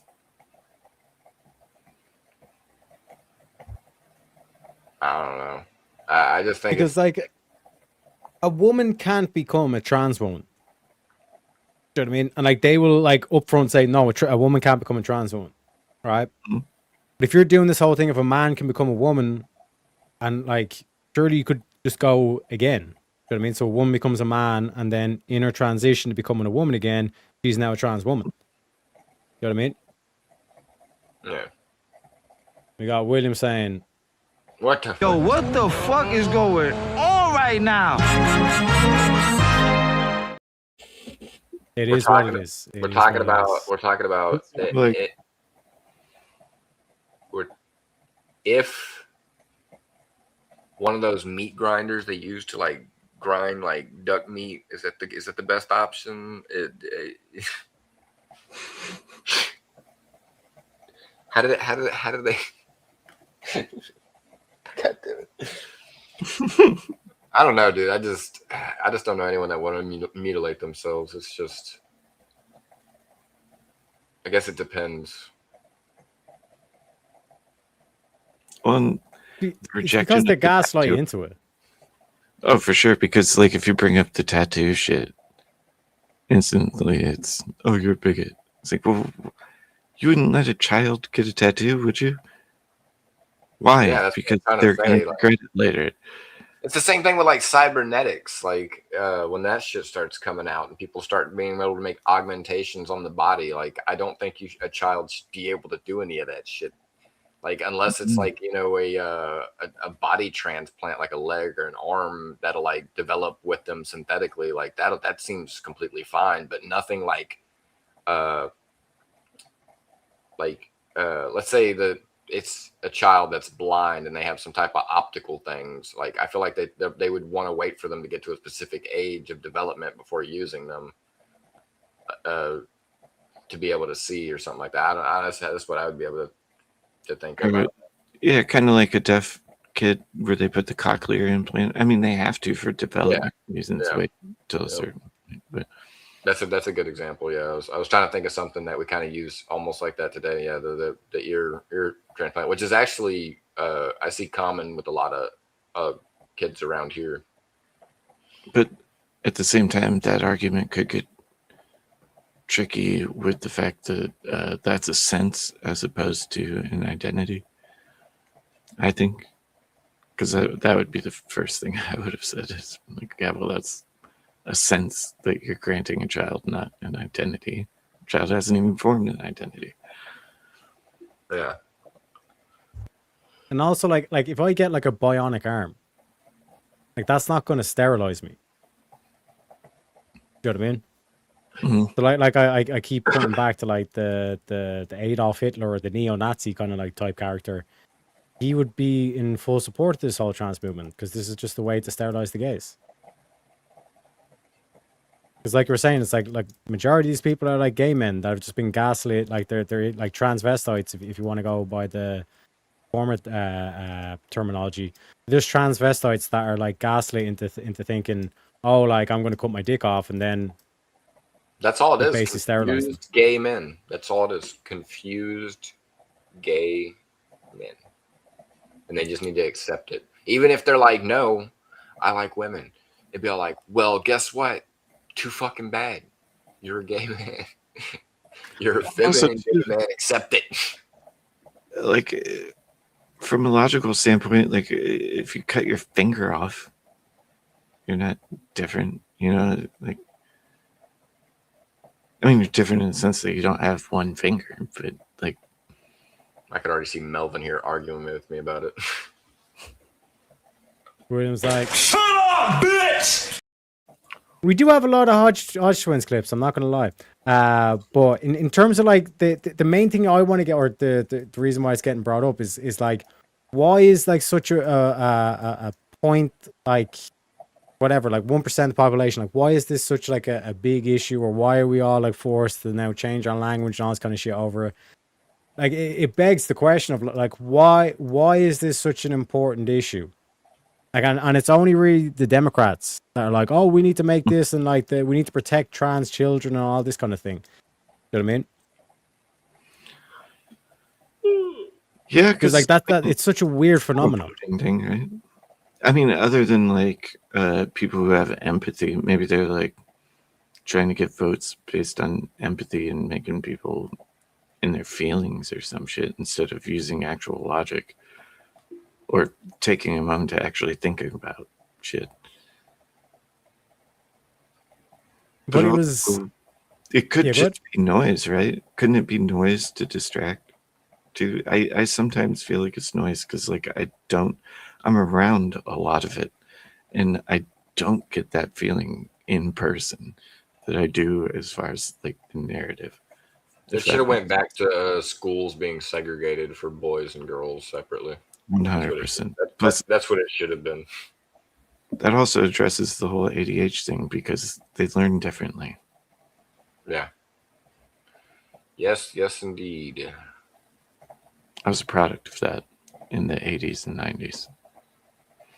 Yeah, I was so glad that I was a rambunctious kid, but also I was a good learner, but I was a rambunctious kid. That's why it was always good to stay above average grades just to pass. No one wants to know if you're a smart kid or not, because they're going to be all like, you're going to be doing all this academic shit. And I'm like, fuck you. I'm not doing that. I'm going to keep below average grades just to spite you fucking teachers. Well, and doesn't that fall into the category too of like most people that have a uniqueness for the most part don't want to be noticed for it. Yeah. That's why I don't understand like all the attention on 0.1% or I'll grant even if it was 10%. Well, I was one of the people, because I went to like a real all hick school. Like there was only like 300, 400 people in that school, and I had a graduating class of 15 people. And when we had like a debate class, like I was the only one. I was communist at the time, and I was atheist. Like I was battling a bunch of people that were completely opposite of the worldview I was trying to make. And the reason why I destroyed that worldview is because like I had to be a part of it and try and want to understand it before I could choose why I don't want to be a part of that worldview. And I can critique it now, because when people say, well, you can't say that about communism, it's like, yeah, I can. It's a complete flawed fucking system. Like everyone would have to be fucking Jesus Christ himself, which would be impossible for that to even work. And it still wouldn't work.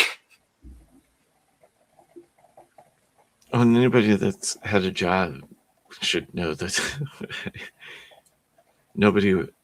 not all people work the same. Well, the mindset of it would literally be, you're doing this for the production of society. No one in the history of civilization ever did anything for the production of their society. They're doing it for their family. Yeah, like there's a small portion of it that might be a production of society, as in, going to work and all that other stuff, but nothing too big and intricate that's being done by huge mass organizations and stuff like that. You know what I mean? Mm-hmm. the only average person usually does the most basic essentials when it comes to living a life, as far as I know.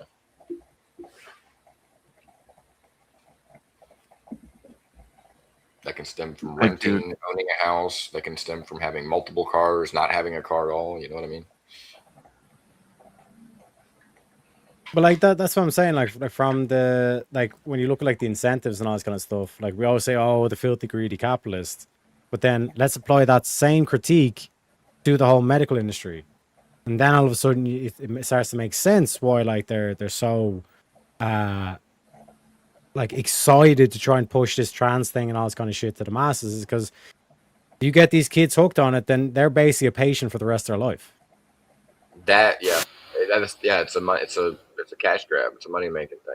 Like the medical field should have been the most top trusted in the entire thing of all occupations, if anything. Like just like there are some, I would say, out there that work in the medical field, but there's still, I feel like there's a certain thing they go about when working in a hospital or any type of medical field. Most of the people I feel like that get away from that shit end up becoming like home nurses or something like that. Like they just do computer work at home. And a lot of my friends who do that now because they're like, fuck the shit going on at the hospital. Too much bullshit. I don't want to be responsible for,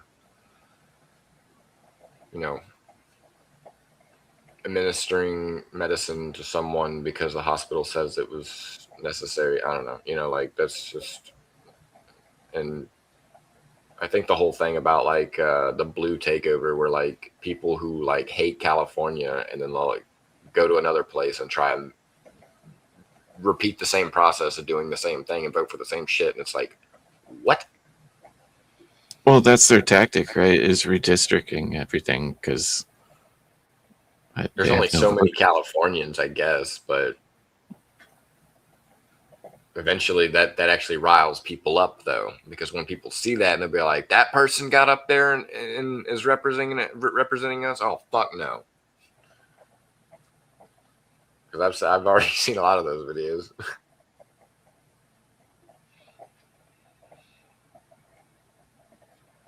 I do have to call it a night. Yeah, I'm actually. Thank you for picking me up. It's been really fun talking to you guys. You guys are awesome. Oh, yeah, 100% appreciate you stopping by. For sure, anytime. I've been making it a habit lately. Hopefully, I'm not annoying anyone. No. No, 100%. Long live the Baconator, as they say. Indeed. All right. Thank you much. You guys have a good night. You too, Dart. Take it easy. For sure. Peace out. And how about you, Balin, as well? Yeah, I'm about to head out. I need to get some sleep. Worked a 12-hour shift. Cool beans, cool beans. They say sleep is one of the most underrated things, you know? Yeah. But I got to work today again anyway. I'm not off till Sunday, and I'll probably go to church early in the morning. My man. All right, yeah, I appreciate you stopping by. Oh, yeah, man. Take it easy, Alfred. And then there was us. There was only the Yaki remaining. Well, it's been a good show. I do have to admit, I like the I like the kind of like mix up. Well, not the mix up, like the I suppose you could call it kind of a mix up with the schedule where it's like the chat and chill, kind of like late in the week. You know what I mean? Nice and chill after VK, kind of like decompress. You know what I mean? The only thing that I'm worried about now, though, is just trying to fit in everything into the day and just like stay on track and everything, like keep up with everything. We have what should we call it? Like I only have a set amount of hours in the day, and it's like, like for example, right? Basically, I only got like about 16 hours, 8 hours of sleep to have each day. But like, let's say Easy has like a mega night, and it's like a 9-hour stream, 10-hour stream kind of thing. Like me doing a 6-hour stream after that, like as soon as I finish that, like I pretty much have to end stream, go straight over to bed, and then like do it again in the morning kind of thing. So one thing that I noticed that like I could do is like, oh, like let's get the stuff done like when easy streaming. But it's risky because like I seen tonight, like I literally just didn't have a time to get onto VK. So there's that aspect. And then, like I said, there's other times where it's like, let's say I go for a shower and then easy ends all of a sudden, then I miss the raid. You know what I mean? So it's like, but obviously just kind of tweak it over time and all this kind of stuff as well. You know what I mean? But it's definitely like food for thought in terms of that. But like in terms of like the with the shows that we currently have, like I'm pretty happy with. Like the only one I'm not happy with, like I'm happy with Wheel of Madness. Obviously, like we'll have good weeks and bad weeks of that and all this kind of stuff. But like fundamentally, I think Wheel of Madness proves its worth. Especially like when we get like everyone on panel and like everyone's going like the donos are going crazy, you know what I mean? Chat's popping off, chat's on fire, all that kind of stuff. So like I'm not worried about that, but the film room is the one that I am worried about. Because like that's the one in terms of the data where it's just like nowhere near the other two. You know what I mean? Like surprising the chat and chill is getting more on average than even Wheel of Madness. Now we'll have to check and see or revisit that in a couple of weeks because we made the change where Wheel of Madness went back to its typical spots, and chat and chill moved to the weekend as well. But it goes to show like the chat and chill it's like it's a simple, straightforward like 50 quid for the open panel. You know what I mean? So it's kind of it's not certain whether or not it will be an open panel, all that kind of stuff, but just that like simple idea of the like the grip where it's like, okay, 50 for the open panel. Like that's pulling its weight. You know what I mean? So it's like I'm really surprised at that. And like I said, despite the change up, it's still pulling its weight and all this kind of stuff as well. So it's given me a lot to kind of consider in terms of like because I was thinking, oh shit, like we're gonna have to like monetize like each show that we introduce, we're gonna have to find a way to monetize it as much as we've monetized Wheel of Madness. And what I mean by as much as we've monetized Wheel of Madness is trying to give you guys as much opportunity to kind of like, you know, what would be the word, like basically like the chat always wins kind of like aspect that like Easy talks about. You know what I mean? Like to give you more options in terms of like to quote unquote win or just control over the show, essentially control over how the show goes. Now obviously with like VK is so fucking good in terms of a monetization point of view, and again, hats off to Easy. Like I can't say enough good words about it. But when you look at like, for example, like that moment with Rob, because it's a competition, like the difference between Wheel of Madness and Rebel Combat, like one of the obvious differences is Rebel Combat will have a winner.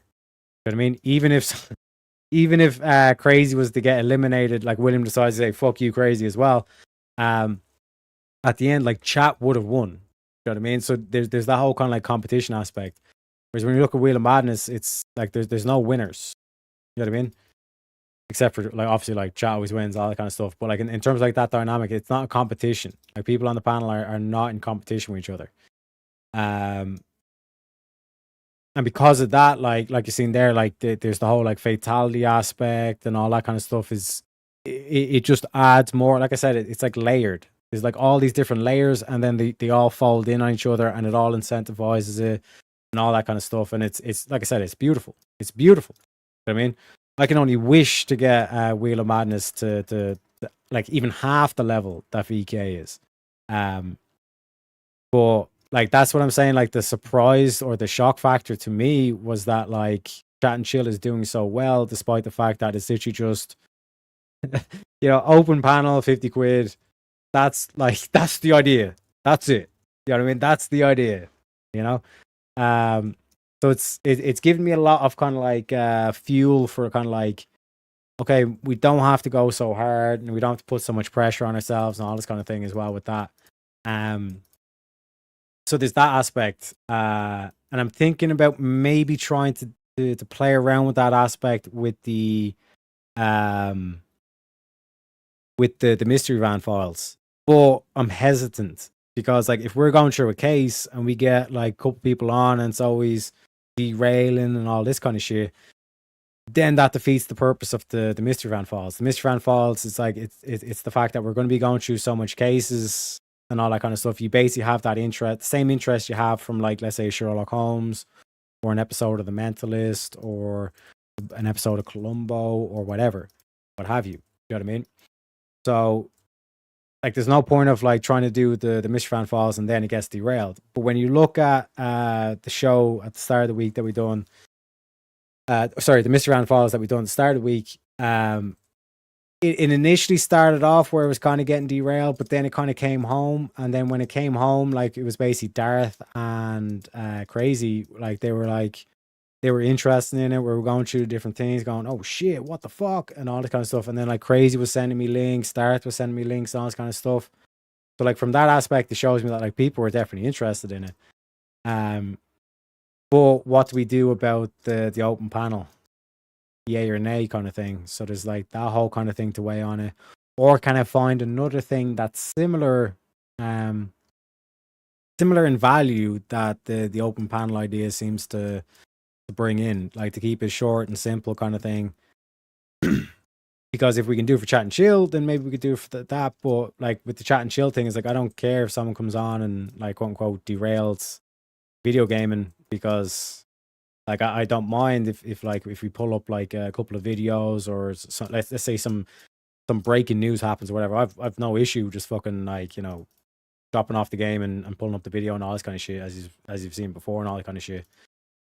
So there's a bit to think about in terms of that, but even in terms of like what day is it going to replace, because like in terms of the raw numbers, I'd say, okay, we just replace one of the film rooms with the Mystery Van files, and we go from there kind of thing. But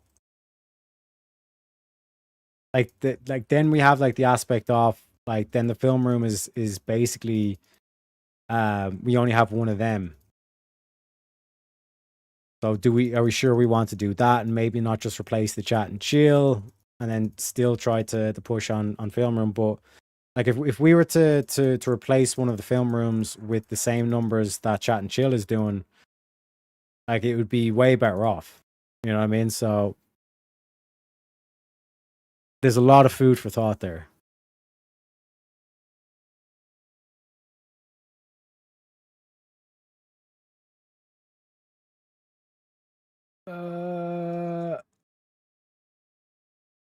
Okay, we got that.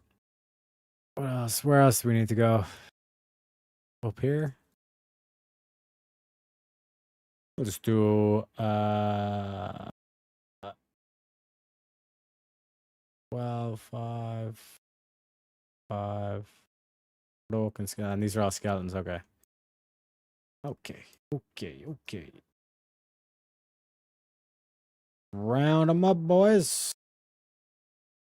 Okay, maybe not round them up in that way.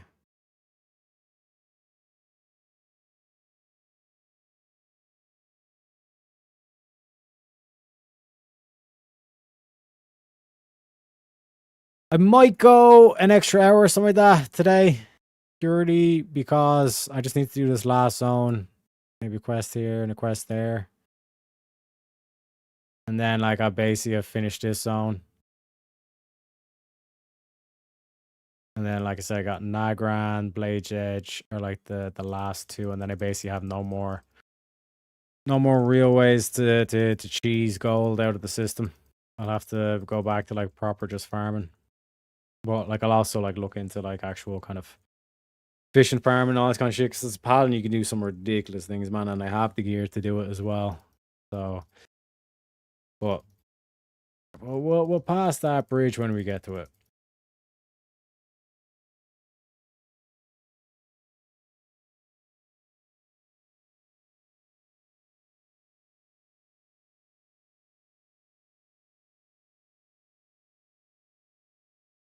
Might as well pop that.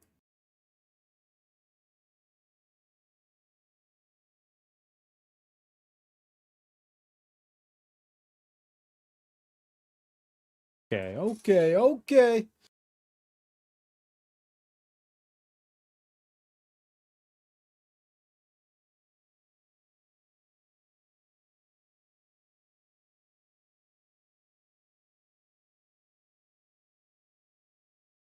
Now we're looking out for some skeletons.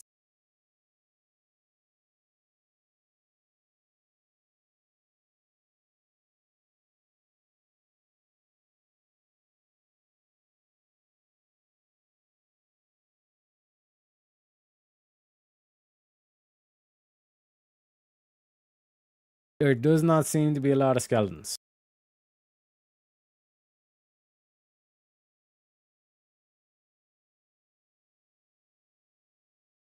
It is what it is. It is what it is. We gotta do it slow.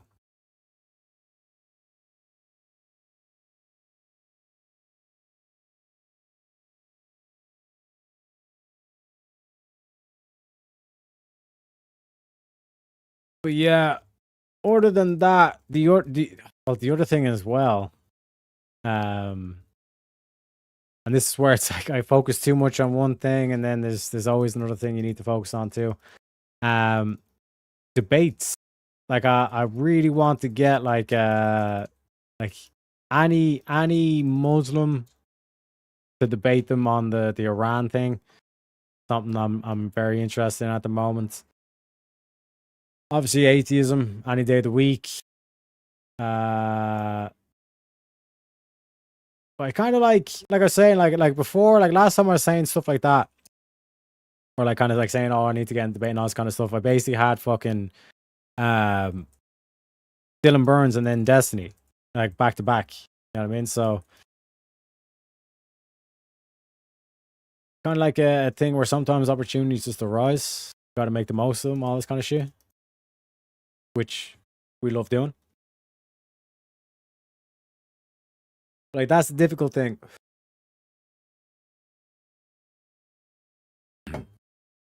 Like trying to get an audience where you have like a spectrum of political, religious, all that kind of stuff. Very hard to find because like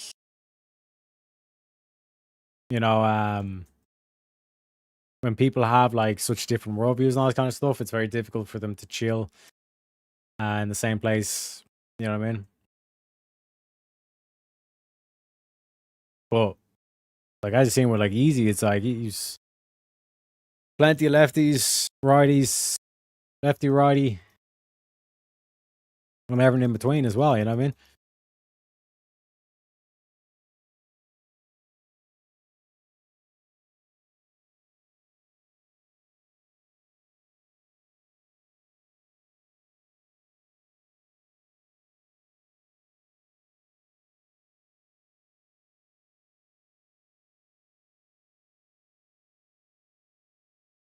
But there's like for example, like it's kind of weird. Like I'm basically like a weird fit though, because like people will say like even the lefties like, oh, you're a conservative. I'm like, bro, like I would legalize all drugs and I would not give two fucks.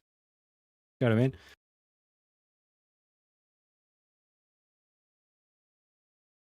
And like, wasn't that like one of the main positions that you're able to tell if someone was left wing or right wing? Like, oh, he wants to legalize drugs. He must be a left winger. You know what I mean?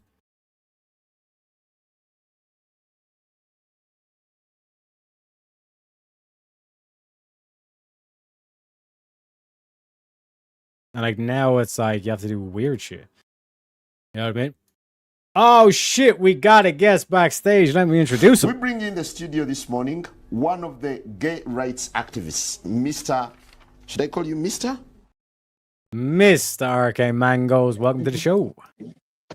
Hey, dude, I got a mild hangover, so makes sense. I was sloshed last night, man. Fuck. That Irish whiskey was really fucking good. Holy shit. It always is.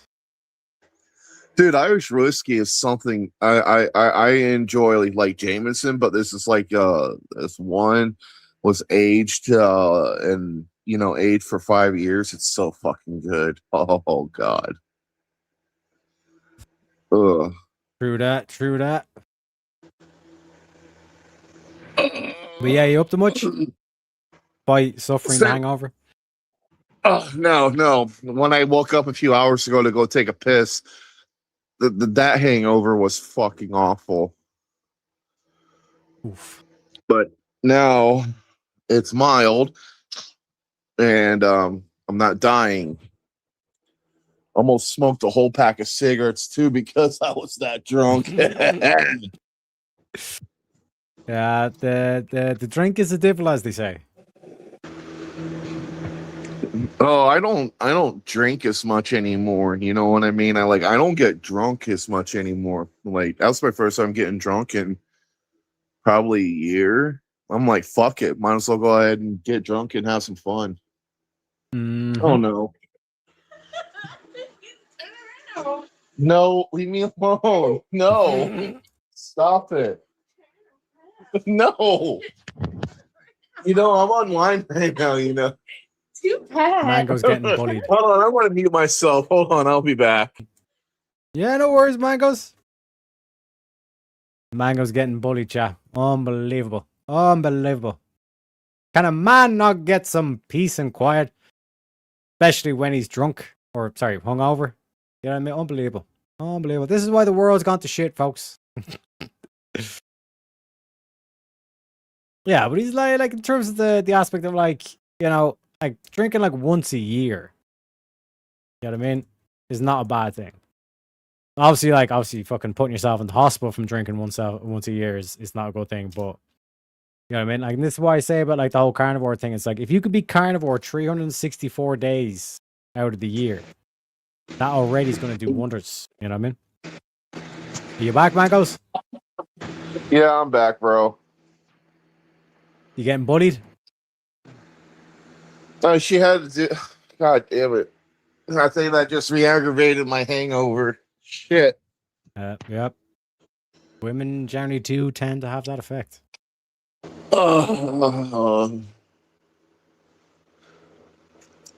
Yeah. So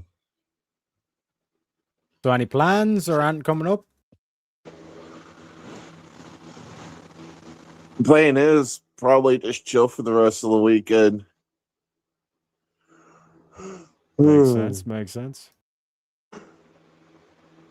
Have you given any more thought to that discussion we're having over democracy or monarchy? Dude, what do you you fucker? You Mangoes, when an opportunity you ain't gonna let that go, ain't itself. you? You ain't gonna let that go, ain't you? Trust me, I will convert America. I will convert America out of this foolish democracy delusion that they have, where democracy must be protected at all costs and all this kind of shit. The American democracy, not just democracy. Come, dude, I don't want to have this fucking debate. Not when I'm fucking hungover. Oh my god, dudes, you want my god? No, we all know the American version of democracy is the best form of it. Which is? Oh no, I'm not doing this, Teriyaki. You already know you're too smart to ask the repeat questions. What you mean the repeat questions? You've already been told, and you're like, which is, how do you know that? Okay, do you know for sure what makes it so? You ask those questions, I'm like, no, I'm not doing this right now. I'm not playing duck, duck, goose with you, intellectual duck, duck, goose with you right now. I'm not doing it. No. Yeah, but like when you say American democracy, are you saying that like the constitutional republic? I don't know. I'm not doing this. I'm telling you, Terry, I'm not doing this. I'm just saying, like, if it's an American principle, then you know everyone should know about it. But it doesn't seem. It's like the same thing with like when we say like what makes an American American. You know what I mean? Yeah, I know about it, but it doesn't mean I'm going to explain it right now, dude.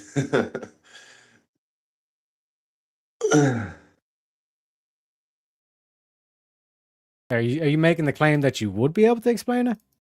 If you weren't, let's say, in a fatigued state? No, I already explained it. I've already explained it.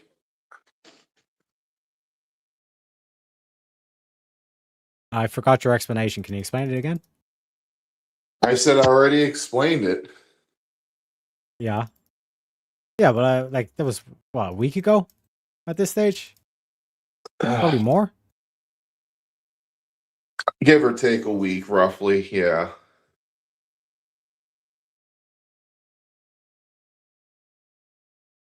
Because my whole thing is that if you've got a benevolent king, you know what I mean? Like, why the fuck do you need democracy? You already got women, like a large swath of women saying, I don't even want to fucking vote anymore. I don't like this bullshit where I have to work till I'm 70 and get like some bullshit pension. You know what I mean? Dude, stop trying to fucking rope me into a conversation I don't want. I know ain't trying what to you're rope you doing. into nothing. I I'm know making what the you're case for doing. the You're audience. trying to fucking play on my ego. Like, if I just get the right words out there, RK is going, I know what you're fucking doing. Stop playing me. I ain't doing nothing. What am I doing? Come on, guys. God damn it, Teriak. I'm not in the mood. I'll just say this much, man.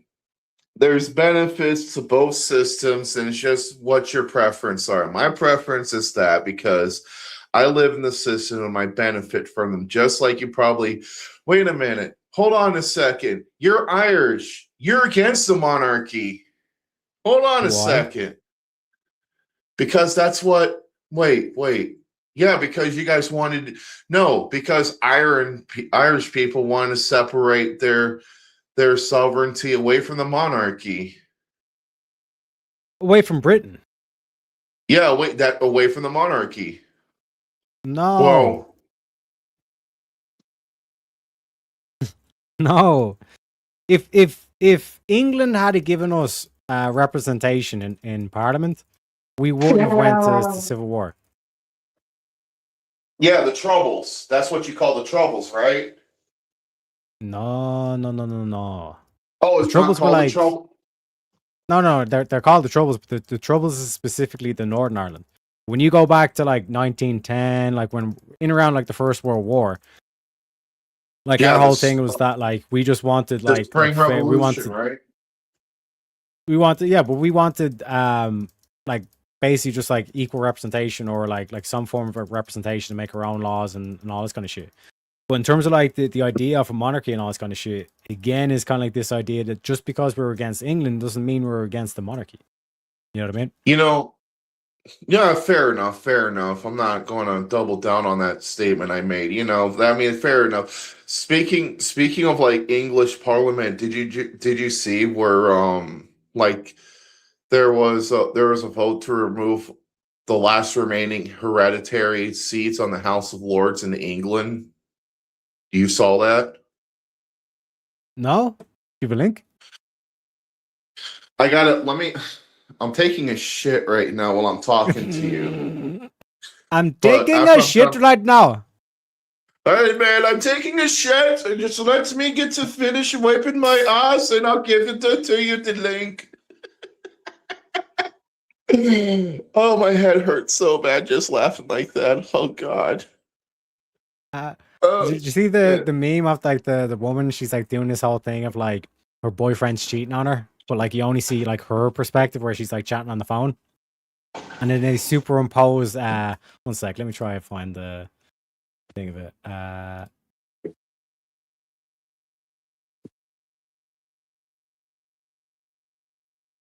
And man's like, I'm taking a shit.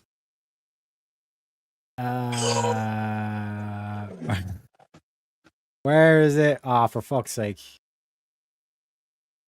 Like sometimes like the X search is like beautiful. It instantly gets the meme, but then other times it like doesn't get it whatsoever and you have to go to Google. Like it's like half the time Google's good, half the time X is good, you know what I mean? But like, yeah, here we go. Here we go, boys. Here we go. Okay, not that one.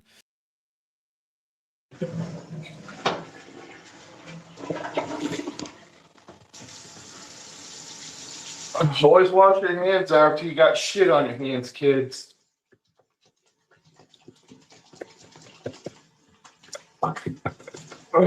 Where the fuck is this? Oh, bro, this is like one of the best videos I've ever seen in my entire life. Oh, one sec.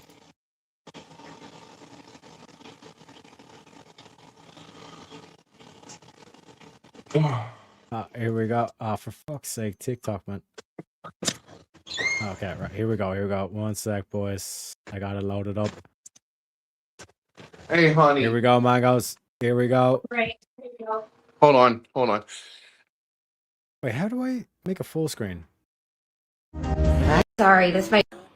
Wait, Sorry, this what might the be a fuck? dumb question, but Okay. where are you right now? I'm in the toilet taking a. I had Mexican food for breakfast. Really? Yes. It was that Mexican place. What book are you reading then? Book? No, I'm taking a. It stinks. Are you sure? Yes, I can smell it. I wish I was right now. You know Hello? you shouldn't say those things so casually, considering that I'm at your place right now and you aren't reading The Great Gatsby. Which book? I'm taking a. Are you with her right now? Who? Who? Goodbye, Sam. Have a good life. Who? What a dumb. Sorry, this might be a dumb question. Unbelievable. Unbelievable. That's mangoes right now. You know? R.I.P. to Mango. Comrade lost in arms. Almost similar Drowned to in our the toilet. conversation. Oh no, I'm off Exactly, that's right what I'm now. saying. I'm taking a shit. But yeah, sorry, you were saying about the parliament in England. They voted something or they passed something. Yeah, like there's no more nobility. Like fuck, dude. Yeah, like they just voted where like any seat that had like any people who hold like a title of nobility, they no longer automatically get a seat by default anymore. Like all seats are now voted in, you know, instead of just having one just because it's hereditary.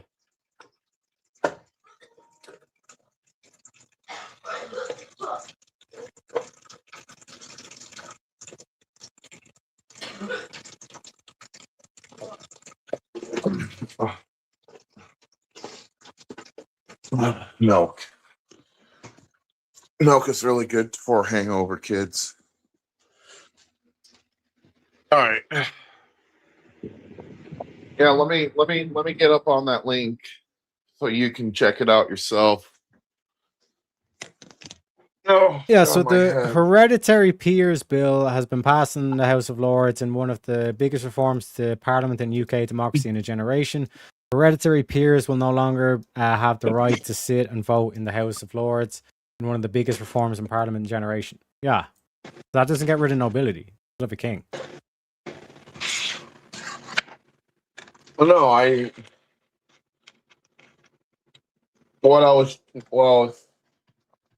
I don't know.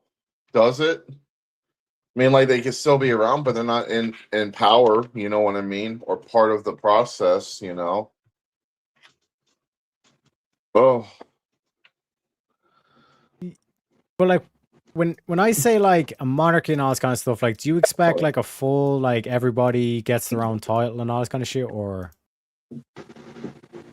When I hear monarchy, I do. My mind goes to like the traditional monarchy. You know, like feudal. Like not exactly feudalism. Like you can have a monarchy without feudalism. You know what I mean? Just like a rule king and it's like to me when I hear monarchy, it's separate from a constitutional monarchy because to me monarchy is like it's an autocracy. One head of state controls all because the royalty aspect, you know what I mean? You came out of the right vagina, so you get to rule the country. You know what I mean?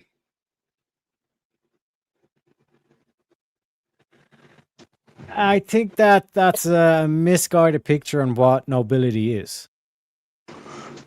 No, you asked me about monarchy in this case. Like, what do you think what a monarchy is? Not nobility. Yeah, no, that You know aspect what of I you mean? came out of the right vagina, ergo you get to rule the country is not necessary. Like that's like technically you get to rule, I guess. But in terms of like the service to the people, like you're basically born into like servitude for the people. So yeah, you can look at it as like, oh, you get to make the decisions. Like, yeah, but you're completely undermining the responsibility and the would be the duty that's owed to the people from you. You know what I mean? Yeah. So like for example, if you got like a regular job or whatever, you can kind of say, fuck this, I'm no longer doing this, all this kind of shit. But if you're the king, like you can't. You are the king, or you're the prince who's in line to become the king. Like basically, you don't get the choice. Yeah. Most kings, from what, let me think about what I'm about to say. Christ. Yeah, most king, like, a lot of there's a good number of kings in England were just straight up tyrants. They definitely abused their power, and I think that's the reason why they kind of like had to adjust, because people were getting ready to overthrow the king, like get rid of him because of the issues that the kings were willing to fix. Hell, look at Scotland. They rebelled because they didn't like, the king. What was it? What was his name? Edward Longsword, I think. Correct me if I'm wrong. I think it was Edward Longsword or some shit like that. But yeah. So I'm not going to give you a really good coherent argument today, Teriak. If you want me to debate you, it's going to be completely incoherent. I have no brain power right now. I'm just here to chill. You just trying to fucking Yeah, it's chat and chill, baby. It's not like we're analyzing and saying we need the Oxford definition, all this kind of shit. Like what I'm trying to do is just to give you that perspective where it's like things could be 10 times better if we just went back to that aspect of like the king is the dude. Because like when you look at a king and a president, like the president doing the executive orders, all this kind of shit, like that's basically like what you think is wrong with the monarch. You know what I mean? I'm confused how the executive orders that a president has is similar to the authority of a king. Yeah, so like for example, like the Democrats would say it's like, oh, Trump is basically trying to make the presidency into a king because he does all these executive orders and then Congress doesn't get to say shit about it. You know what I mean? Yeah, well, Democrats cry wolf on a lot of things, so I don't take them seriously. Yeah, but the point they're trying to make is that like Trump can basically just sign an executive order into action or like threaten to sue someone on all this kind of shit. And there's nothing like the whole South Park thing, where it's like you're basically explaining, like muttering under their breath, like, listen, this cunt can fucking sue Paramount. If they sue Paramount, then we fucking lose our show. So shut the fuck up. You know what I mean? Like that's basically what the South Park episode was. You know what I mean? Yeah, the reason why Trump sued, because the back end of the joke was, well, the reason why that joke was there is because Trump tried to sue the parent net, because what would they call that? Oh fuck. When a bigger company owns a smaller company, what the fuck is that word? Subsidiary? Yeah, thank you. Yeah.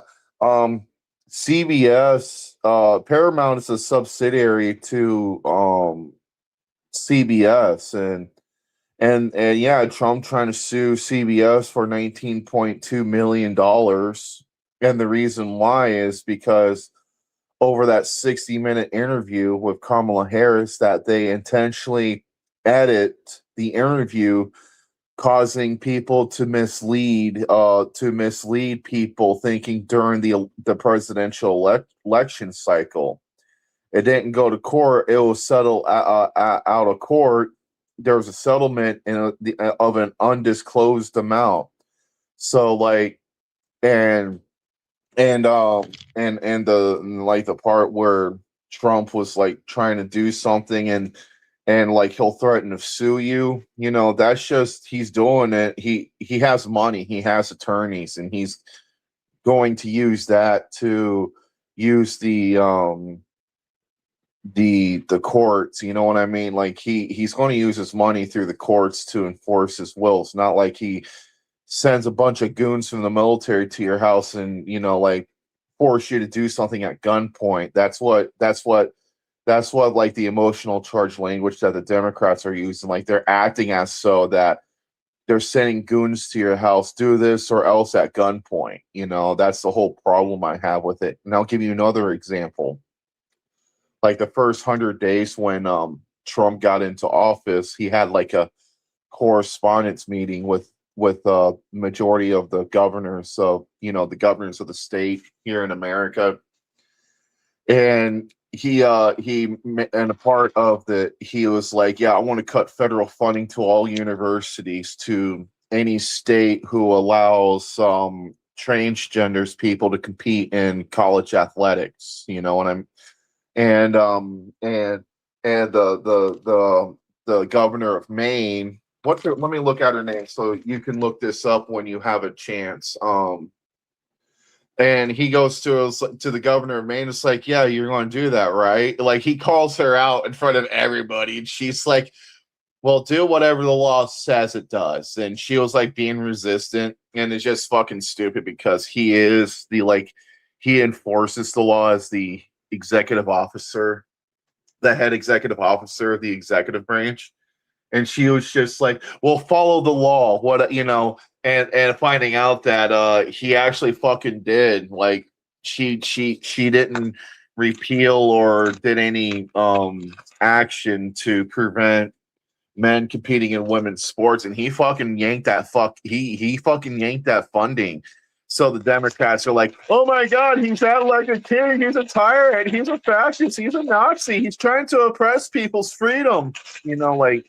No, so like that, it's disingenuous from the Democratic Party, and it's funny that they get mad at Trump for just for doing what the Constitution was designed for him to do, but yet they're okay with but the Democrats are okay with sending the FBI knocking on your doorstep for questioning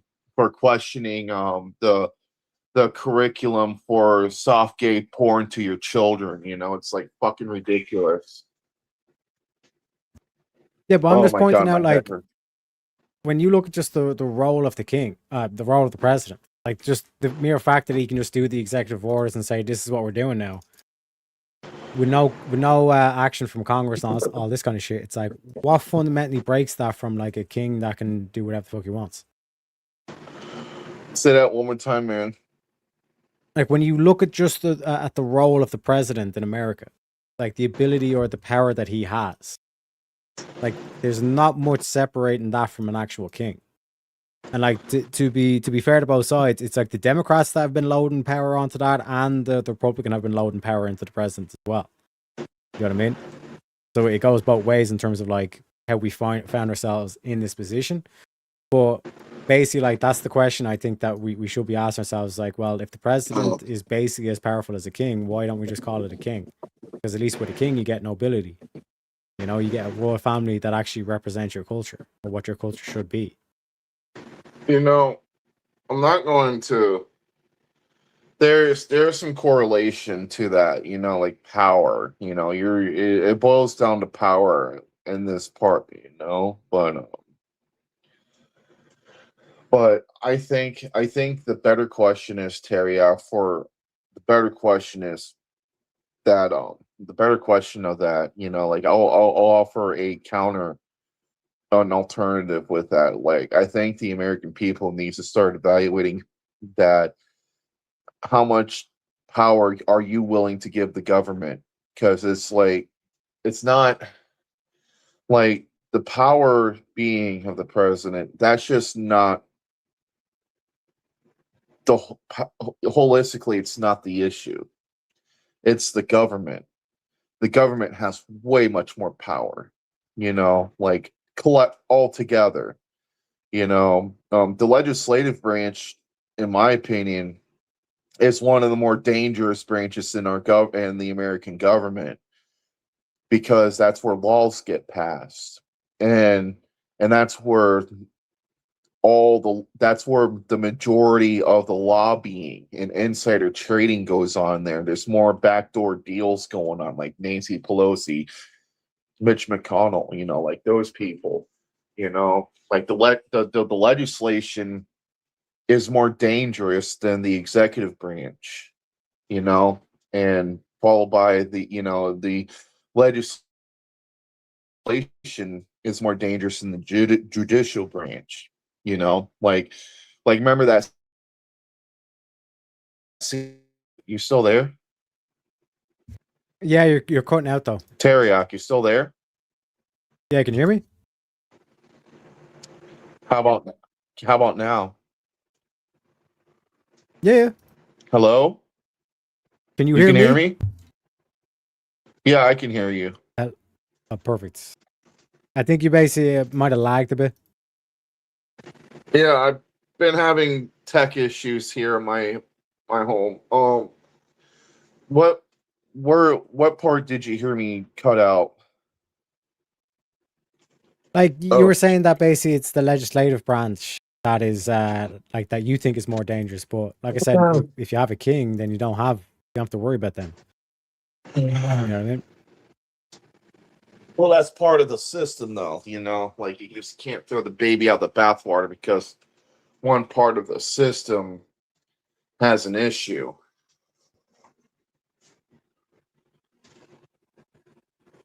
Yeah, but then how would you fix it if the whole issue is like the whole branch? You know what I mean? Ah, thank you. There you go. Right there. That's the question. How do you fix it? And honestly, it's the people. It's the people that has the how you fix it is it's the people, like it was a great fucking question like last night on VK, which is more important in a public discussion, persuasion or truth? That's where that question comes in. So, so people just base off their votes for persuasions, just mainly like what it boils down to is my feelings. So like let's say a presidential let's say a presidential candidate, they go like, well, listen, you guys are fucking stupid, but don't worry, I have an idea to make everything all better. And the other person who's just like a fucking, like, let's say it's AOC, right? And AOC is going to say things that just makes people feel good about themselves. I'm going to give you free money, free food, free this, free that, blah, blah, blah, blah, blah. It's okay. The other person's an asshole, that's, and she has no truth, but she's very persuasive. And the other guy who's actually pretty competent, he just like, hey, listen, you guys are pretty fucking stupid, but I'm going to make America great again, People, like a lot of people at first are going to be like, yeah, I want AOC to be president because it makes me feel all cozy. 4 years later, after they AOC, this is all hypothetical, by the way, people. I'm not saying this is a thing, happen. Okay, it's hypothetical, okay? But she takes economy and, puts the country in a worse state, then people are going to surmise to the truth. I'm like, you know what? This guy called me an asshole, but he's probably being truthful because holy fuck, I voted that person in who almost ruined this country. I'm going to vote for the other person. You know what I mean? Like it's the people. The people's got to change their mindset. They got to stop having like an egotistical bullshit mind. Like if you tell them that they're wrong or correct them, because people have a big issue with that one. Like if they're wrong or if they're wrong or you correct them, there's more people out there that holds a grudge over that. Like for some reason, they have an ego, and it's like, well, no matter what you say or do, I don't like you because you're an asshole. Even if you're right, they'll admit, like, yeah, you're right though, but I'm not going to do it because you're a fucking dickhead. Like, how many people, to be real, Teriak, how many people you met who in your life who are like that? Like, oh yeah, it might be truthful, but I'm just not going to fucking acknowledge it because where it came from, the person's an asshole. Yeah, there's plenty. Yeah, and that's where I can understand now, Tarek. I want to actually concede to you on one thing. If you're saying that that's the reason why democracy is shit, I can actually agree with you because it's bullshit that people don't care about the facts. They just care about the feelings of what make them feel all cozy.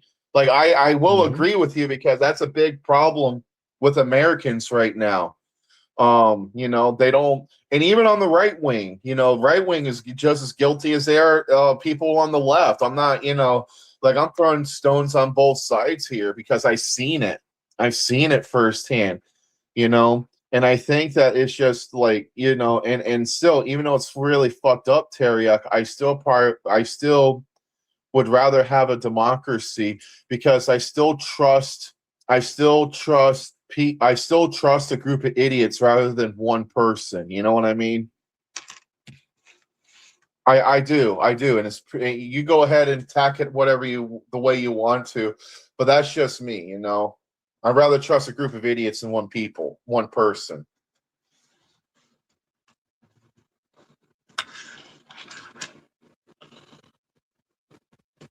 Like this, I don't get why you trust a group of idiots over one person, though. Like a benevolent king versus a group of idiots. You trust the group of idiots over the benevolent king? Yeah, because what does the benevolent king exactly mean? It means a king that serves the people. Yeah, but how would that serve the people, though? Like what and how?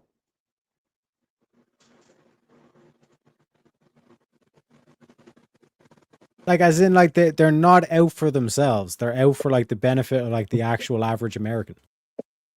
Like, for example, like, Trump as a king or the Democrats ruling as a group of idiots. Who would you prefer? Say that one more time. Trump as a king or, like, a group of Democrat idiots? And when you say Democrat idiots, you mean like people specifically in the Democratic Party? Gavin Newsom, Nancy Pelosi, like a group of them ruling versus Donald Trump. But Donald Trump isn't a king, though. No, but I'm going to your statement of I'd rather a group of idiots than one dude or one king. Or you trust the group of idiots more. Well, Trump isn't a king, so I'm just I'm not. Yeah, like this. I don't know. Trump isn't a king. Yeah, but it's the same thing on the Democrat side. There's not a group of people that are president. It's like one dude. Do you know what I mean? So I'm saying is like, would you rather Trump or the group of Democrats?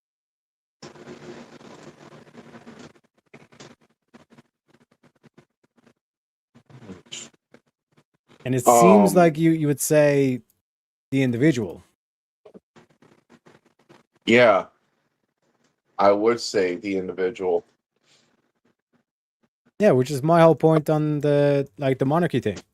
Like, give it to one dude, and especially if he turns tyrannical, then we all know exactly who to go after.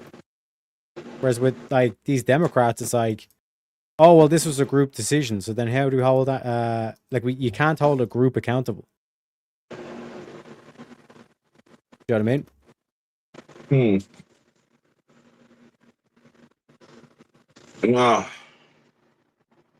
Welcome in re-examination. You fucking suck, dude. You got me sucked into this. You fucking little dirty fucking Irish elf. I don't want to do this right now. Little leprechaun. He makes you played, think. The fucker. leprechaun makes you think. You know what I mean? Yeah, We don't like I mean, preconceived I see the notions here. point. I see the point what you're trying to get at with that though, but in this hypothetical, I would still I would I would still, like it's going to be really fucked up though, but this is how much I really prioritize the individual. So like let's say that it's King Trump on the throne, like a monarchy, not no colloquial statement, right? In a literal sense, in this hypothetical, I would definitely trust the group of idiots of the Democratic Party than one king, Trump. Absolutely. Doesn't mean it's not the same equivalent that Trump is a king or anything like that. This is a hypothetical engaging in a hypothetical question. Mm-hmm. Yep. I am completely against any title of nobility or monarchy in general, like holistically speaking. I'm against it. I'm against it in America. It's an American value to resist that kind of thing. And honestly, I think it's stupid ignorance on the right wingers when they say King Trump like that. It's like a very ignoramus statement, because dude, like that's an un-American statement. King Trump, I want Trump to be my king, and that's where I say like, that's why I say like that's where like the mechanism of the I call them the ultra right MAGA cultist, because there's people out there that treat it like a small minority, like a small percentage though, but they still treat it like a fucking religion. Like they'll erect statues of Trump, or you know what I mean? Like they worship this dude, and it's kind of like, it's the exact binary on the left, where they worship their ideology, transgender, DEI, cultural Marxism, it's like that's the horseshoe theory in action I keep screaming about, like those certain Republicans do not fucking help out, like I wouldn't say Republicans, I'll just say far right. That is, it to me it's just, dude, stop. It's a far right idea to believe that Trump should be the king or something,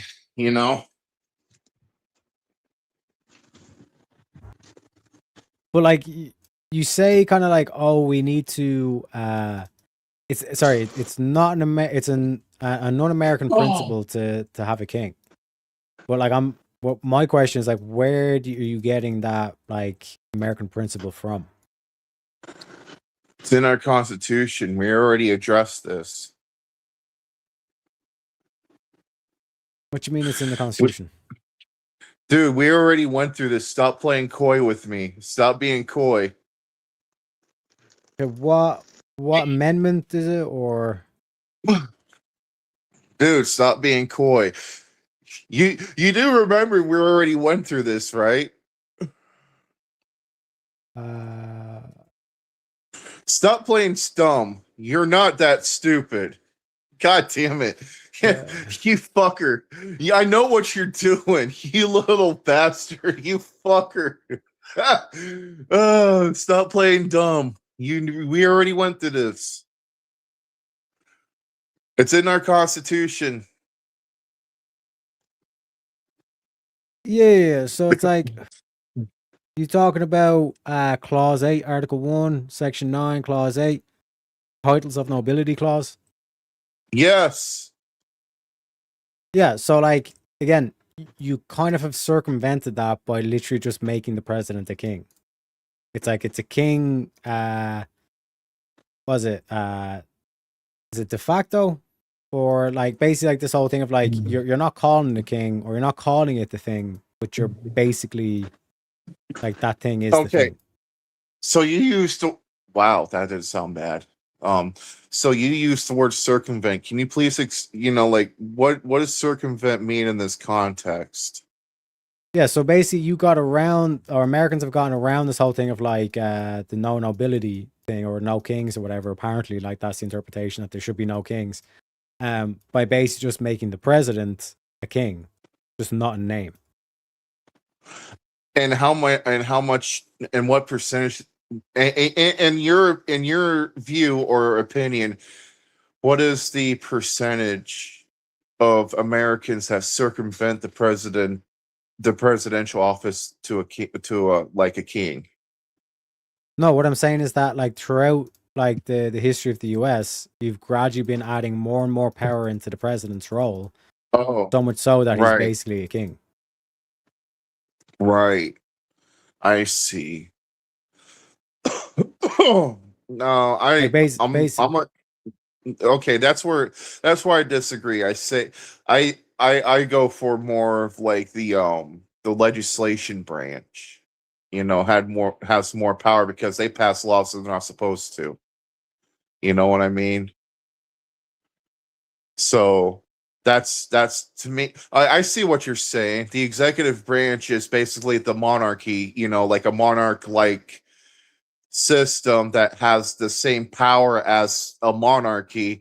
And that's where okay, I think I'm starting to understand where you're coming from. Yeah, I disagree with that, but I will say that the most dangerous part of the branch, yeah, because that sounds more like fuck, man. Okay, yeah, now I'm starting to understand more. Now I'm starting to understand because that was a big part of the debate of the Constitutional Convention about who should rule the country, and part of that was like, well, which is going to be the most dangerous branching of our government, the Federalist says it was the legislation branch. The farmers, like the anti-Federalist says that it was the judicial system because their interpretation of the law is that's what if they interpret the law, it makes them the most dangerous.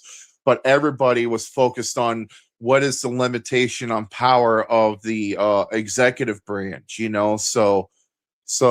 but and the reason, and again, the reason why I disagree with, like, let's say now I can concede to you, Teriak, though, that you're right on this aspect, that there's more power given to the executive officer of the executive branch through time. I can give you that.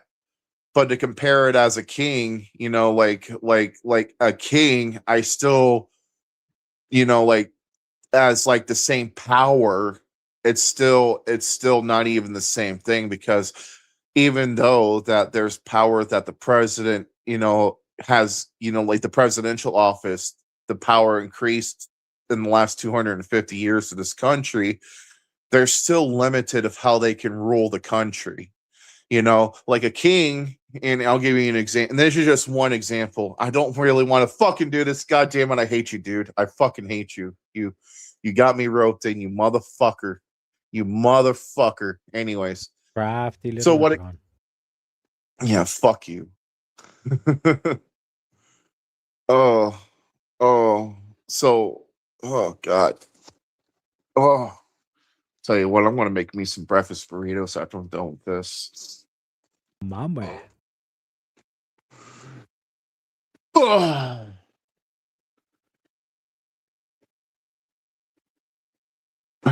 I'm not even sure. I got to go look back on that one. I'm not going to go on that example, because I was going to say that a king can, set treaties up for all the countries, and I forgot that. Fuck, I got to go research that, because I think it's fuck. I forgot. I think the president does actually set treaties with other countries. I need to let me reevaluate that one so I can bring it up in the future, because I forgot who sets up treaties at this moment. That's a good one. I really need to touch up on. But there's still limitations that a president does have, like, now let me ask you something. Does the monarch, so like a monarch system, do they have like a system where they can impeach a king? Do they have that? Yeah. like the whole idea was that the founding fathers wanted a system based on meritocracy, not bloodline. Yeah. Which, yeah, okay, cool. But a non-hereditary like king, as in they're voted in. It's not just because they were born to the right family or whatever. It's like, for realsies, this is voted in by the population, and like they're basically, like, think of Rome, like Caesar. Do you know what I mean? Like, that was a democratic process, apparently. But like, that's basically what you're aiming towards, or your guiding principle is here. You know what I mean? So you're still kind of like within the same kind of like mindset of, and this is why, like, if you look at what they've been doing with the role of the president, just gradually been stacking on more and more powers for the president over the years, both sides, both Democrats and Republicans. And from this aspect, it's like, okay, you don't call him a king, but he's basically your king. You know what I mean? And at this point, why not just like actually embrace it? Because if you embrace it, like if you embrace royalty, then you're embracing that idea of nobility, and then also having some sort of aspect of, this is who represents our culture. Well, you agree a lot of Americans are idiots. Yeah. Okay, there you go. They don't know what they're talking about if they're willing to ushering a king. They're idiots. They're retards. That's not an argument. Like, because again, like, I could just do the same thing for democracy. It's like, okay, everybody's a retard. Why would you value democracy?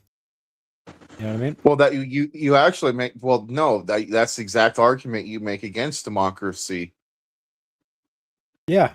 So, like, you using the argument against democracy for monarchy, is that how? No, I'm just saying.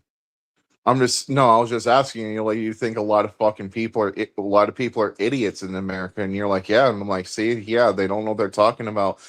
If those idiots are saying that they're willing to accept a figurehead like Trump as the image of a king, you know what I mean? They're just idiots. They're completely stupid.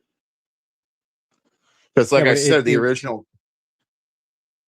Oh. But like, it wouldn't go against like the constitutional principle that like you'd still hold the king as like a meritocratic system. You know what I mean? Wait, what? If the king is based on a meritocratic system, like, that doesn't interfere with the Constitution. Like, the original stated goal of the Constitution is that to make sure that it's based on a meritocracy, not just the bloodline. You know what I mean? Yeah, so therefore there's no king. We wouldn't have a king. We would have a president. Okay, what about a Caesar? Should America have a Caesar? We're not Russia. I think you might be getting Not Russia Tsar, confused. not Tsar, Caesar. No, a Tsar is Caesar. It's used. Yeah, Rome. It's synonymous. It's literally synonymous. Yeah, like, when you're talking about Tsar, you're specifically talking about Russia. But when I said Caesar, you're specifically talking about Rome. So, like, the whole aspect of having a Caesar. What's wrong with that? Yeah, because we're not Russia, because we don't model. Okay, I'm probably straw manning what you're actually trying to say here. Okay,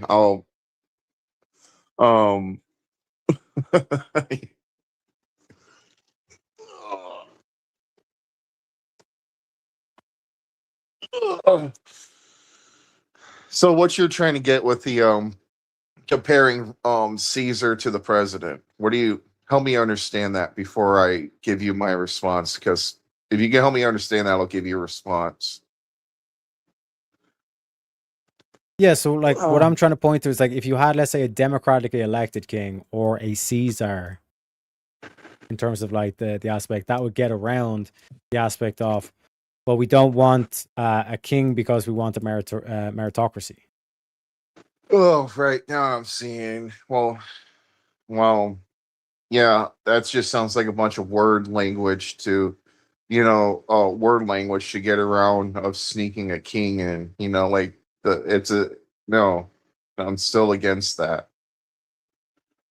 No, you pulled up the Constitution and said the reason why it's un-American and all this kind of stuff is because of the Constitution. And then, like I said, when I pull up the article thing, basically saying the founding fathers' intent was America to be ruled by a meritocratic system. But you can have a meritocratic system where it's a king is like elected rather than like just given it by bloodline. So based on that, that's not un-American. That's still meritocratic. Well, you're misrepresenting. Well, hold on, you're misrepresenting the founding fathers, though. I'm not. I know what you're trying to get at, but you're misrepresenting what that whole thing entails. Meritocracy still has rules. It still has boundaries. You just can't go and say that it's a meritocracy. So like we don't want a king, but we can install some. This argument's kind of losing me a little bit now because what does meritocratic mean? People who are best suited for the position. Yeah. And when you look at the likes of AOC, is she best suited for her position? Well, that's because she isn't. But that's not the point though. That's besides the point. That's besides the point. How so?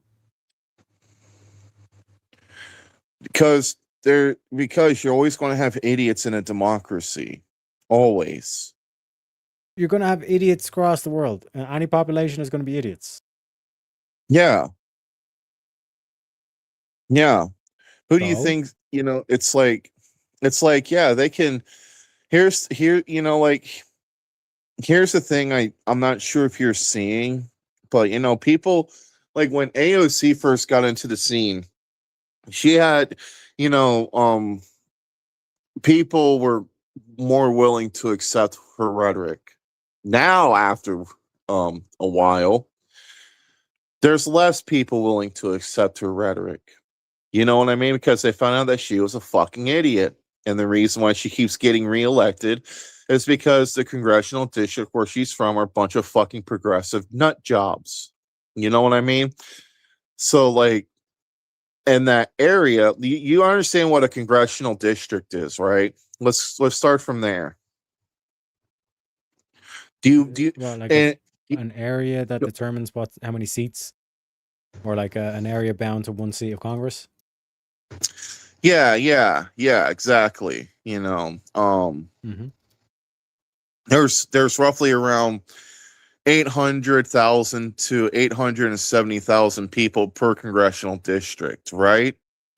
And this is where, so we have 435 seats in the House of Representatives. 435 seats. That's a lot. With give or take 10 of those seats are from our territories like Puerto Rico, Virgin Islands, Guam, and so on.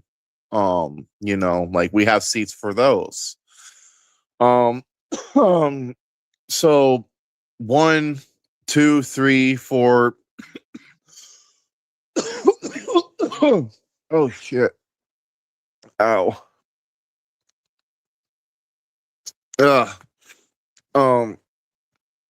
So like you have more margin for error in that, like it's kind of fucking baffling that damn near half like the Congress is just like split down the fucking middle. It just bothers me. Like you're really going to have a political party that's they're just brainwashed. They really are. People who keep voting blue, they're just brainwashed, or they fell for the rhetoric. Like oh god, my head. Ow. Oh. Yeah, but to bring it back on point, Mango's like basically like what we're talking about here is that like the original framers of the Constitution, their intent was that America would be a meritocratic system. And when you look at the current system, it's not producing people based on merit. You know what I mean? Yeah. But there's Which would then rules. kind of Again, like, well, no, because here's the thing that basically destroys the Constitution. Basically, that experiment that the founding fathers created with that Constitution has failed because you have people getting into office not based on merit. So at that stage, the Constitution has failed. well, only way people can run for office if they're willing to run for office, right? Yeah. Okay, so in that case, it was Aristotle. Remember what he said, that if no wise people or statesmen, no wise statesman would to step up and take a position to their country, someone else will, and that'll increase the odds of an idiot to come in there and take your place, right? Yeah, the punishment for not being willing to govern when capable is to be governed by people incapable. Yeah, that's exactly the issue there. Yes, so the Constitution has failed. Correct? No. No. Okay, why hasn't the Constitution failed? Because the Constitution is still active. No. That's like, just because, like, for example, like there could be clear violations of the Constitution being done in America, but they still say that that's the Constitution of America. Doesn't mean they follow it, but it also means that the Constitution has failed. The main goal, like, what is the main goal of the Constitution when the forefathers created it? To set rules and boundaries.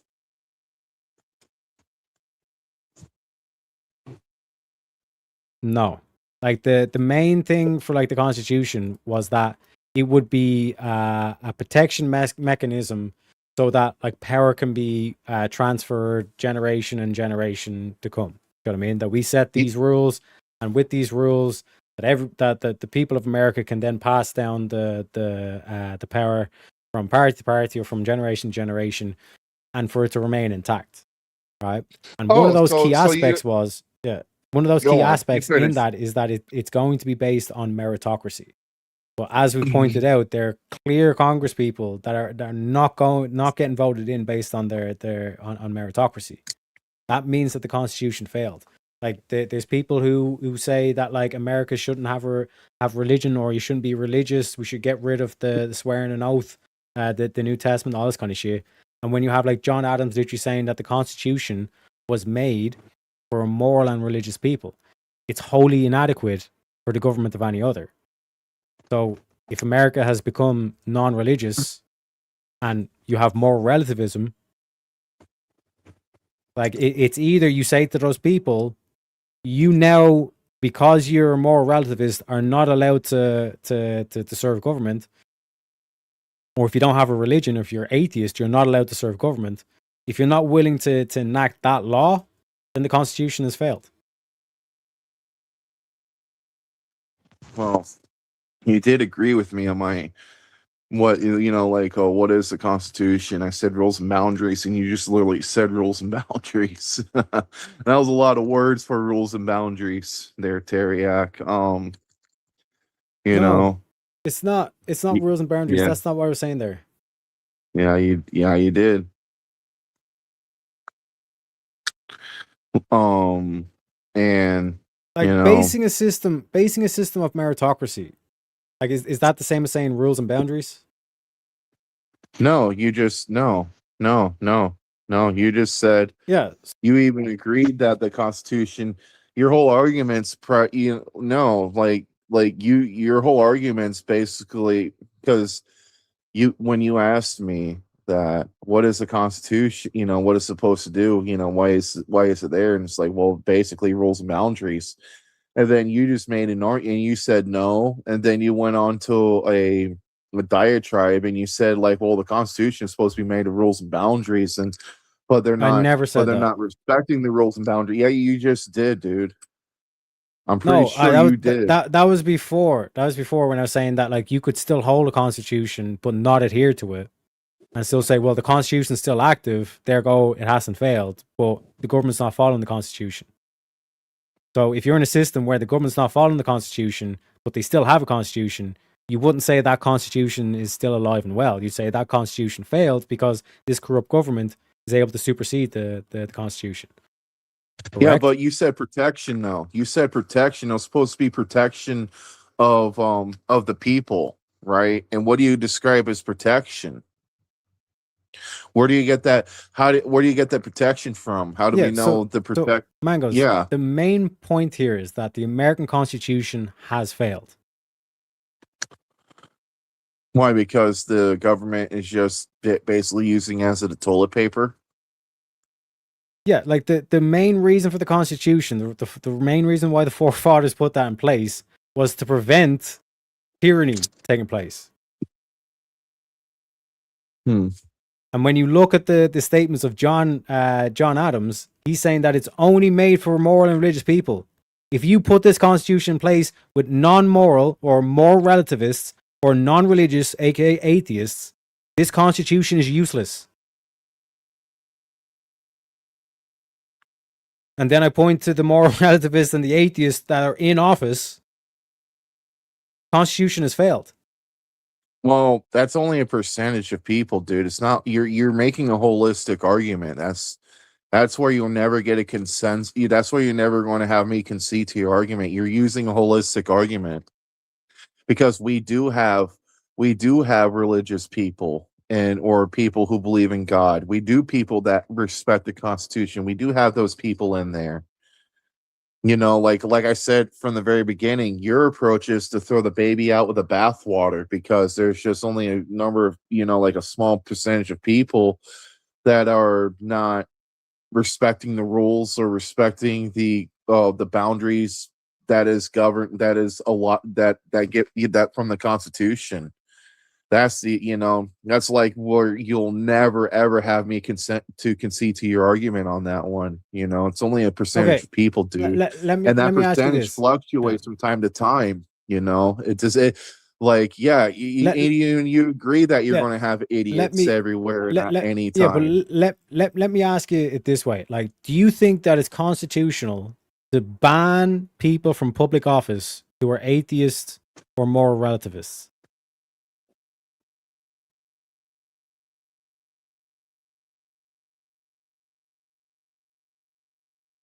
That's what I'm saying, Puchin. Like that's what I'm trying to. But anyways, no, I know.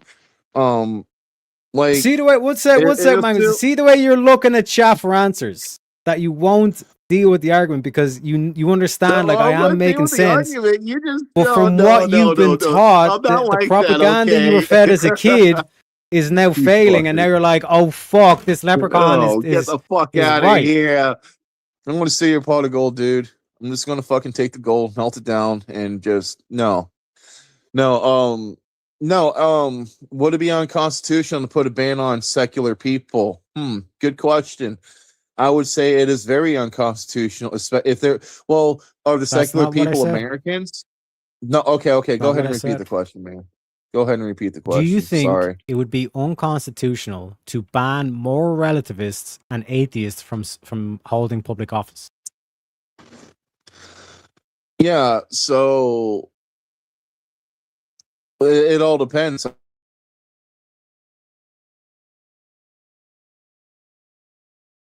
Mangos? We lost you again, Mangos. What, hello? Yeah, we lost you. Basically just said it all depends and then it cut out. Can you hear me? Oh, fuck. Yeah, I can hear. Dude, technology has been fucking weird. I hear you, man. Yeah.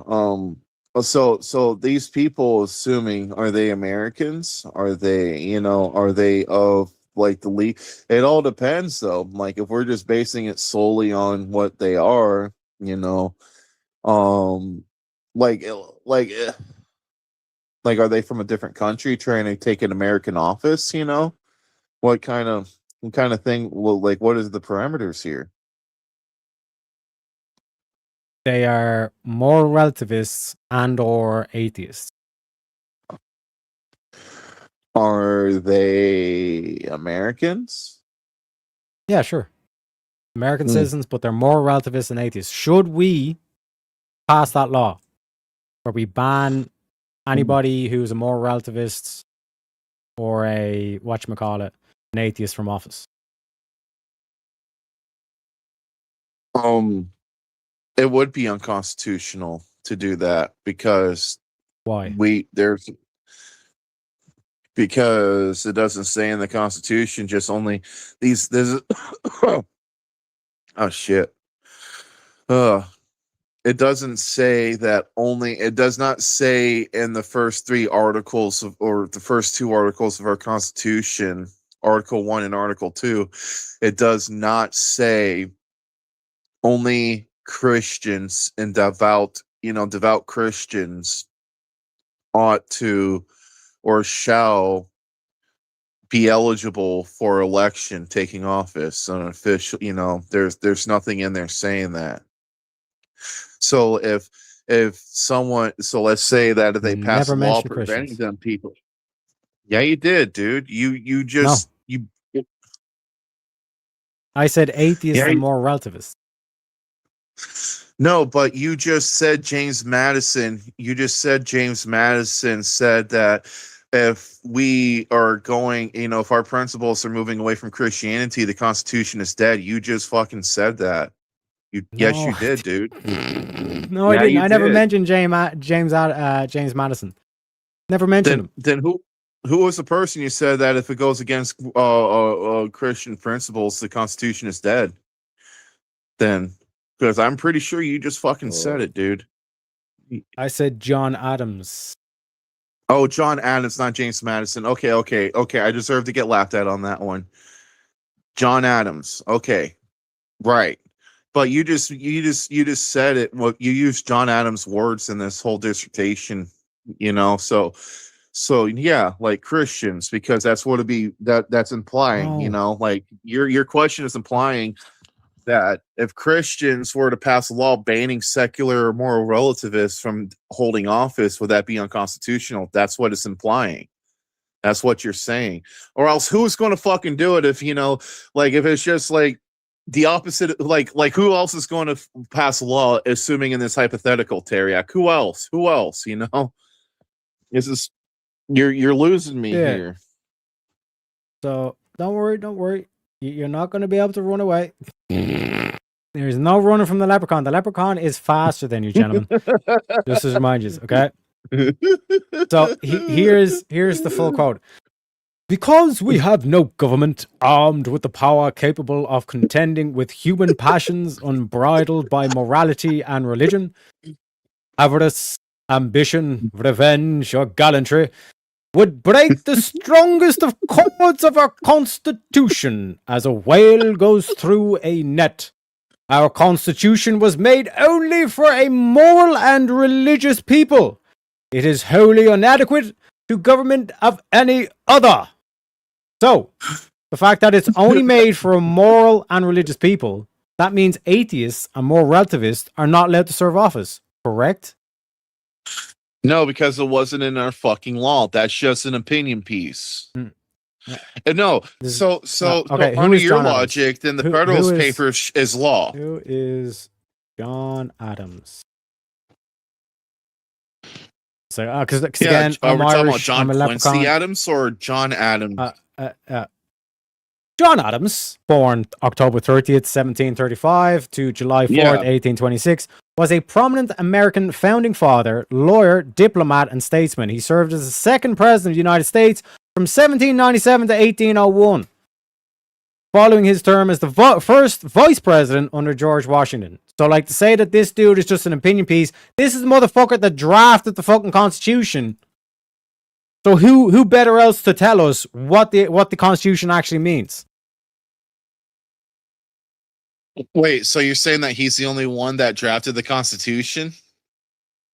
No, I'm saying here's a direct quote from a founding father that the reason why we made the Constitution was only because we had moral and religious people. If your people are no longer moral and religious, the Constitution is fucking useless. Ergo, it has failed. So under your logic, the Federalist Papers is the same has the same power as the law because James Madison wrote them, right? No. It's a stupid argument. This is literally a dumb argument. The reason why this argument holds, because you, sir, are the one that said the Constitution. That's what makes us American and all this kind of stuff. My Constitution, my Constitution, my Constitution. But I literally give you a founding father, and I tell you this is what the founding fathers thought. This is why they put the Constitution together. And based on John Adams' words right there, you should be able to ban atheists and moral relativists from office. But you don't have the cojones to say, yeah, that's what we should do. He said. Well, no, it's just to clarify, just to clarify, this does not mean Christians only. Like when he says religious people, it could be a Jew, it could be a Christian, it could even be a Satanist. So long as they're moral and religious, they're allowed to serve office. If they're not moral or religious, there you go. They're not allowed to serve office. Now you gave me the reputation, not Christians. Okay, there you go. Finally, we're getting somewhere. Good job, Teriak. I'm glad you're getting up to speed here with the argument. I'm getting still, up to speed. It still would be unconstitutional because it wasn't written in our Constitution in the same format as John Adams. That's why. Like even you agreed that the Constitution, the American Constitution, is the law of the land here in America. And the only way, now that would have been different. Yeah, but it's not. Okay. Oh, don't worry. I got you as well, right? So let's say you write a book, Mangos, right? And then 250 years later, I come along and say, actually, what this means is this. This book actually means this, right? And then you basically are like already wrote something 250 years ago saying, if anybody comes along and says this, they're fucking lying. Who should we trust, me or you? My words or your words? What are you talking about? Yeah, what you're trying to do is you think that you know the Constitution better than John Adams. I'm giving you John Adams' direct words, saying that this can only be used for moral and religious people. And then I give you the situation of people who are like, no, that I has give you the people, nothing to do with the I argument. give you a subsect of people who are not moral nor religious. And I said these should be banned from office, correct? And you said no. That shows me you don't understand what the meaning behind the Constitution is. That's a straw man that ever straw man to a straw man that straw man. No, dude. Okay, how is it a straw man? Because you're just making shit up now. How am I making shit up? Because you did because you disregarded your own logic when I brought James Madison and the Federalist Papers in. That's why. No. You just did. And now you're just running away. You're running away. No, because under your logic, what was the example? Under your logic, the opinion of a founding father should hold the same weight as the law. I bring James Madison in with the Federalist Papers, and you said no. So that's where you're wrong on that one. What I'm saying is, when you look at the meaning or the intent behind the Constitution, you should look to the people who wrote it. Correct? Yeah, exactly. And so bringing up one sec. Bringing up other papers or other documents is irrelevant because you're the one who first enacted or evoked the Constitution. You know what I mean? And I'm like, okay, let's look at the Constitution. Let's look at the meaning behind it. Let's look at the founding fathers. What did they say? And they said, if they're not moral or religious, the Constitution's inadequate. So then I say to you, non-moral and non-religious people should be banned from holding public office, and you say no. Dude, you're in contradiction of your argument. The contradiction is that you used John Adams of a paragraph of what he said a few hundred years ago, and then my argument was that, okay, if it's the case that we're going to use the opinion of a founding father of America, then I bring in John Adams, and you said, no, that's not the same. That's you're the wrong. contradiction. You're wrong. No, the straw I'm man not. is that the straw man is that I'm making an argument based on the Constitution. I did not make the argument based on the Constitution. You're the one that made the argument based on the Constitution. So then we go to, okay, what did the founding fathers say about the Constitution? Trying to bring in the Federalist Papers is like that again, is you trying to bring in a secondary document because again, the Constitution has failed you, which proves my point. Well, that's an opinion, not fact, though. That's the problem. And you did the same thing of what you're accusing me. That's where the contradiction is. How is it opinion? You're doing what you're accusing me of. That's the contradiction. Okay, what am I accusing you of? You're accusing me of using a third-party person into an argument when you did the same thing. You just said it. No. Yes. You're trying to move on to the you're trying to move on to the Federalist Papers when we're talking about the Constitution. And do you think that what is the Federalist Papers, Teriak? Irrelevant to the conversation. No. You're telling me that it wasn't. You're trying to bring in a red herring. You're telling me. Well, you just did a red herring. So again, you're in contradiction. So I get to go. So I get to go off by your. You said that I'm accusing you of what you're accusing me of, and you literally just done that right there.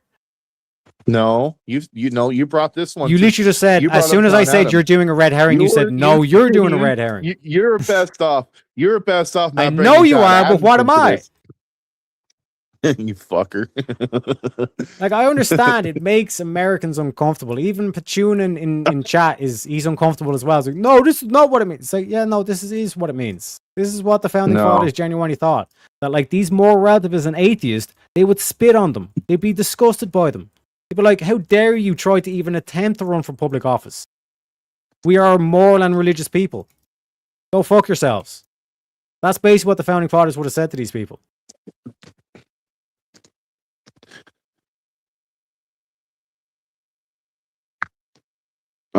Anything else?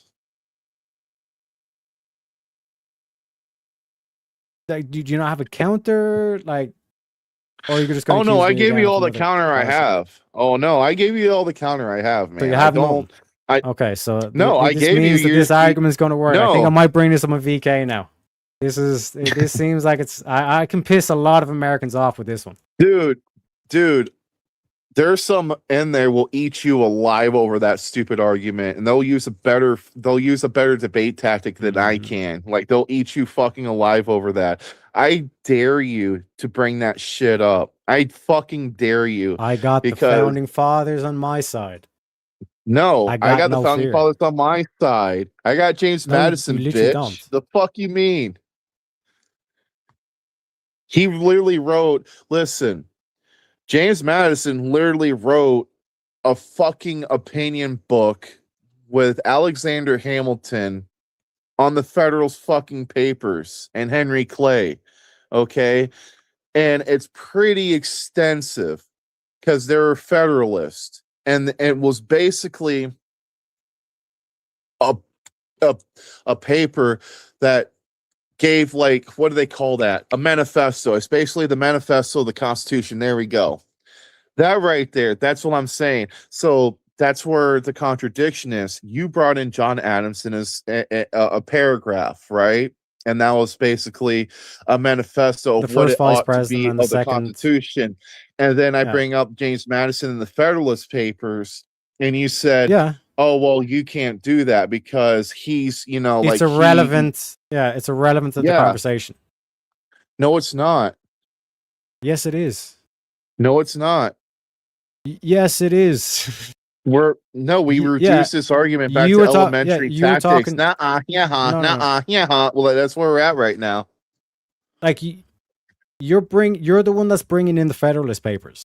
And you're the one who's bringing in founding fathers. Listen, Mangos. Listen to the actual argument, okay?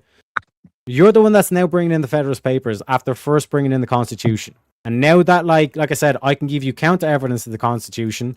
You're now saying you're now trying to run to the Federalist Papers. But I'm pretty sure if I dig into these Federalist Papers, There'll be nothing in there that would say that what I'm saying in terms of banning moral relativists and atheists from office is unconstitutional.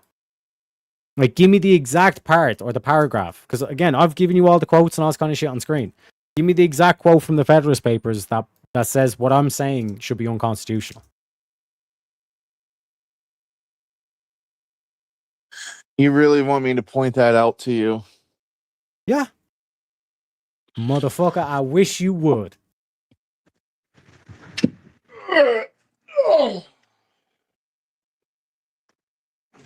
It's in our Constitution, though. I mean, you can run for office. It doesn't say only religious people. It does. That's where your argument stops. That's where the argument stops.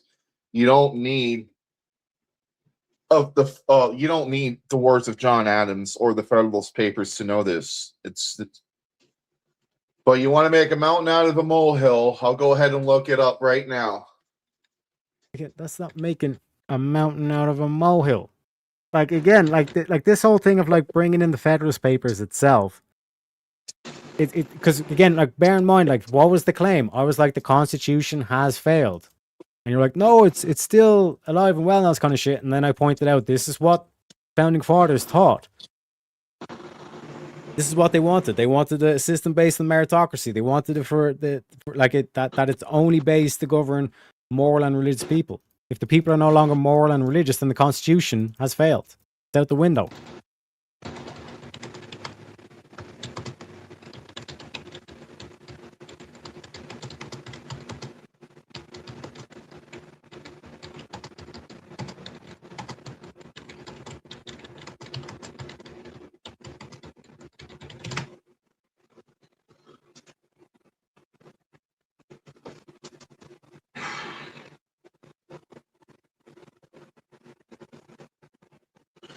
All right, listen here, fuck nut. Constitutional.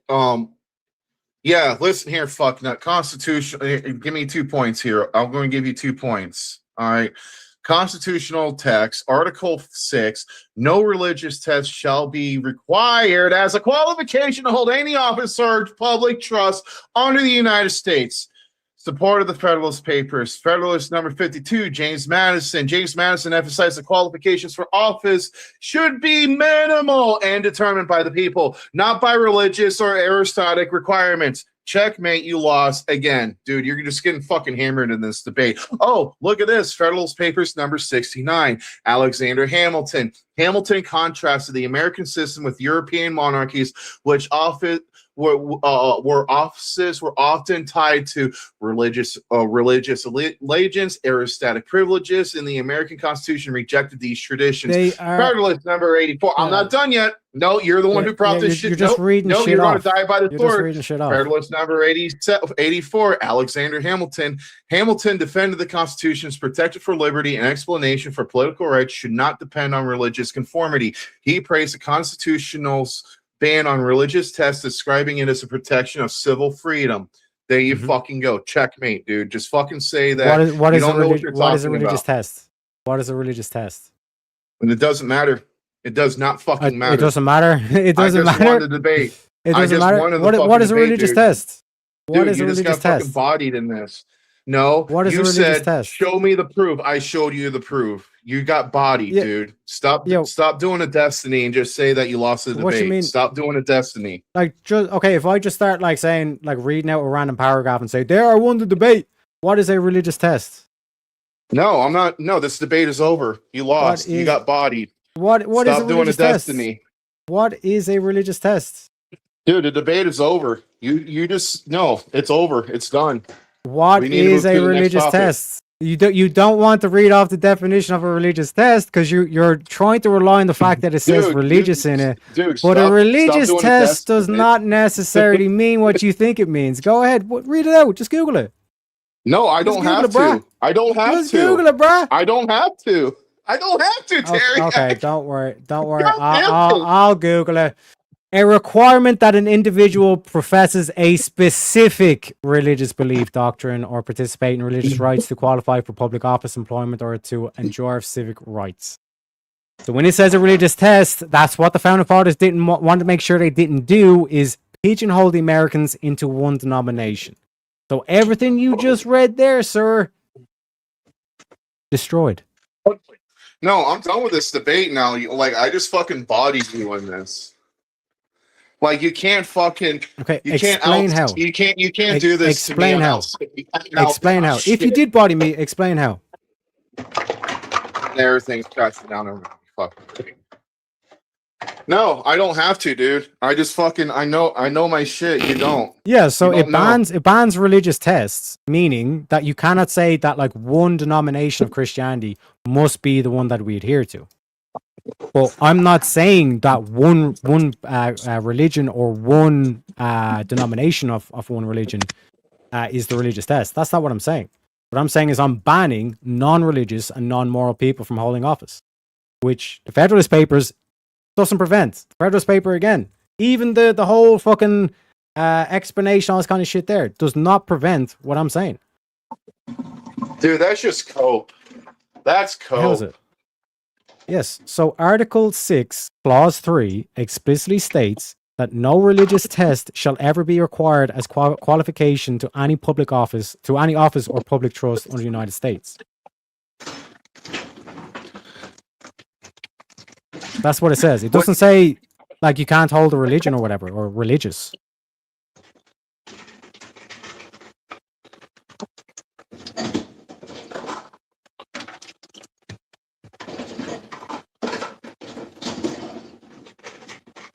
Shit, English fit.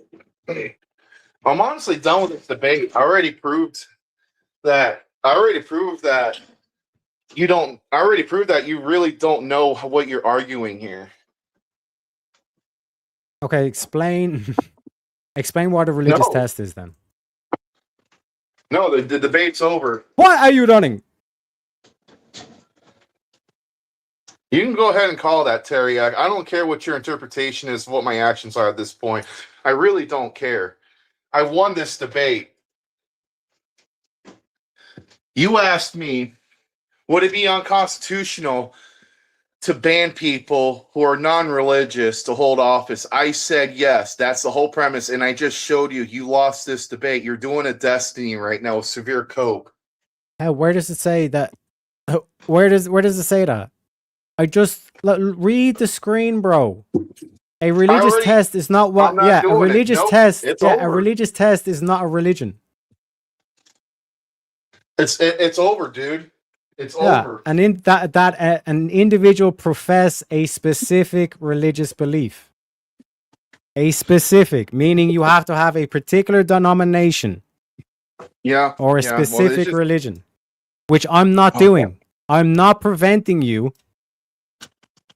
I'm not mandating that it has to be a particular denomination or a particular doctrine. I'm just simply saying that you have to have a religious document. Just for the record, I'm taking another shit.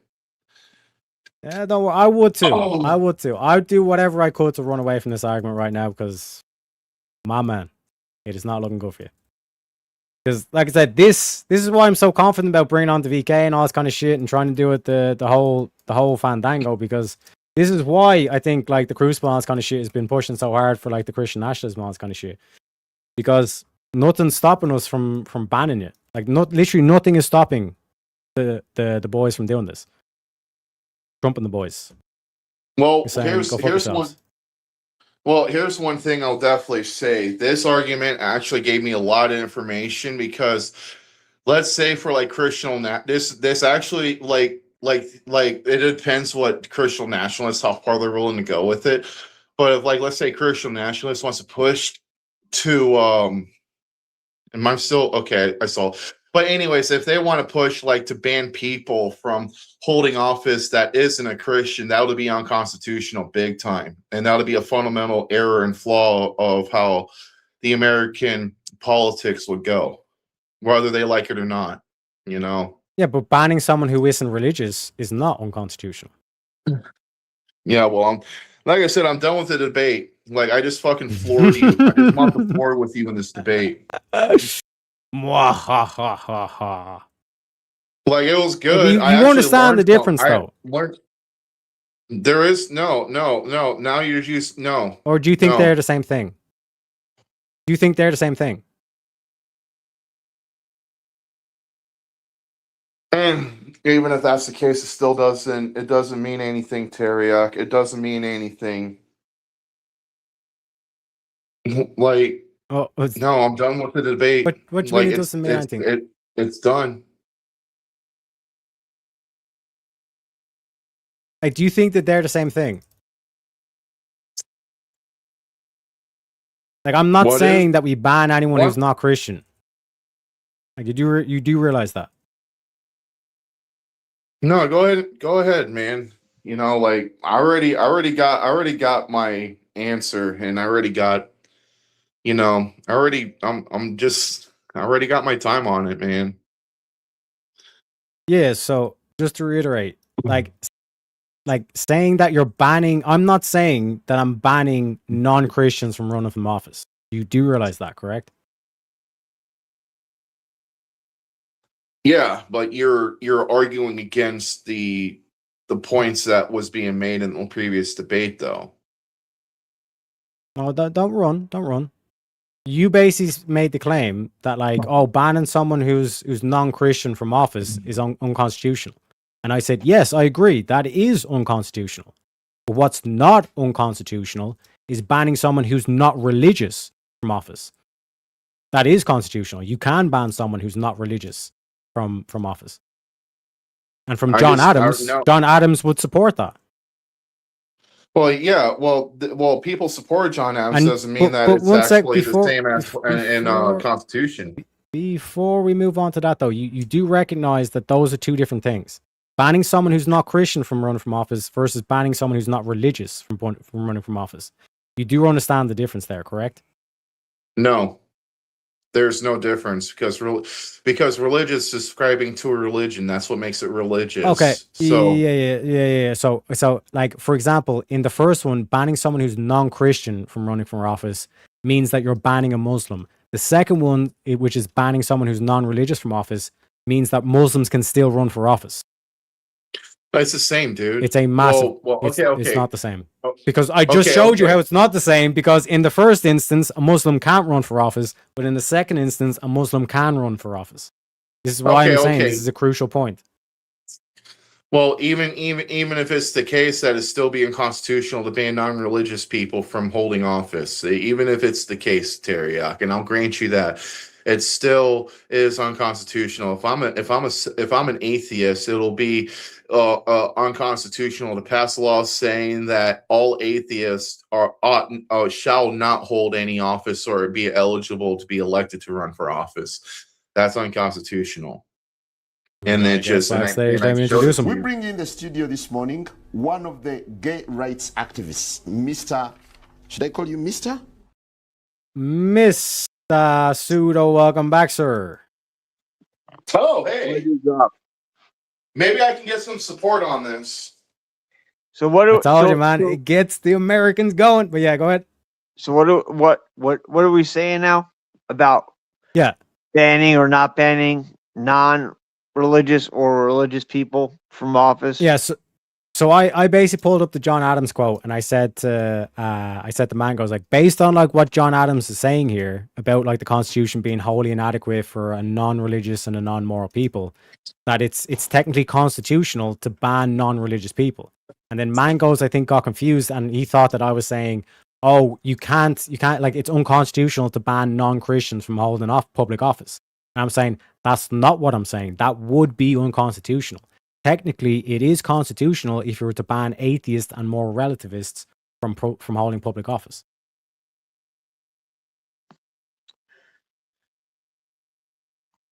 As far as constitutional, sorry, you go ahead, Studo. What's that? Dude, I'm sorry. I thought. Yeah, go ahead, dude. I'm muting because I'm about to cook some food.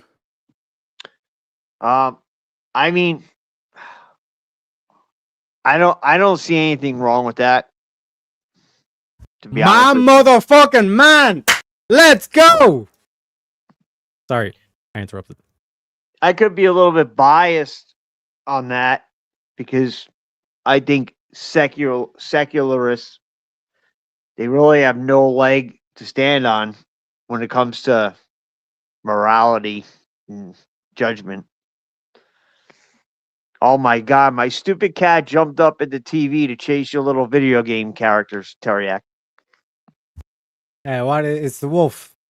It's a cute wolf. I'm not gonna lie. It is. It got purple eyes. It got a purple shield. She goes the after looks on point. tigers and bears on the screen. If in her mind, she's looking at them, they're smaller than she is, she goes after them. She's semi-retarded. I still love her, but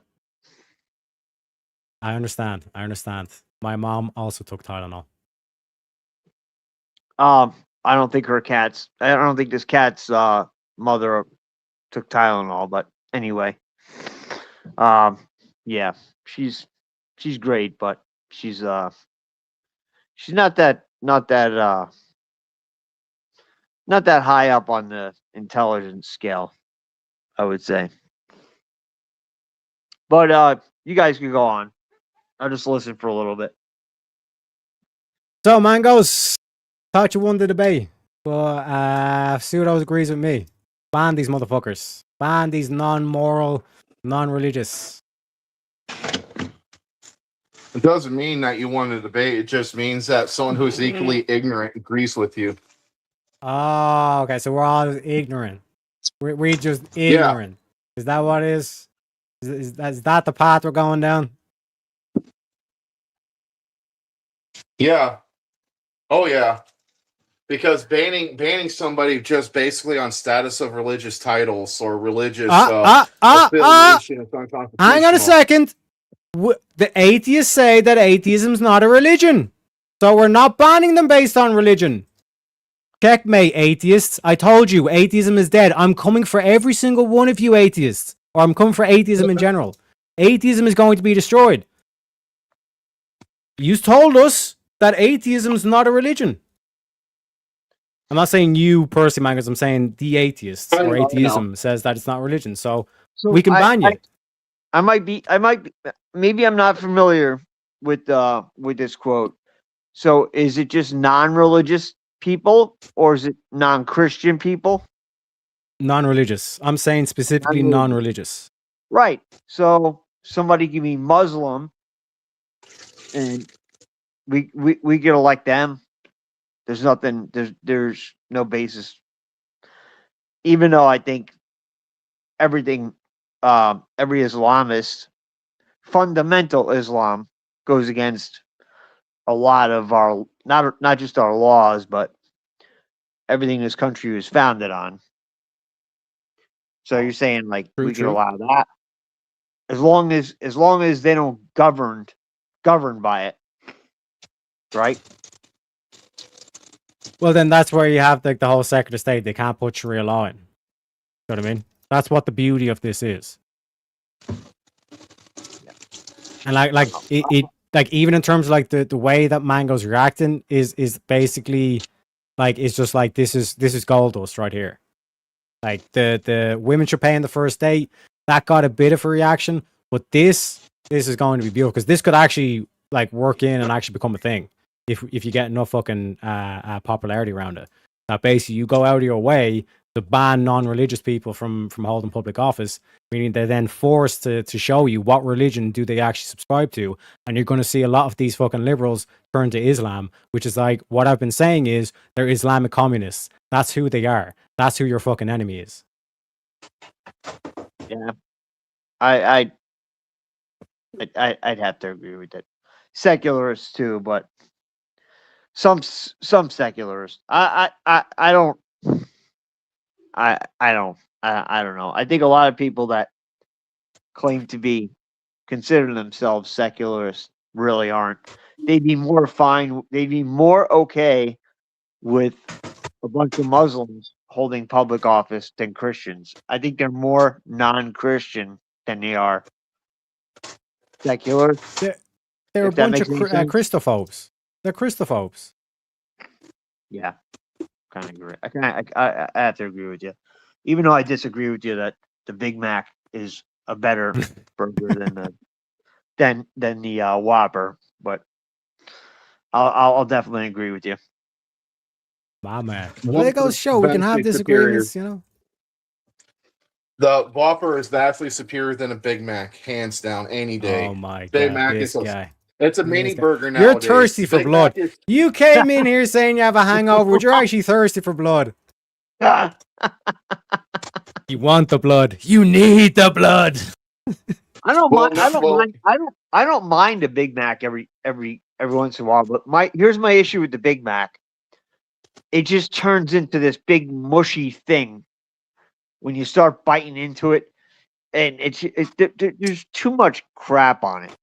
You know what I mean? Like when I make a burger, I'll just chop up a little bit of lettuce, okay, a little bit of red onion, and I add just a tiny bit of chopped pickles in it, so you get the juice from the kosher dills in there.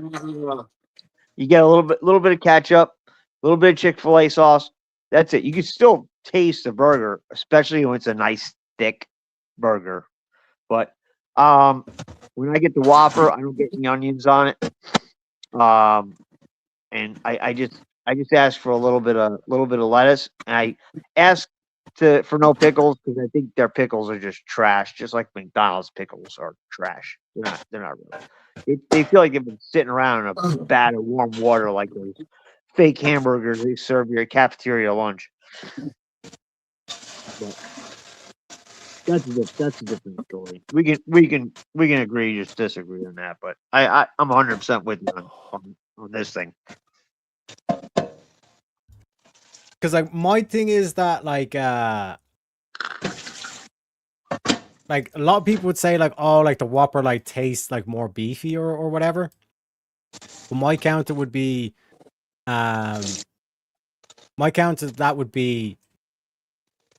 like when you eat the Big Mac, like you're eating it for the specific taste, and the specific taste of it, like the beef complements the pickles, which complements the sauce and all this kind of stuff. And like you're kind of saying there, it's not really like what you'd want with like you're kind of describing like your thick burger and like probably here's the thing. a strong beefy taste to it and all this kind of shit. Whereas I'd kind of say, yeah, go ahead.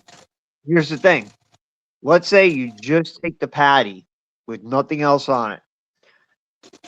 You're going to tell me if you bite into just the patty that's on a Big Mac, it doesn't taste better than just the patty that's no, I'm sorry. I had that reverse. If you take the patty that's on a Whopper, it's not going to taste better than just the patty that's on the Big Mac.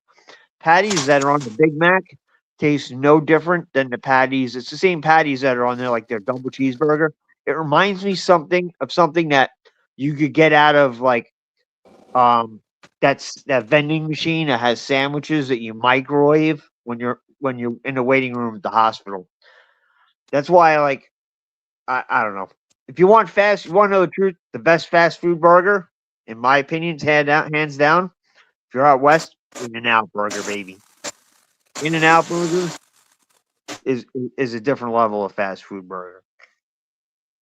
And I got a weakness for the old White Castle. In the past 20 years, it's been just horrible. Horrible. Like that's my thing. Like when it comes to like a burger itself, it would be the smash burger. But if I was to kind of factor in, okay, what would be the best franchise burger, I'd have to give it to the Big Mac, because like I'm not considering the patties, because I'd probably put the Whopper patty and the Big Mac patty on in around the same level. You know what I mean? Yeah. That's why before, like I really didn't want to argue with somebody that considers himself, not you, the other guy, who considers himself a fast food aficionado. I've won awards for my chili. I've won awards for my brisket. I've won awards for my chuck roast. This is all local stuff. Do you know? You ever watch that show? What the hell is it called? Pitmasters. It's a barbecue show where they have the cook-offs. Myron Dixon is one of the judges. They got a few judges. It's usually down south. Everything's smoked. It's like baby back ribs, Or brisket, you got to put everything neat. They go by your presentation. I think all that's nonsense, but I have a friend from South Carolina. He used to go to those cook-offs because at the end, those judges will make their ribs, they'll make their brisket, and serve you some of it. Same with you ever have the muffin tin bone in, skin on chicken breasts in the smoker where they put them in muffin tins. You peel the skin back, and you put your seasoning on it, and then you put the skin back. You season that, fold it back over, and you can bite through it, and you're biting through the skin, and it's not chewy, it's not rubbery. It's a perfect bite through skin. It's that type of thing. He's tried like my food, and he's like, dude, he's like, this is up there. You should enter those competitions. And it's like, well, I can't because I don't have a brand. I don't own a restaurant or anything, or a, you know. But anyway, to each his own. Different people have different palates. I get that. Brisket's a tough one because there's no way to look at it's a one cut of meat. There's no way to look at it and pick it and know how it's going to turn out. I've had some I'm like, wow, this looks real good. I trim the fat cap perfect. I do everything right, and it'll just come out dry. The only exception to that is if you spend like $160 on like a 15-pound gold level from like Snake River Farms, like a Wagyu brisket, the liquefied fat, you put it in the fridge and it stays clear. You know how like beef fat turns like that whitish color and kind of cakes up when you put it in the fridge? You make a Wagyu brisket and it just never hardens up. It stays this liquefied. It's like crystal clear. It's unbelievable. It's worth the money. You'd have to try it sometime. Oh yeah, it's because it's like literally the fat is literally marbled all over it. Like that's why Wagyu is like so like highly sought after, because it's like it's just the perfect distribution of fat across the protein. So like every single bite is just amazing kind of thing. The Wagyu brisket's not that expensive either. I'm not paying $60 for a Wagyu steak. Because it's just, I don't know. It's not my thing. Like it's a little too much fat. I know it's healthier for you. It's higher in omega 6 fatty acids, even than good grass fed organic grain finished. But $60 for a steak. I mean, maybe if I were Donald Trump, yeah, I'd be buying that stuff. But yeah, I can't afford it. I can still get really good ribeye. I just filled my fridge with my meat freezer down in the basement with 160 something pounds of cow. So I'm freaking set. It looks pretty good. It's worth it just for the ground alone, because you get your filet mignon, you get your ribeye, you get your strip steak. They cut it the way you want. Everything's in 1 pound packages except for the steaks. You get 2 strip steak per package, and it's really thick plastic they vacuum seal it in. You get 2 ribeye steaks per package. They'll cut it to the thickness you want. You get your filet mignon, and it all comes out to the same price. So all my meat, from my ground to the most expensive cut like filet mignon, it all comes out to the same price, about $5.75 a pound. You can't beat it. It's an investment. I look at it as an investment in my health. Like if my daughter says, "Hey, can you help me out this month? I need some food." I'm like, yeah, I'll throw you something from the meat freezer, and it's healthier for you, and it's better than me giving her cash. But I'm going off topic here. I'm sorry. Well, like that's what is we like I said, I think we went 50 minutes over what I intended to be, but like I said, that's what happens when you have a good conversation. Appreciate the debate as always, Mangoes, and Pseudo as well. Do you have any closing thoughts before we wrap up? And you want to give a shout out to any upcoming debates or anything like that, maybe? No. Pray for my recovery of this hangover. I learned, in the debate earlier, I learned, more about my own Constitution and Federalist Papers and all that stuff and how to articulate. So, Teriak, thanks for roping me in, you little trickster fucker. You motherfucker. 100%, bro. I enjoyed it still. My head really fucking hurts. So good show, Teriak, you know. Don't drink so much. Do the liquid IV. Dude, I don't. It works. Dude, I don't fucking get drunk as much anymore. And this is the first time I gotten drunk in a very long time. So, anyways, you guys have a good one. See you later, Leprechaun. See you, Pseudo Master Chef. I'll catch you guys next time. All right, you too, sir. Thanks for stopping by. And Pseudo, any shout outs on you want to say before we head off? No, man, I'm good. Cool beans. Appreciate you all. Thank you very kindly for the donuts. We almost got to the goal, but hey, it is what it is. I wasn't really expecting much today, but like I said, he's absolutely pumped as well. It was a damn good show. We're going to be going into JS as well, so make sure you like, sub, all that good stuff as well. I think he does an open panel, but it's on the Discord as well, so if you guys want to keep the conversation, you can head there. But as we always say, you don't have to go home, but you can't stay here. This was a damn good... That was a damn good show. For more damn good shows, click the video over there or the link in the description box. Oh, you getting pumped up. Don't forget to red pill the morons in the comment section below. This is all BS. It's all a bunch of lies for votes. Yeah.